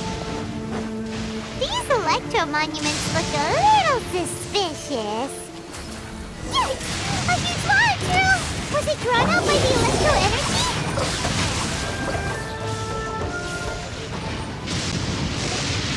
Phew! Glad that's over. As monsters go, that one was pretty tough. But what's such a huge Thunderhelm Lodge Turtle doing here in the first place? It doesn't make any sense. Also, the atmosphere here gives Paimon the creeps. Anyway, the good thing is that it's over now. We should probably get going. Huh? Tepe, what are you doing here? Wow, this is a surprise. I didn't know you were the ones investigating here. I just got back from delivering some supplies to the front line. I figured I'd stop by and clear any threats in this area on the way back. Are you alright there, buddy? You're looking slightly the worse for wear. I'm fine. It's nothing. I must have caught a cold a couple of days ago while I was out at sea. On my way past, I heard that someone had just arrived on the island to investigate, so I thought I'd come and take a look. If there'd been some real danger, I might have had the chance to be the hero. Shame it was just you guys. Guess I came here for nothing. Tepe, don't you think there's something strange about this place? Now that you mention it, there is something a little off about it. It could be that the Tatarigami is more palpable here, I guess. We're not that far away from Orobashi's remains. Orobashi? Who's that? A god. Look, there's the corpse over there.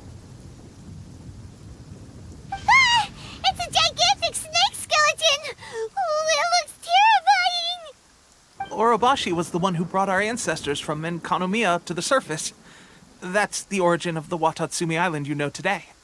Our ancestors regarded it as a guardian deity. But during the Archon War, Orobashi invaded Yashiori Island. The Raiden Shogun came out in person and slew Orobashi with the Muso no Hitotachi. That same slash also formed what later became known as Musojin Gorge. The Raiden Shogun created Musojin Gorge in one slash? Wow, that's pretty incredible! Yes, but the Archon War was brutal. And Yashiori Island was completely destroyed during that battle. They say the Shogun lost something very dear to her along the way, too. Since Orobashi's death, there has always been some animosity between Watatsumi Island and the Shogunate, but our different beliefs have nothing to do with why the resistance was formed. We only rose up to fight against the Vision Hunt Decree. When Orobashi attacked civilization, the Shogun stood up and put a stop to it. But now that the Shogun is stripping people of their ambitions with the Vision Hunt Decree, it's time for someone to stand up and stop the Shogun. Alright, I'm heading back. I was just dealing with some of the Shogun's elite samurai, so I think I'm gonna take a quick breather, and it's on to my next assignment. You should report back to Sangonomiya as soon as possible. Don't stay here longer than you need to. Being around the Tatarigami too long won't do your health any good.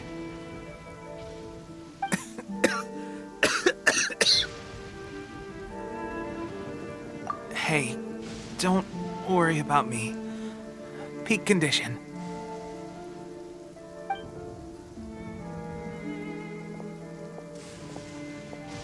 Teppei's sure made some big progress if he's already dealing with Shogunate samurai. Paimon can hardly believe it. Let's report back to Kokomi.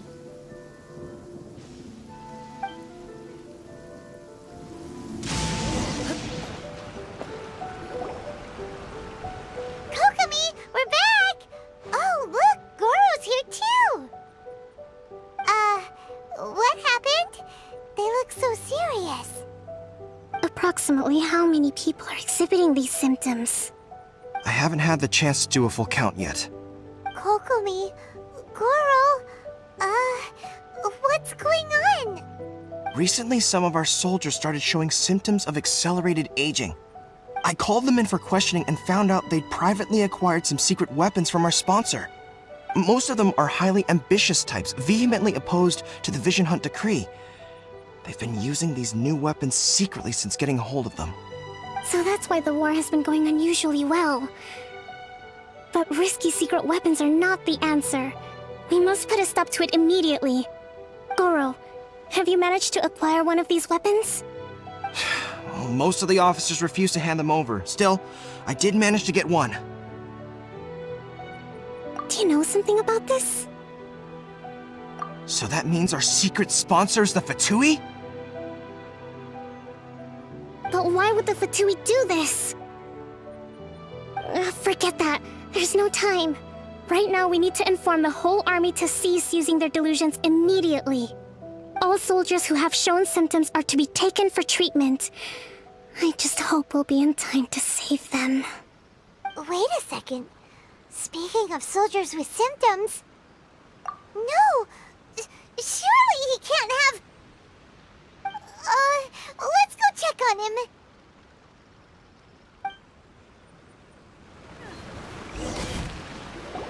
Teppei! Oh. Hey, guys. What are you doing here? Just a moment. Let me get up. It's weird. I don't know where all my strength's gone. Oh, right, yeah. I haven't had time to give you the full details. Well, I made a lot of great contributions to the war effort lately. Fighting the Shogun's army at sea, taking on Shogunate samurai all by myself, rescuing my comrades from an ambush. Things I never would have dreamed I could do when you first met me. If only I were stronger still. The stronger I am, the more I can do for the Resistance. Wait a sec. Where's my secret weapon gone?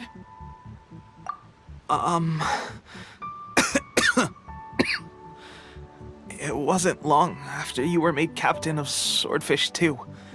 I met these mysterious people. Said they were with our supporters. They gave it to me and said that as long as I have the will to become stronger, his secret weapon will answer my call. It's just like a vision, isn't it? Of course, I've never used a vision, so I wouldn't know the difference. Delusion. Oh God. Doesn't sound very good. So, what's the difference between a delusion and a vision? Gosh. Well, I suppose it's not too surprising that a mysterious weapon of unknown origins would come with its risks. I've been getting more and more tired over the past few days, and I have this strange sense of dread. At first, I'd find I was a little more beat than usual after a battle. Didn't think anything of it. But today, I got back and suddenly my vision was going blurry. This is a real shame. There I was, thinking I was catching up with you. Guess I didn't receive the favor of the gods after all. Hey, would you do something for me? When our uniforms are ready, grab mine for me. Bring it back here, and we can change together. What's that look for? Don't worry, partner. As soon as I've rested up, I'll be right as rain. Right as rain, I tell you. As soon as I've rested up. Tepe!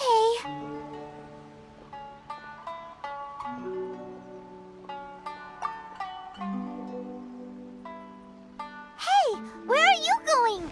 Hey!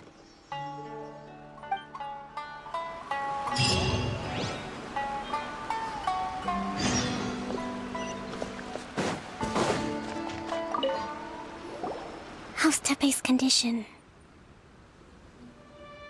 I have put out the order to seize all delusions. The vast majority are showing some loss of vitality, but nothing serious. Sadly, a few have been less fortunate. Your Excellency, I'm planning to establish a dedicated field hospital to monitor their condition. The soldiers are up in arms about the ban, though. They know full well what a delusion is, but they still intend to keep using them. Okay, I'll leave you to deal with the situation. I have to get to the front line. This whole fiasco is certain to be a blow to morale. If the Shogun's army attacks now while we're scrambling to recover, it could well undo everything we have achieved so far. What are your thoughts? No, it's too dangerous. The Sakoku decree is still in force, so their delusions must be produced within Inazuma's borders. To organize an operation of this scale, they will have had to mobilize a huge amount of manpower and resources. They can't have done it without local support. If we want to stop them, we have to destroy the factory where the delusions are made. But it's sure to be heavily guarded. It's dangerous to go alone. At least take some troops with you. Your Excellency, given the urgency of the situation, we were hardly discreet when confiscating the delusions. The Fatui are sure to take notice. If we spend any longer amassing our forces, they will get wind of our plans and make their escape. Very true. Let me think. I gave this some thought while you were confiscating the delusions. The side of the factory must be big and secluded, but close enough to a transport route to ensure the supply of raw materials.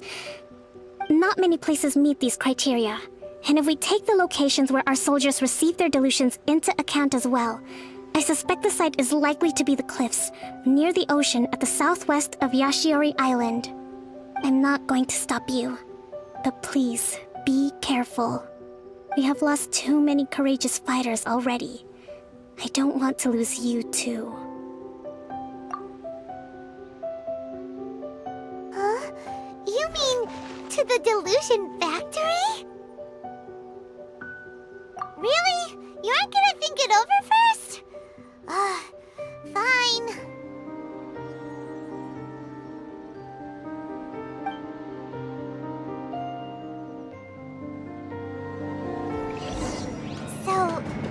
what delusions are made from?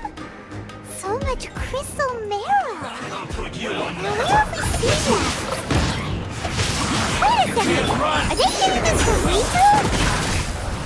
Yikes! It looks dangerous. We'd better watch our step or we might get hit. Intruder spotted! Do not let them impede the work of the Harbingers. Now this idiot must have a death wish. Don't be intimidated. Lord Harbinger will be here soon.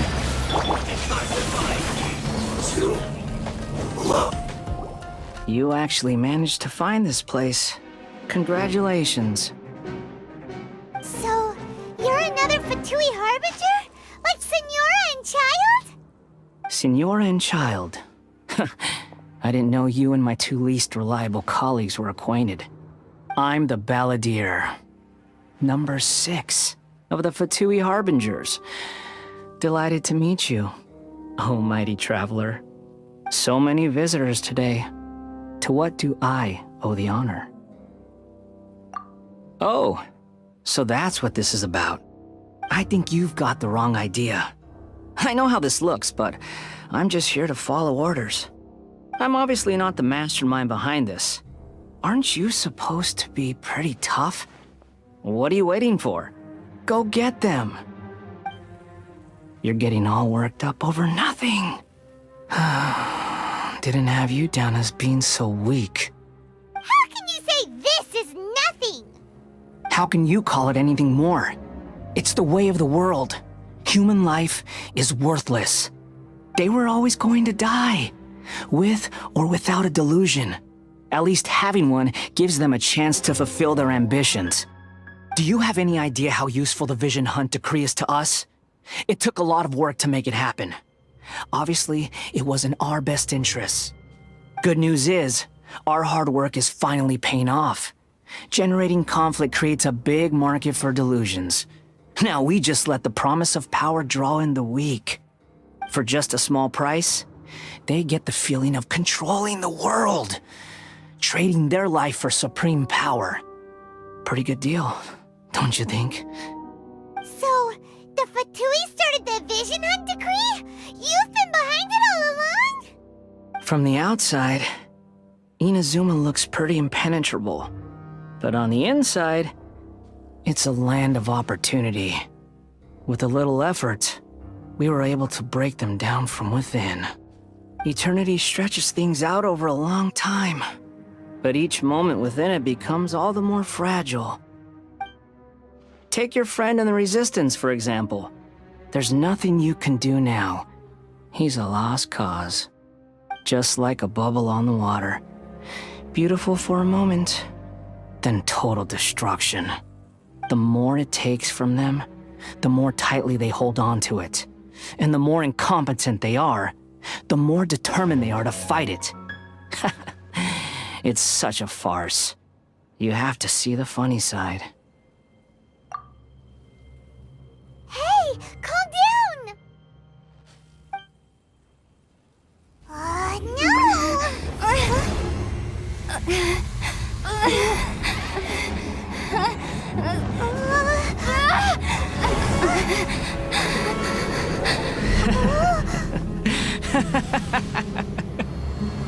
That's it.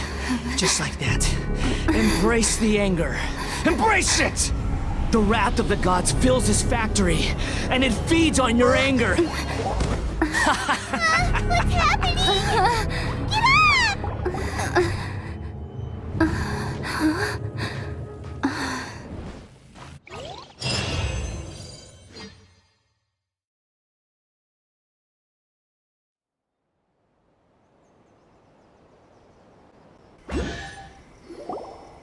Repeat after me.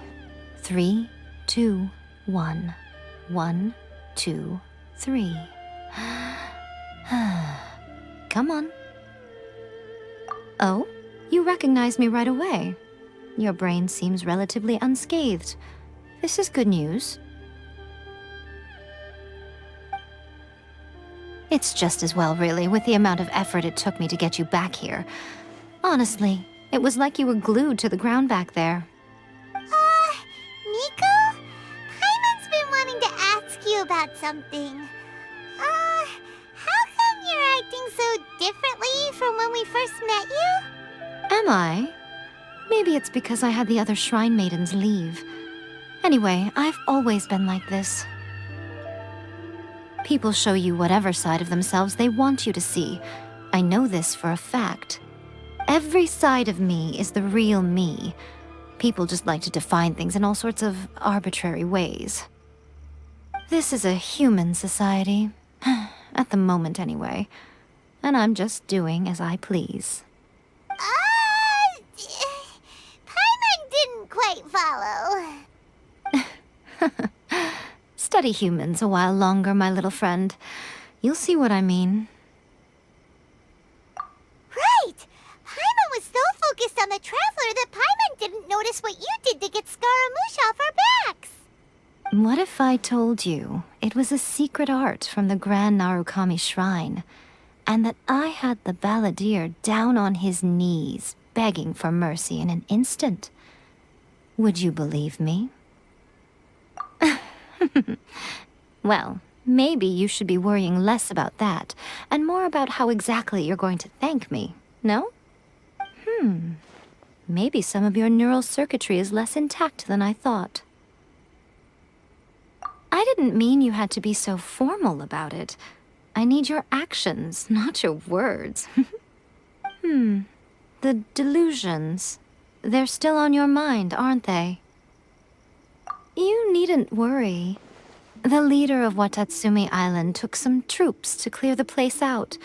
She's also issued a strict ban on the use of delusions across the whole army. With their stronghold exposed, I doubt the balladeer is stubborn enough to try and retaliate now on his colleague's behalf. It would be more trouble than it's worth. I must say, I would relish the opportunity to watch the Fatui getting a taste of their own medicine. Well, anyway, that Songonamiya Kokomi, she really outdid herself this time. I'd love to have another chat with her again in person, but alas, belief systems can be such a hindrance sometimes. A hindrance? Should you really be saying that as the Gucci of the Grand Shrine? Anyway, I'm only telling you this to stop you worrying so that you can focus on something I need you to do for me. You've met her, right? I'm not talking about the puppet. I mean her. You've met her, yes? Yes, the true Raiden Shogun, who meditates endlessly in the plane of Eutimia to preserve her being. Her name is A. Are you saying that the one we met at the ceremony was just a puppet?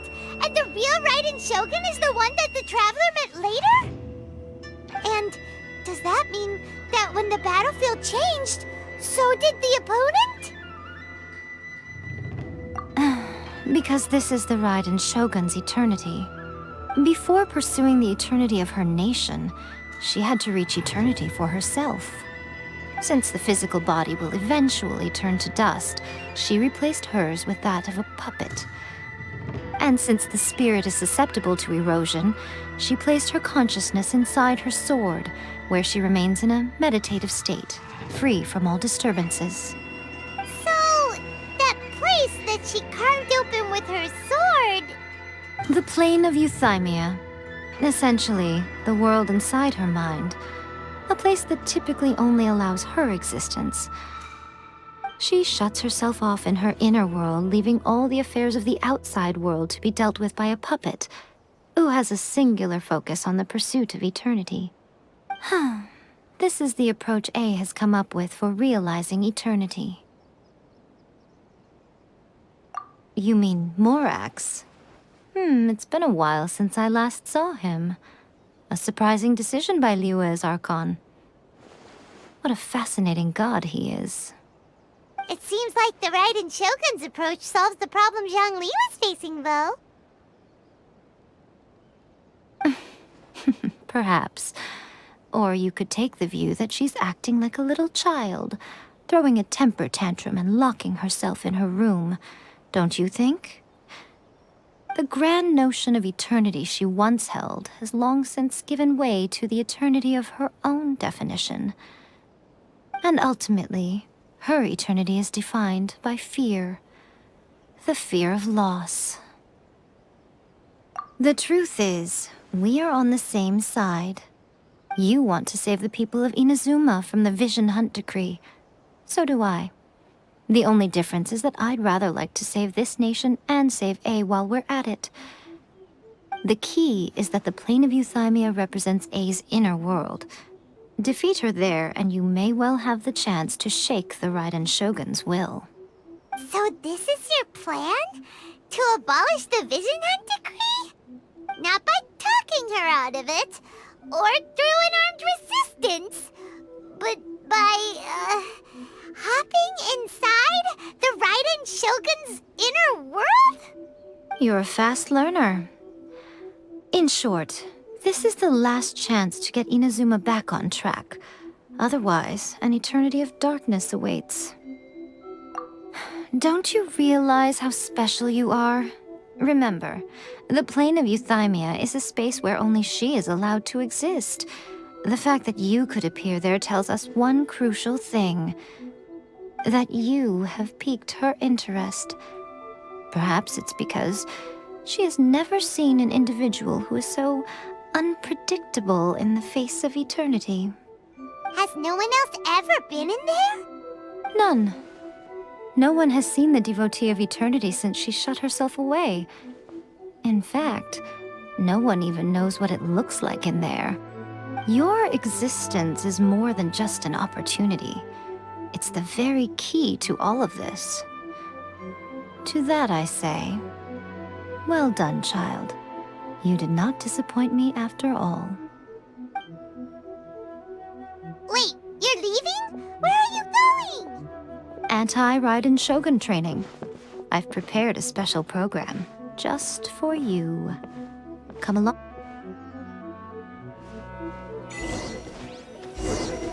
We're gonna do it here? And what's this mechanism for? Think of it as a catalyst that can reproduce the Raiden Shogun's combat moves. I made it from my own memory, which means it should be perfectly accurate. Unless, of course, her skills have declined. It'll give you a chance to figure out her moves in advance and come up with a counter-strategy. That should be a big help, don't you think? The aim is to try to not get hit by the attacks. Since you've escaped certain death at her hand once already, I presume this shouldn't be more than you can handle.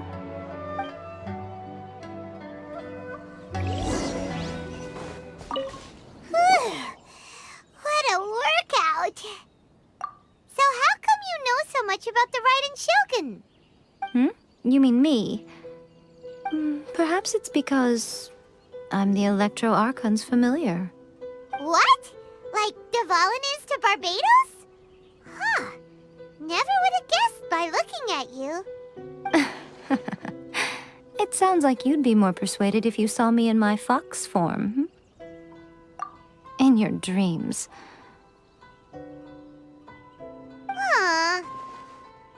More curious than my appearance is the fact that she and I don't see each other anymore, wouldn't you say? A nation to last for all eternity is a dream that she and I both share. But I don't think that's the same thing as complete stasis.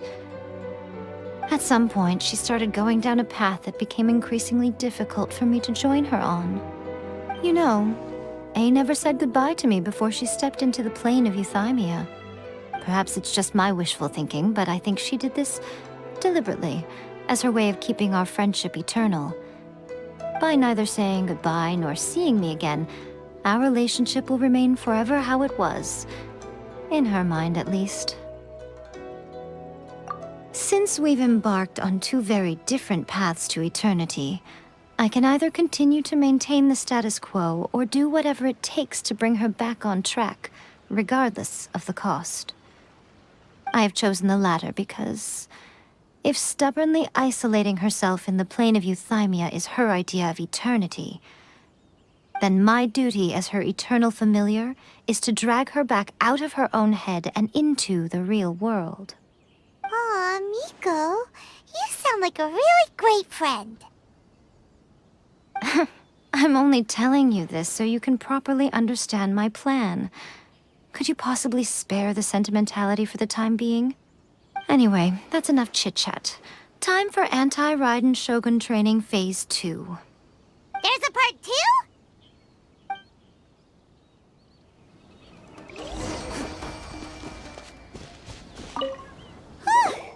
We're finally done! How did we do? You did quite admirably.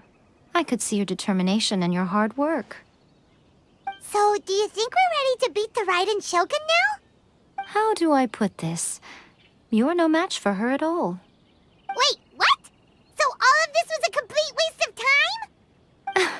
time? You are the most important part of the plan.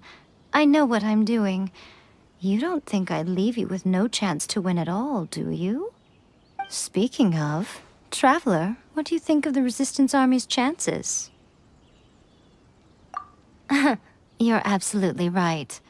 Perhaps they occasionally best the Shogun's army in open battle, but when they face the Raiden Shogun herself, considering even their visions have been taken from them and embedded in the statue, they're ultimately quite helpless. You don't have to be so blunt. The Traveler's the captain of Swordfish too, you know. I don't mean to belittle them. On the contrary.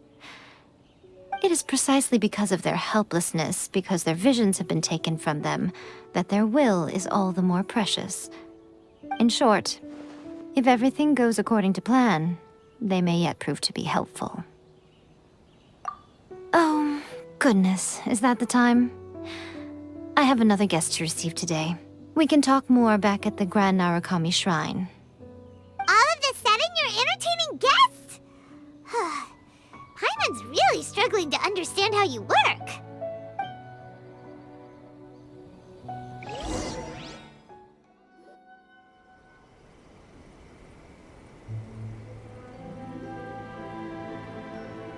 Okay, we can talk here. You asked me about the plan. In fact, I've been mulling it over for quite a long time. Before one makes a plan, what is the most important thing one must do? Don't know. What is it? You must understand the situation you are facing. The Vision Hunt Decree was obviously devised as a means of manipulating the Shogun, the ones behind it knowing full well her susceptibility as a puppet, with a single-minded focus on eternity. Yes, this is the strongest piece of evidence we have to go on.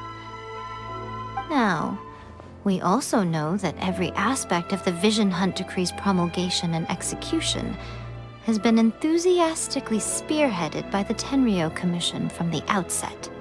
Ayaka was saying that every time they submitted a petition against the Vision Hunt Decree, the Tenryou and Kanjo commissions would veto it straight away with no negotiation.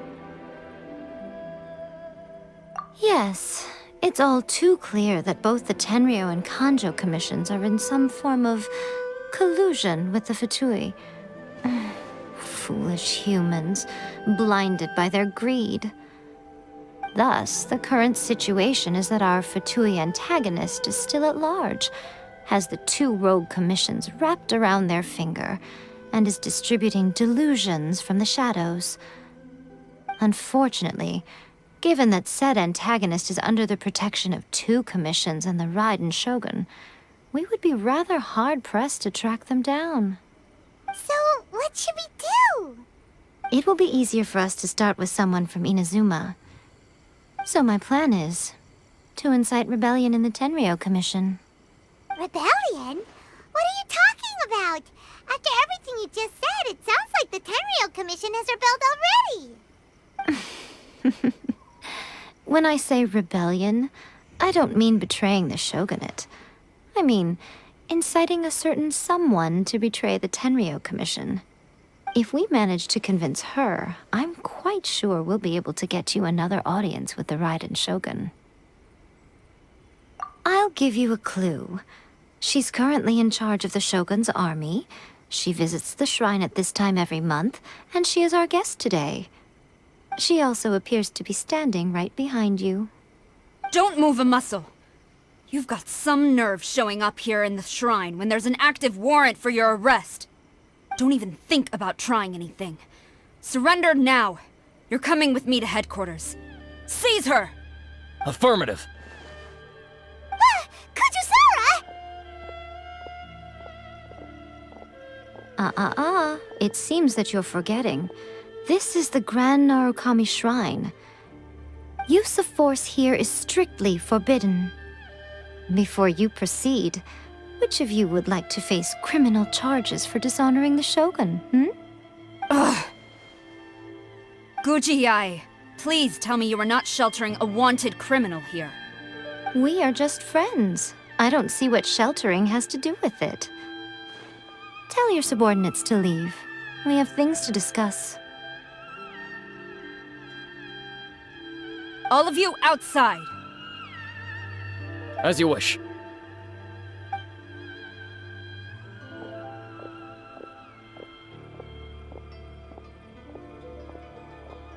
Guji-ai, I'm a little curious. Does it not also dishonor the Shogun to hide a wanted criminal at her grand shrine? You're the same as ever, Kujusara. No one can match you when it comes to loyalty to the Shogun. As a servant, loyalty to the Shogun is my duty.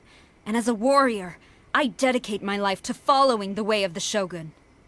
Even though she will one day seize your vision too? The Vision Hunt Decree is the Shogun's chosen course, and I shall not question it. Huh. It's tragic. Such wholehearted devotion rendered meaningless by circumstance. Have you been kept in the dark? Or are you the only one left in the light? Lady Guji, I need you to be direct. Tell me exactly what you mean. The Vision Hunt Decree is a trap. Part of a Fatui plot to bring Inazuma to its knees. And your masters, the Kujo clan of the Tenryou Commission, they're the ones keeping the truth from reaching the Shogun. You're saying the Kujo clan betrayed the Shogunate? Yes, that's exactly what I'm saying.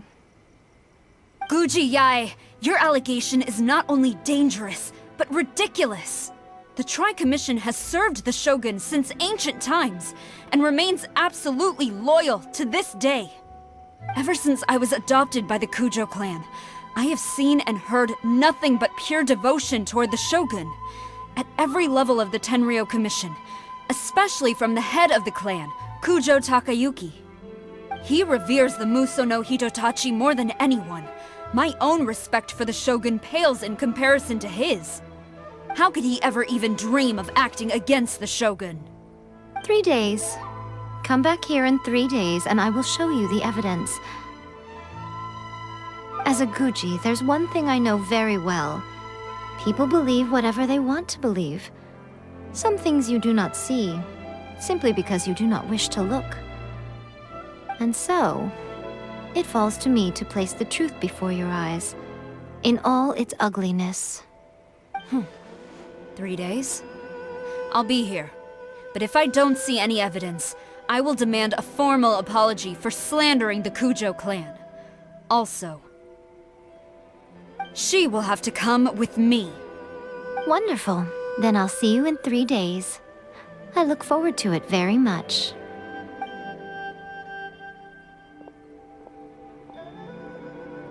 That was so scary! Paimon wasn't expecting to run into Kujusara here. But, Miko, you mentioned evidence of the Tenryou Commission's betrayal. Is that all in hand and good to go, or...? Why are you always asking so many questions? Of course not. I just had to say something because I clearly wasn't convincing her. Not entirely unexpected. As plans go, changing the deity's mind is a huge gamble to begin with. We can't expect to be in control of every last detail when we're facing off against a god, can we? Okay, but what are we gonna do, though? We only have 3 days! If we want to get our evidence, we're going to need some help. Now, come with me. we must awaken the professional.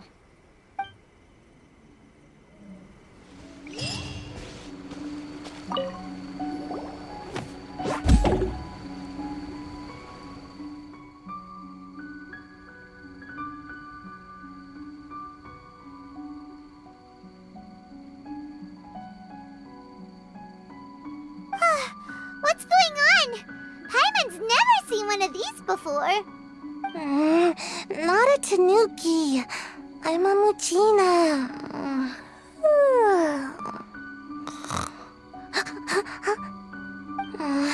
I'm so tired. If I don't get enough sleep, it'll stunt my growth. Is this the professional you were talking about? She doesn't look very professional at all. She is a member of the Shiumatsuban, a genuine, bona fide ninja. Wow, a ninja?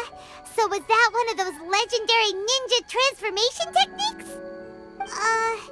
Anyway, what's the Shiumatsuban? It belongs to the Yashiro Commission, a secret unit under Kamisato Ayato. Now, Kamisato Ayato and the Yashiro Commission are neutral parties, so I have no right to give orders to the Shiumatsuban. However, convincing their most chronically lazy member to help us is well within my abilities. Here's what I need you to do. Go into town and find evidence of the Tenryou Commission's betrayal. It would not be appropriate for me to be seen there myself. You make it sound so simple, but...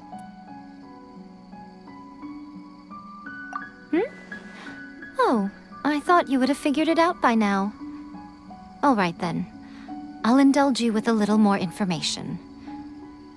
For a complete outsider, probing the inner workings of the Tenryou Commission is nigh on impossible. But since the three commissions work together to serve the Shogun, they have a close relationship. Someone from one of the other commissions might have an easier job of figuring out what they're up to. Now you're following me.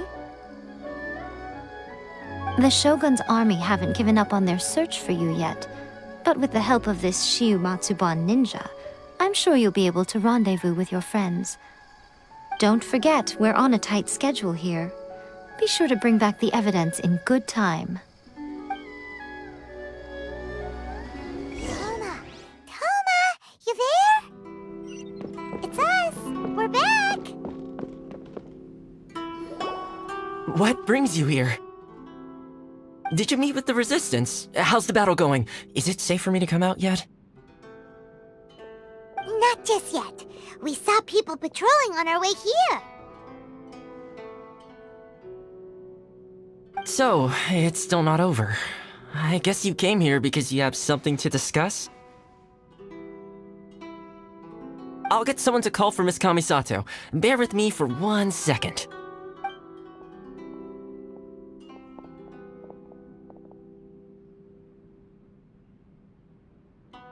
I see. You have been through a lot since we last met. I understand. You need evidence of the Tenryou Commission's betrayal. Let me think. Now that you mention it, there is one thing that has always concerned me. The Shogun's army has been at war with the Resistance for a long time now, but not once has the Shogun ever inquired about it. I used to think that she simply didn't care, but looking at it now, perhaps the problem all along has been with the Tenryou Commission's reports to the Shogun. What do you mean? The Tenryou Commission presides over domestic military affairs. If they ever had any intention of concealing information in their reports, we would have no way of knowing. Meanwhile, the Shogun would incorrectly conclude that the Vision Hunt decree poses no threat and would stick to her decision. If we had access to their reports, it would confirm everything. But as I recall, the only person authorized to access that kind of official documentation is Kujo Takayuki. It's heavily guarded too. Even with Sayu's help, swiping a document from under their noses is no easy task. If only there was a way we could distract the guards just for long enough.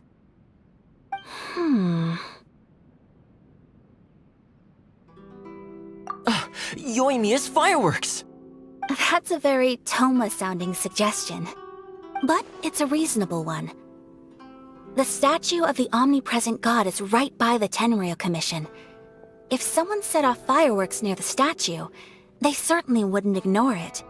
While they were preoccupied with that, Sayu could infiltrate the Tenryou Commission and take the report, as well as any other evidence she might find. Great! It feels like I'm getting closer and closer to being a free man again.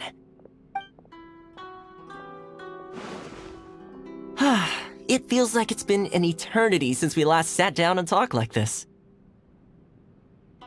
Well, it certainly felt like it to me. I've been looking forward to seeing you again every day since I got here. This tea house used to be my favorite hiding place, but now I've honestly lost track of how long it's been since I last set foot outside of here. Oh man, I want to go to the hot springs so badly. Poor Toma. Let's focus on the issue at hand. The sooner the Vision Hunt Decree is abolished, the sooner Toma will be free. This was a reunion of sorts, but there's no time to catch up. We'll celebrate properly when it's all over. Ooh, let's play the hot pot game again. You're still thinking about that? The Tenryou Commission is heavily guarded. Be careful when you get near. Let's meet back here afterwards. Alright, first let's go to Hanamizaka to find Yoimiya. Yoimiya, we need an extra-large firework. The super-duper big kind. Extra-large firework? You sure came to the right person. As it happens, I made this really souped-up one just a couple days ago. But it's so powerful that I haven't found anywhere I can test it out yet. May as well give it to you. Let me know how it turns out. Don't forget, move well away from it after you light the fuse, and try to avoid burning your clothes. Also, it's best that you cover your ears. Why does Paimon feel so nervous all of a sudden? Don't worry, it's just a firework, come on! What's the worst that could happen? We'll give it a try. Thanks, Yoimiya. Well, we got our distraction. Now we just need to wait for nightfall. Pretty much how I thought. There are loads and loads of people. If one of them spots me, I'll get caught. We need to get rid of them, or I won't be able to sneak inside. After I get the document, let's meet back at Komari Tea House, okay? Also, if I do get caught, please come rescue me. Is this really a good idea? Anyway, let's make our way to the statue. Careful does it. Watch out for guards and don't get caught.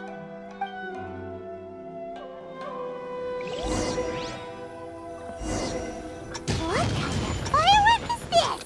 By the look of it, Paimon's ears are gonna get blown off.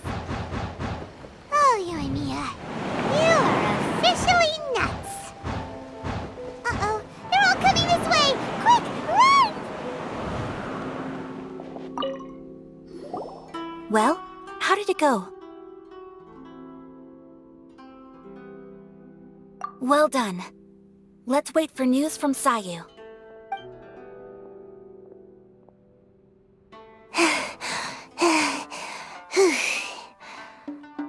I know exercise helps you grow, but this was a little too much exercise. I feel so dizzy. Everyone is spinning. No, I can't sleep yet. There was something important I was supposed to do first.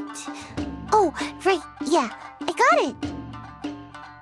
I didn't know how to find a document you guys were talking about, so I just swiped a whole bunch of stuff that looks suspicious.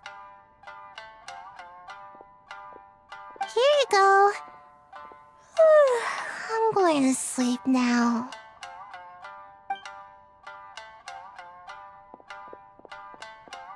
My lady, what are we looking at? This sealed envelope must be an official report that the Tenryou Commission is preparing to present to the Shogun. In addition, we have Correspondence with the Fatui. It seems that Gujiaya was right. They have been fomenting unrest behind the scenes. This should be ample evidence. Please take them to Gujiaya. I trust she will have a plan for the next step. I will also gather some people to try and root out the rest of the Fatui in Inazuma. Still, mind yourself when you face the Shogun.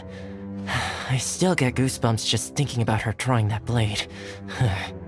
Again, we'll just have to trust Gujiai.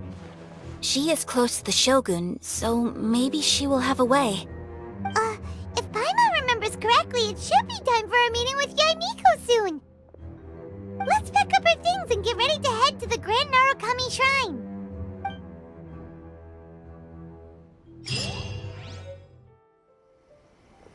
Lady Guji, here I am, as promised. Rest assured I came here alone and told no one about this trip. I knew you would keep your promise after all. I'm sure you've barely been able to take your mind off it these past few days. Have you managed to get any sleep at all? You're quite mistaken. I would never doubt the leaders of my clan. So, where is your proof? Ah, how wonderful. Everyone's keeping their promises today. Oh, you wouldn't believe what we had to go through to get our hands on this stuff. Hand them to Sarah. She can examine them for herself. What is this? I see this document bears the official seal of the head of the Kujo clan, and it doesn't look like a forgery. I don't understand. Not a single word about the resistance, Sangonomiya, or the situation on the front line. What about the soldiers who gave their lives on the front line, or the hardship endured by the people? Do they deserve no mention? Utter disregard for human life. Why would they want to hide it? For the sake of the Vision Hunt decree, of course. Don't you think the Shogun might reconsider her policy if all of the things you just mentioned appeared in this report? So, the Tenryou Commission, they are deliberately deceiving the Shogun? Yes. Now, who else do you think might be benefiting from the Vision Hunt decree? This is a letter from the Tenryou Commission to the Fatui. The head of the Kujo clan kept this a secret from the Shogun, too. Well, the things you wanted to see but also wished not to see are here before you. Surely, you aren't planning to turn a blind eye to them? So everything I've ever held on to, it's all... How could they? Ugh! This betrayal is unforgivable! Takayuki, you've got some explaining to do!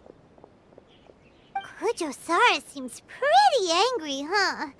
Looks like our Tenryou rebellion is successfully underway. Yep.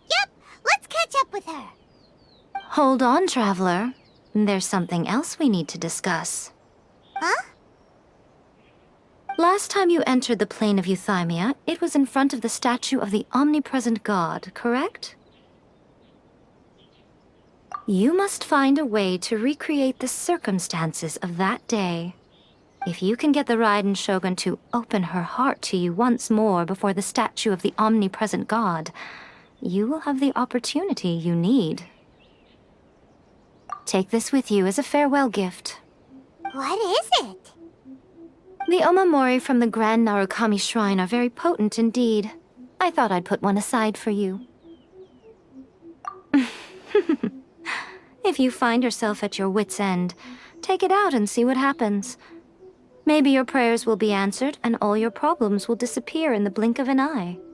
Or if you ever think about me during your journey, take it out, won't you? Who knows? Maybe I'll just end up appearing right in front of you. Cut it out, Fox Lady! This isn't the time or place to be poking fun at the Traveler! I'm sorry. Well then, time for you to face my hopeless fool of a friend. I'm counting on you.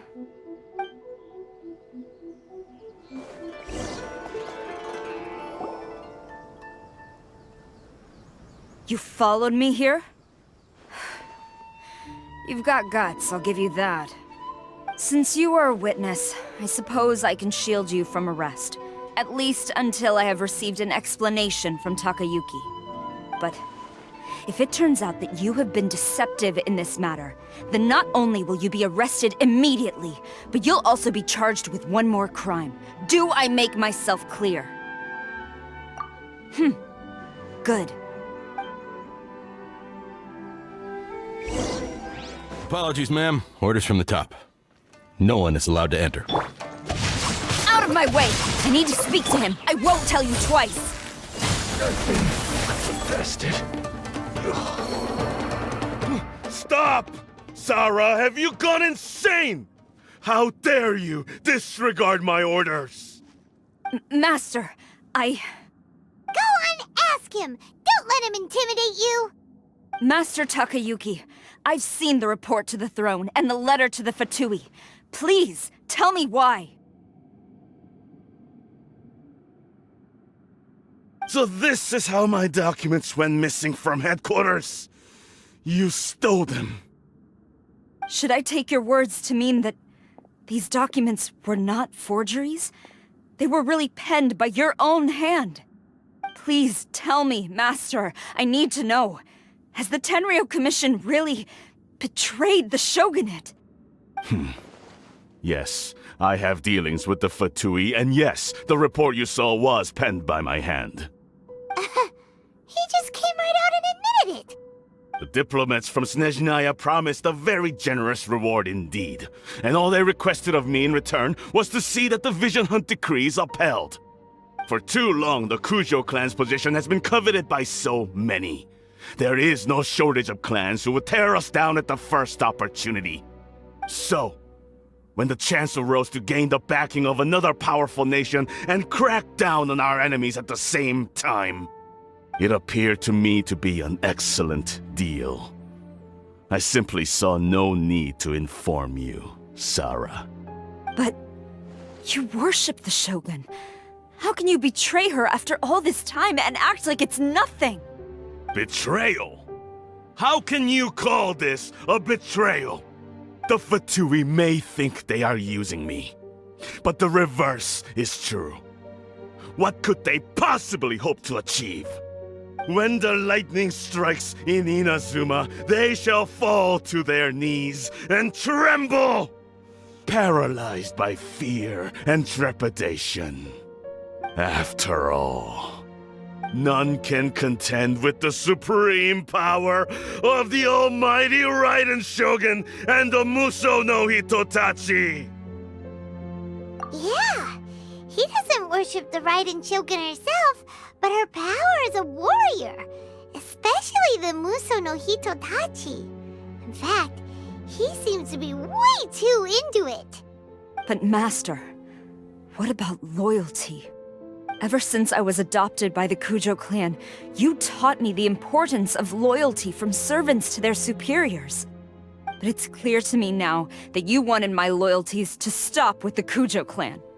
So you were scared that I would betray you one day? You hypocrite! Preaching about virtue just to mask your own wretched selfishness! Selfishness? I am but safeguarding the eternity of the Kujo clan. I'm quite sure the almighty Shogun would be sympathetic to that. As would the former head of our clan. Hate to say it, but his ego is getting in the way. If he thinks the Kujo clan is a match for the Fatui, Paimon thinks he's in for a nasty surprise. I've doubted the Vision Hunt decree in the past. I asked myself, is this truly the correct thing to do? Even though it goes against what I know in my heart to be right. But I chose to obey the Shogun. For as long as she leads the way, who among us is qualified to judge between right and wrong when we have not yet reached the end of the path? But now I realize that the path of eternity is one without end, while this path, it has long since been defiled by your selfish ways. So I'm going to tell the Shogun the truth about all this. If nothing else, my conscience will be clear. Stubborn and futile. Report to the Shogun if you so wish. The Kujo clan's position is now unshakable, and nothing you can do will change this. The Shogun is at Tenshukaku receiving a Snezhnayan diplomat, a harbinger by the name of Signora. Signora's the one behind all this? Ugh, not her again! Way back in Rito, Lady Hiragi said something about the Kanjo Commissioner meeting with an arrogant-sounding woman. We should have known. A diplomat from Snezhnaya? Well, if she thinks she's leaving Inazuma in one piece, she's got another thing coming. Sara stormed off! Do you think she's gonna go barge into Tenshukaku right now? You can say that again! Alright then, let's do this!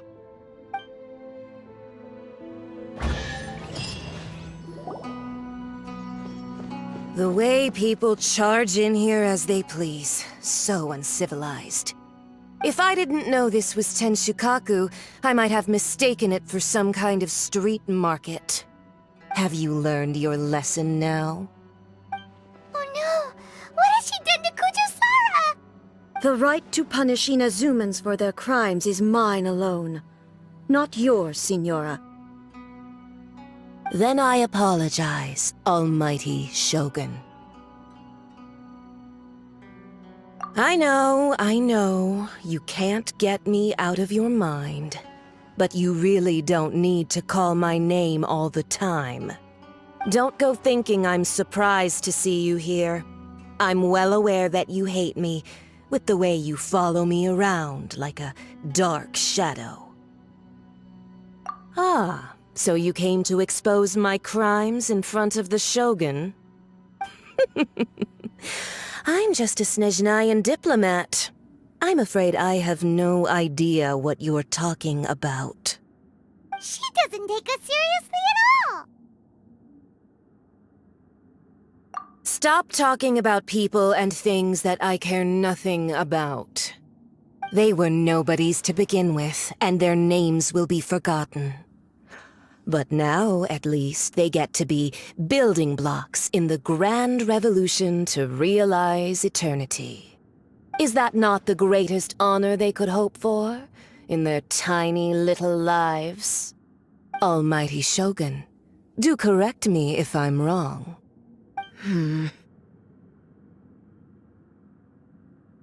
That's ancient history. You certainly love to hold a grudge.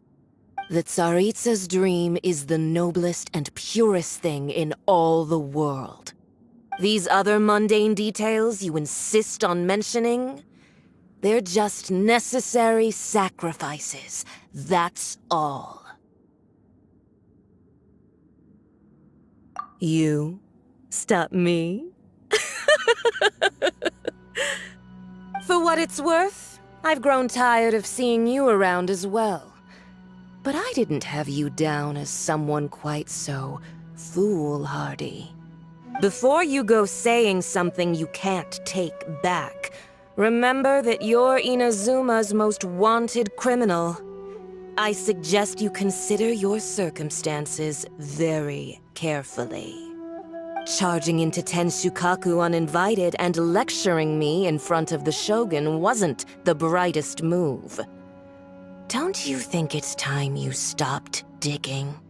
I'm not sure you realize quite how much distance there is between us, both in status and in strength. I challenge you to a duel before the throne.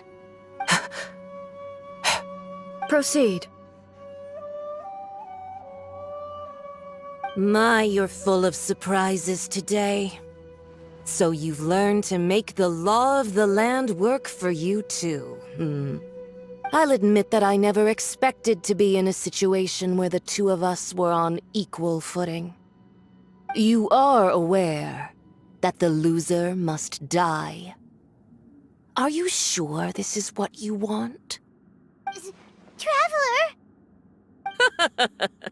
Then I will deign to share this last dance with you. Till death do us part!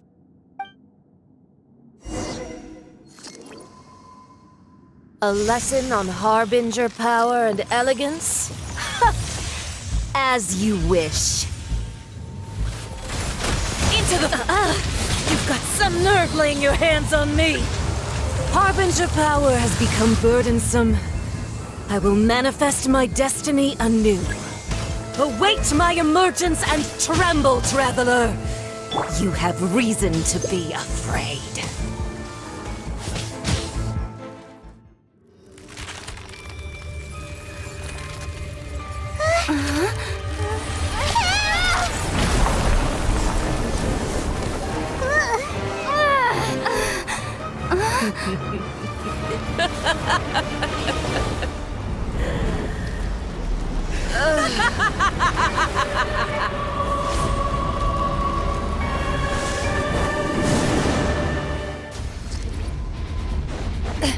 Pale flame, lay waste to frozen shell and witness my suffering. In fires of sin and retribution, your soul will be incinerated. Immolation, a cherished agony. Do you feel it?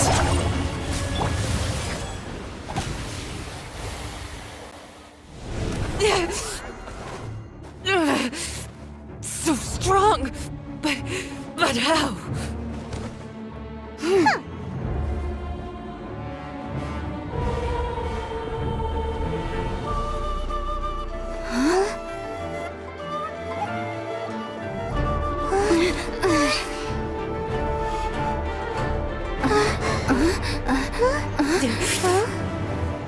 I am a Snezhnayan diplomat. You know what happens if you lay a finger on me. I swear, if you strike me, I will make sure...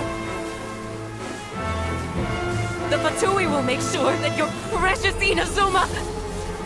Stop! I order you! And you! Filthy rats! All of you!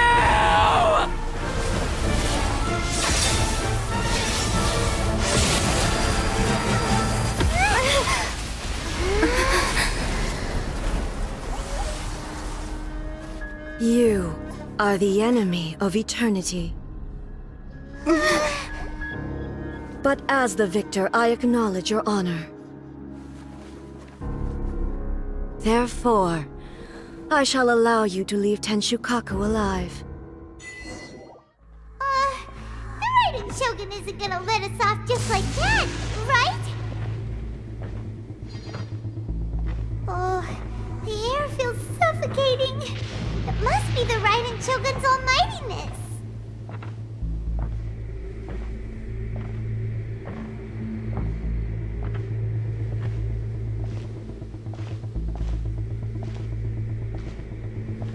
One strike from the Shogun and now Senora is gone! She got what she deserved, but Paimon still can't help but feel upset. Why are they doing it? Why are the Harbingers collecting all the no-seeds? Huh? Traveler, you got a headache? Chin up. Let's get out of this place. Paimon feels unsettled.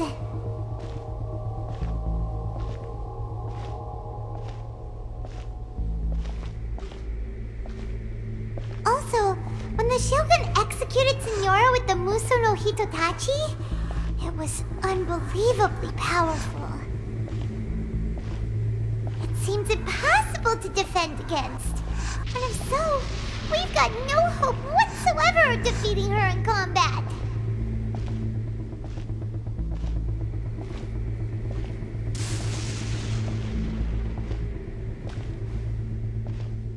So, to recap, Yaimiko wants us to go back inside the plane of Eutimia by the statue of the omnipresent god. Oh, but we'll be like lambs to the slaughter, won't we? Oh, maybe we could put this plan on hold for a while?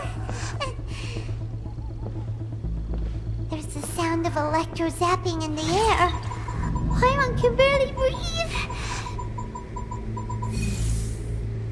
Traveler, are you okay? You're so silent.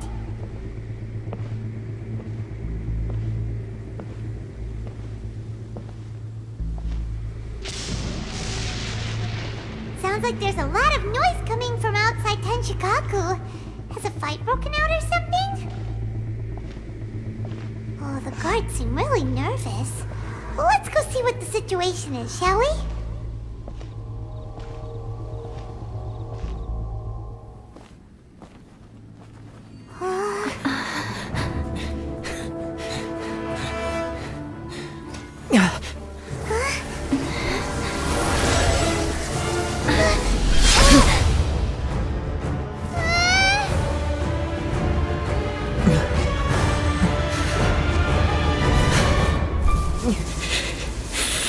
There will always be those who dare to brave the lightning's glow.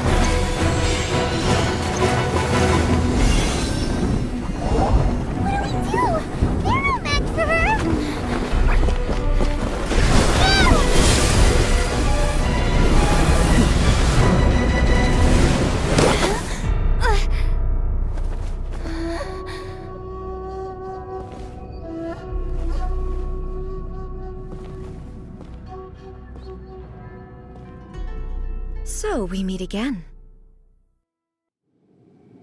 Indulge my curiosity. What is the reason that I find you standing here before me once again? Do you hope your foolhardiness will shelter those people?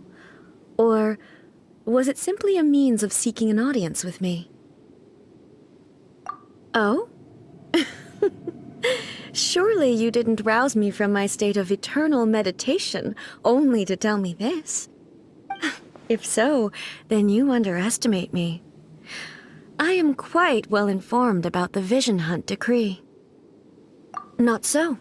Only everything that pertains to eternity. The Vision Hunt decree has my tacit approval. The Fatui's actions thus far do not constitute a threat to eternity. Otherwise, they would have been purged long ago. Individual ambition is inherently incompatible with eternity. What you might not realize is that all too often, people have far more to lose by chasing their dreams. Consider this. No one will lose their life on account of having their vision taken away. Rather, those who have lost their lives are the ones who insisted on pursuing their own aspirations, are they not? Traveler, your existence is unique in my eyes. There seems to be limitless uncertainty in you. To put it another way, you are the furthest thing from eternity. So, I won't insist that you comprehend the meaning of my actions. What matters is that I tread the path of eternity on my people's behalf. That's right. I'm surprised you understand it so well. Anyway, you're looking for a chance to shake my will, aren't you?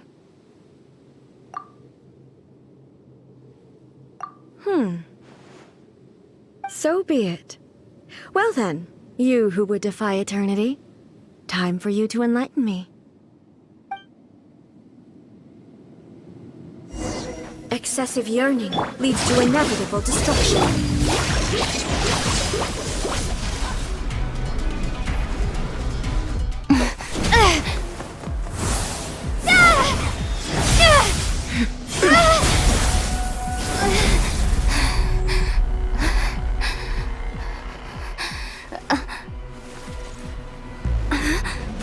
Dear me, aren't you cutting it rather close?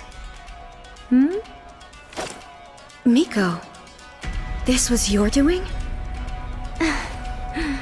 Now.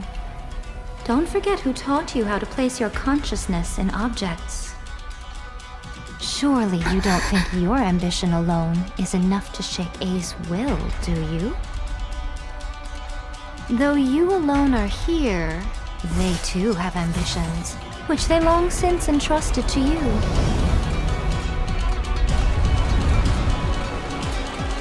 Now then, close your eyes. We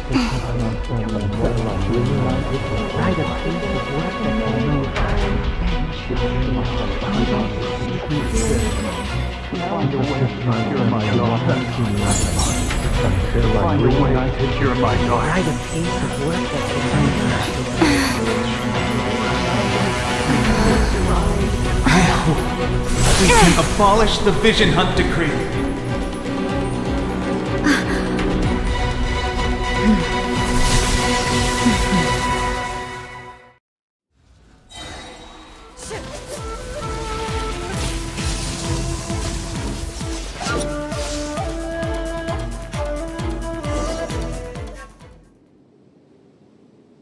You've lost, eh?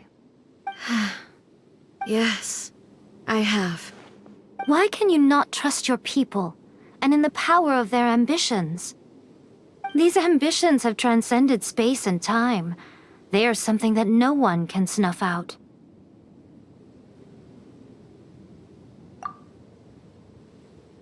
Is this the lesson you learned from your journey in Liyue? There are nations where humans cast their god aside and stride forward.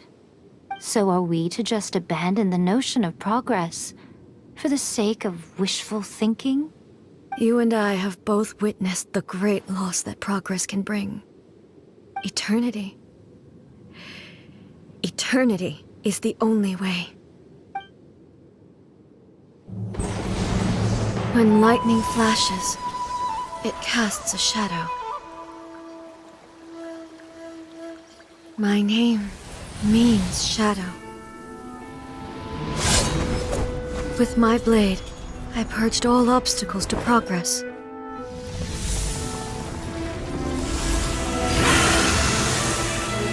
And yet, something was lost with each step forward. In the end, I even lost her. The tales are still retold in the shade of every Thunder Sakura. But the wounds left on our nation by that terrible loss still ache. Never stop searching, even if only for a brief flash of light. If nothing else, we have the present moment. She said that once. But I've seen a nation stride forward and lose everything to the heavenly principles. Perhaps only if time stands still will the lightning's glow never fade.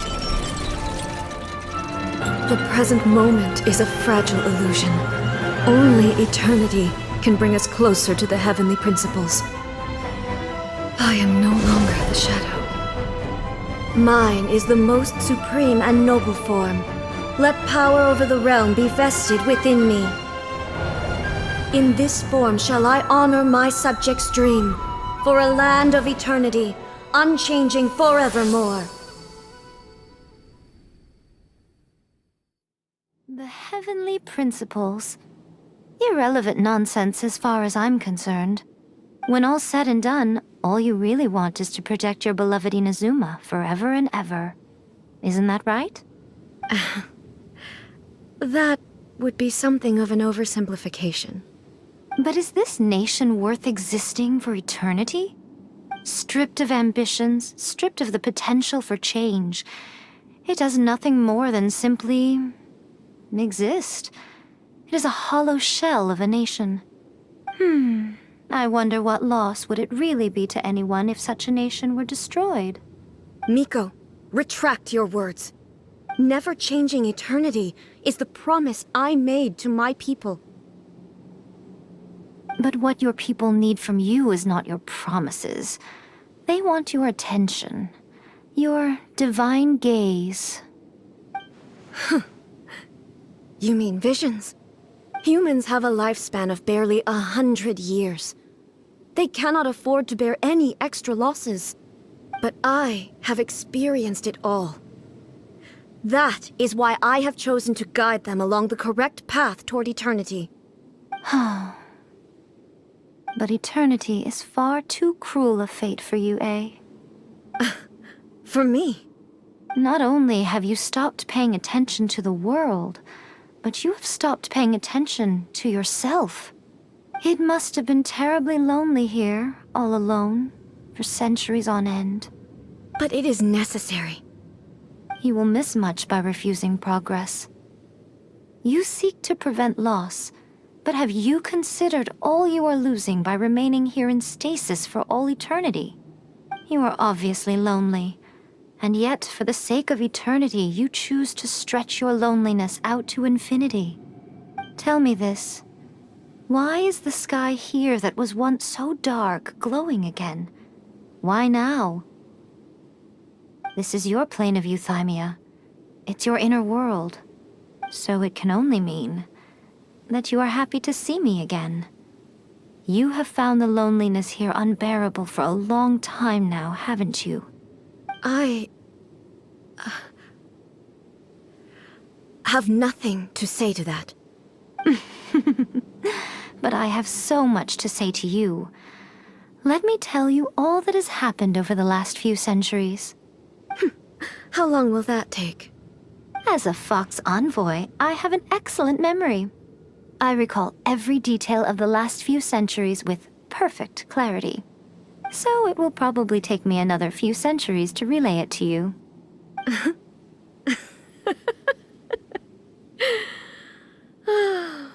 Miko, I never thought I would have the chance to meet with you like this again.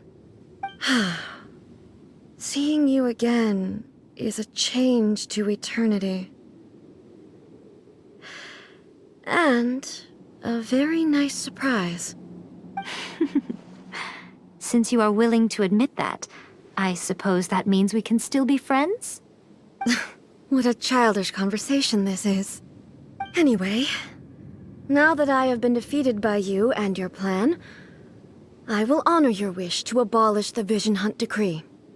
But, with regards to eternity, and the question of whether this nation should move forward, I need time to give it some thought. You are the one who's been acting like a child from the very beginning.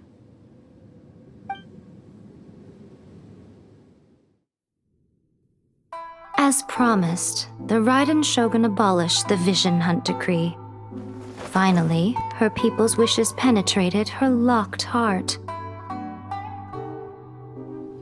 Beyond the plane of Eutimia, she saw what eternity means in the eyes of the world. When one's fervent ambition burns brightly, the gods will cast their gaze upon you.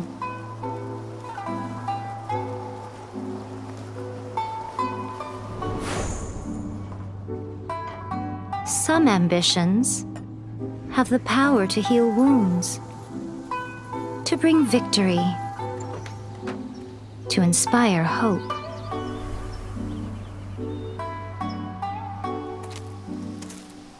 But some ambitions outlive their masters long after the soul ascends. They remain as they were in the beginning.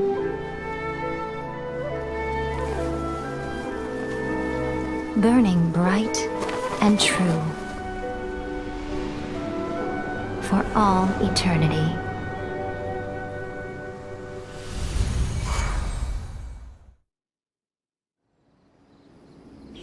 So what did you guys do in the Raiden Shogun's plane of Eutimia anyway? Is the Vision Hunt Decree abolished? Oh, gotcha. Paimon was super worried, you know.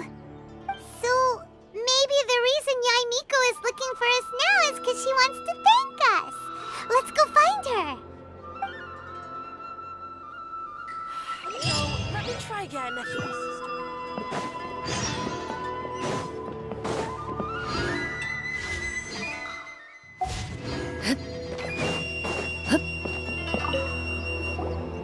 Why, hello. if it isn't the triumphant traveler? And why might you be visiting the shrine? A sign of piety, perhaps? You literally told us to come meet you here! I was just joking. I've been waiting for you. Seems like someone's in a pretty good mood. Mm-hmm. Catching up with an old friend I hadn't seen in years was truly delightful. By the way, I heard that you had a duel before the throne, with a Fatui Harbinger no less. Courageous and astute.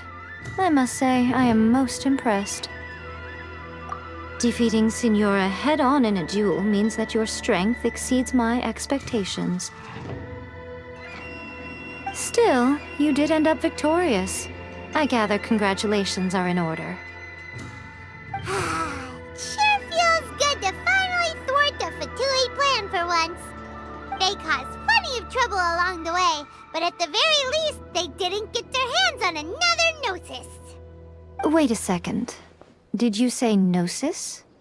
As in, the little thing that looks something like a chess piece? Yep, that's the one. You've seen one too? Gnosis belong to the Seven. They're what keep them connected to Celestia. Oh. What's wrong? I handed that over. You did what now? Well, how else was I supposed to save your skin from the Balladeer exactly? The Balladeer is number 6 of the Fatui Harbingers.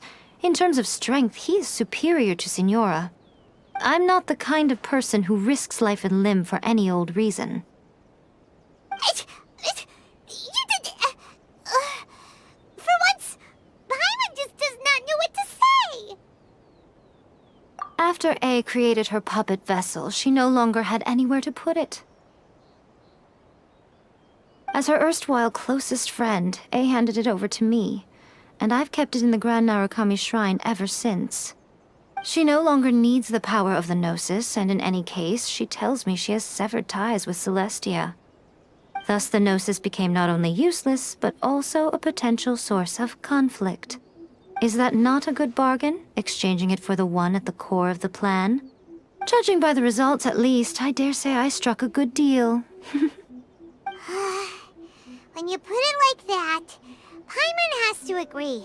The Traveler is worth more than a Gnosis. Well, what's done is done, and Paimon heartily thinks we'll be getting it back now. Let's leave the past in the past. So anyway, you still haven't told us why you called us here today. It's to thank you. Really? You intend to travel all over Teyvat, and the time has come for the Inazuma leg of your trip to come to an end, has it not? As a mark of my gratitude, I will answer any questions you may have about the road ahead or the events of the past. What would you like to know about? That puppet was built with technology that has been lost to time. Perhaps she, as a god, is the only one privy to the knowledge of its origins.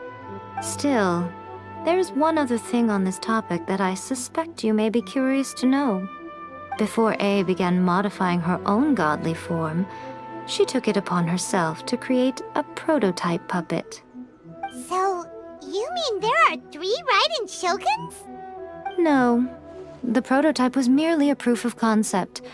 Its appearance and intellect were not based on A. It was a test. The original plan was for A to simply discard it. But perhaps A thought this to be too cruel, because in the end she chose only to seal the power within it. Later, this puppet wandered Inazuma as an ordinary human male with his own consciousness, until the Fatui took an interest in him. Not the Fatui! Some eccentric geniuses in the ranks of the Fatui made adjustments to the prototype, not only unsealing his power, but very likely rendering him even more formidable than his original specifications. The object of divine creation is now the one who has taken possession of the Gnosis, and the prototype puppet is now known as the Balladeer. What What a crazy story!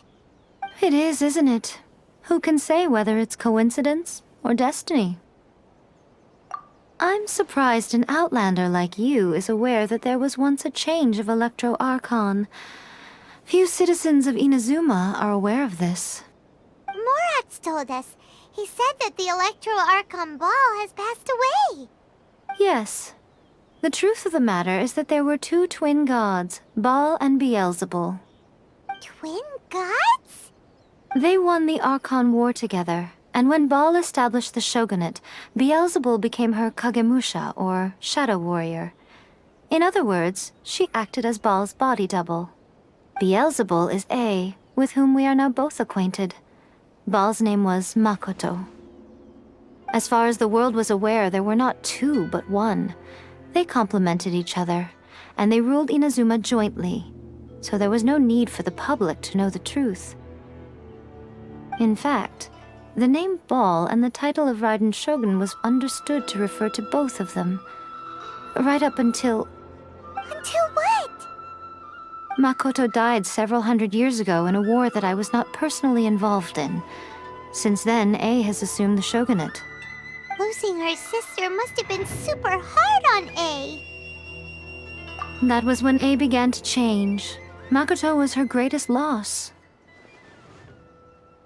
Paimon feels like she understands A a lot better now after finding that out. So what kind of god was Makoto? I didn't spend a great deal of time with her, but my impression was she was a gentle god, who in each moment cherished the beauty of what was before her. Wow!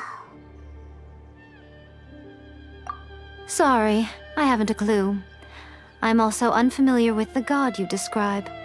But if you still have doubts about A, I would say they are misplaced. Not only does she not fit your description, but she voluntarily gave up her gnosis long ago, severing her ties with Celestia in the process. That's good to hear. Otherwise, given that I'm her familiar, it could have made our relationship rather awkward, don't you think? Don't worry, we aren't looking to pick a fight with you. I wish you the best of luck. May you soon discover the truth behind it all. As for your brother's whereabouts, I will use all the resources at my disposal to investigate it, and I will also borrow some of Ayato's people from the Shiumatsuban. I'll let you know if I find out anything. Consider it part of my means of thanking you. After leaving Inazuma, I think it would be easiest for you to go to Sumeru. Ooh, Sumeru! We've run into loads of scholars from there on our journey so far. Yes, well, Sumeru is the land of the god of wisdom, where the quest for wisdom and knowledge is never-ending. But their obsession gives rise to some truly inexplicable things. For example, in Sumeru, knowledge is holistically managed as a resource. Knowledge is a resource? Yes. I don't know whether it was the sages or Lesser Lord Kusanali who came up with the idea. Lesser Lord Kusanali? That's a cute name. Oh, you haven't heard. Lesser Lord Kusanali is the deity in whom the people of Sumeru place their faith. It's their chosen term of endearment for her. I'm sure you must have some things to discuss with her too. I wish you all the best. Are you sure? Okay then. Oh, Traveler, do you still have the omamori I gave you? Keep it safe. Is that all you intend to do with it? There was me thinking that you might hang it around your neck to show off to the world, telling everyone who inquired that it was given to you by none other than Yae Miko, the wise and beautiful. Who in their right mind would do that? Okay, I'll stop. Now, a question for you. Traveler, what is your ambition? I see. But that is merely a small goal, based on what preoccupies you here and now. Your ambition should be something that transcends the world below and the starry sky above. Something that shines in unison with fate itself. Perhaps the reason you do not possess a vision is that such an ambition has yet to be engendered within you. It's a possibility. Continue on your journey, and maybe that moment will come to pass.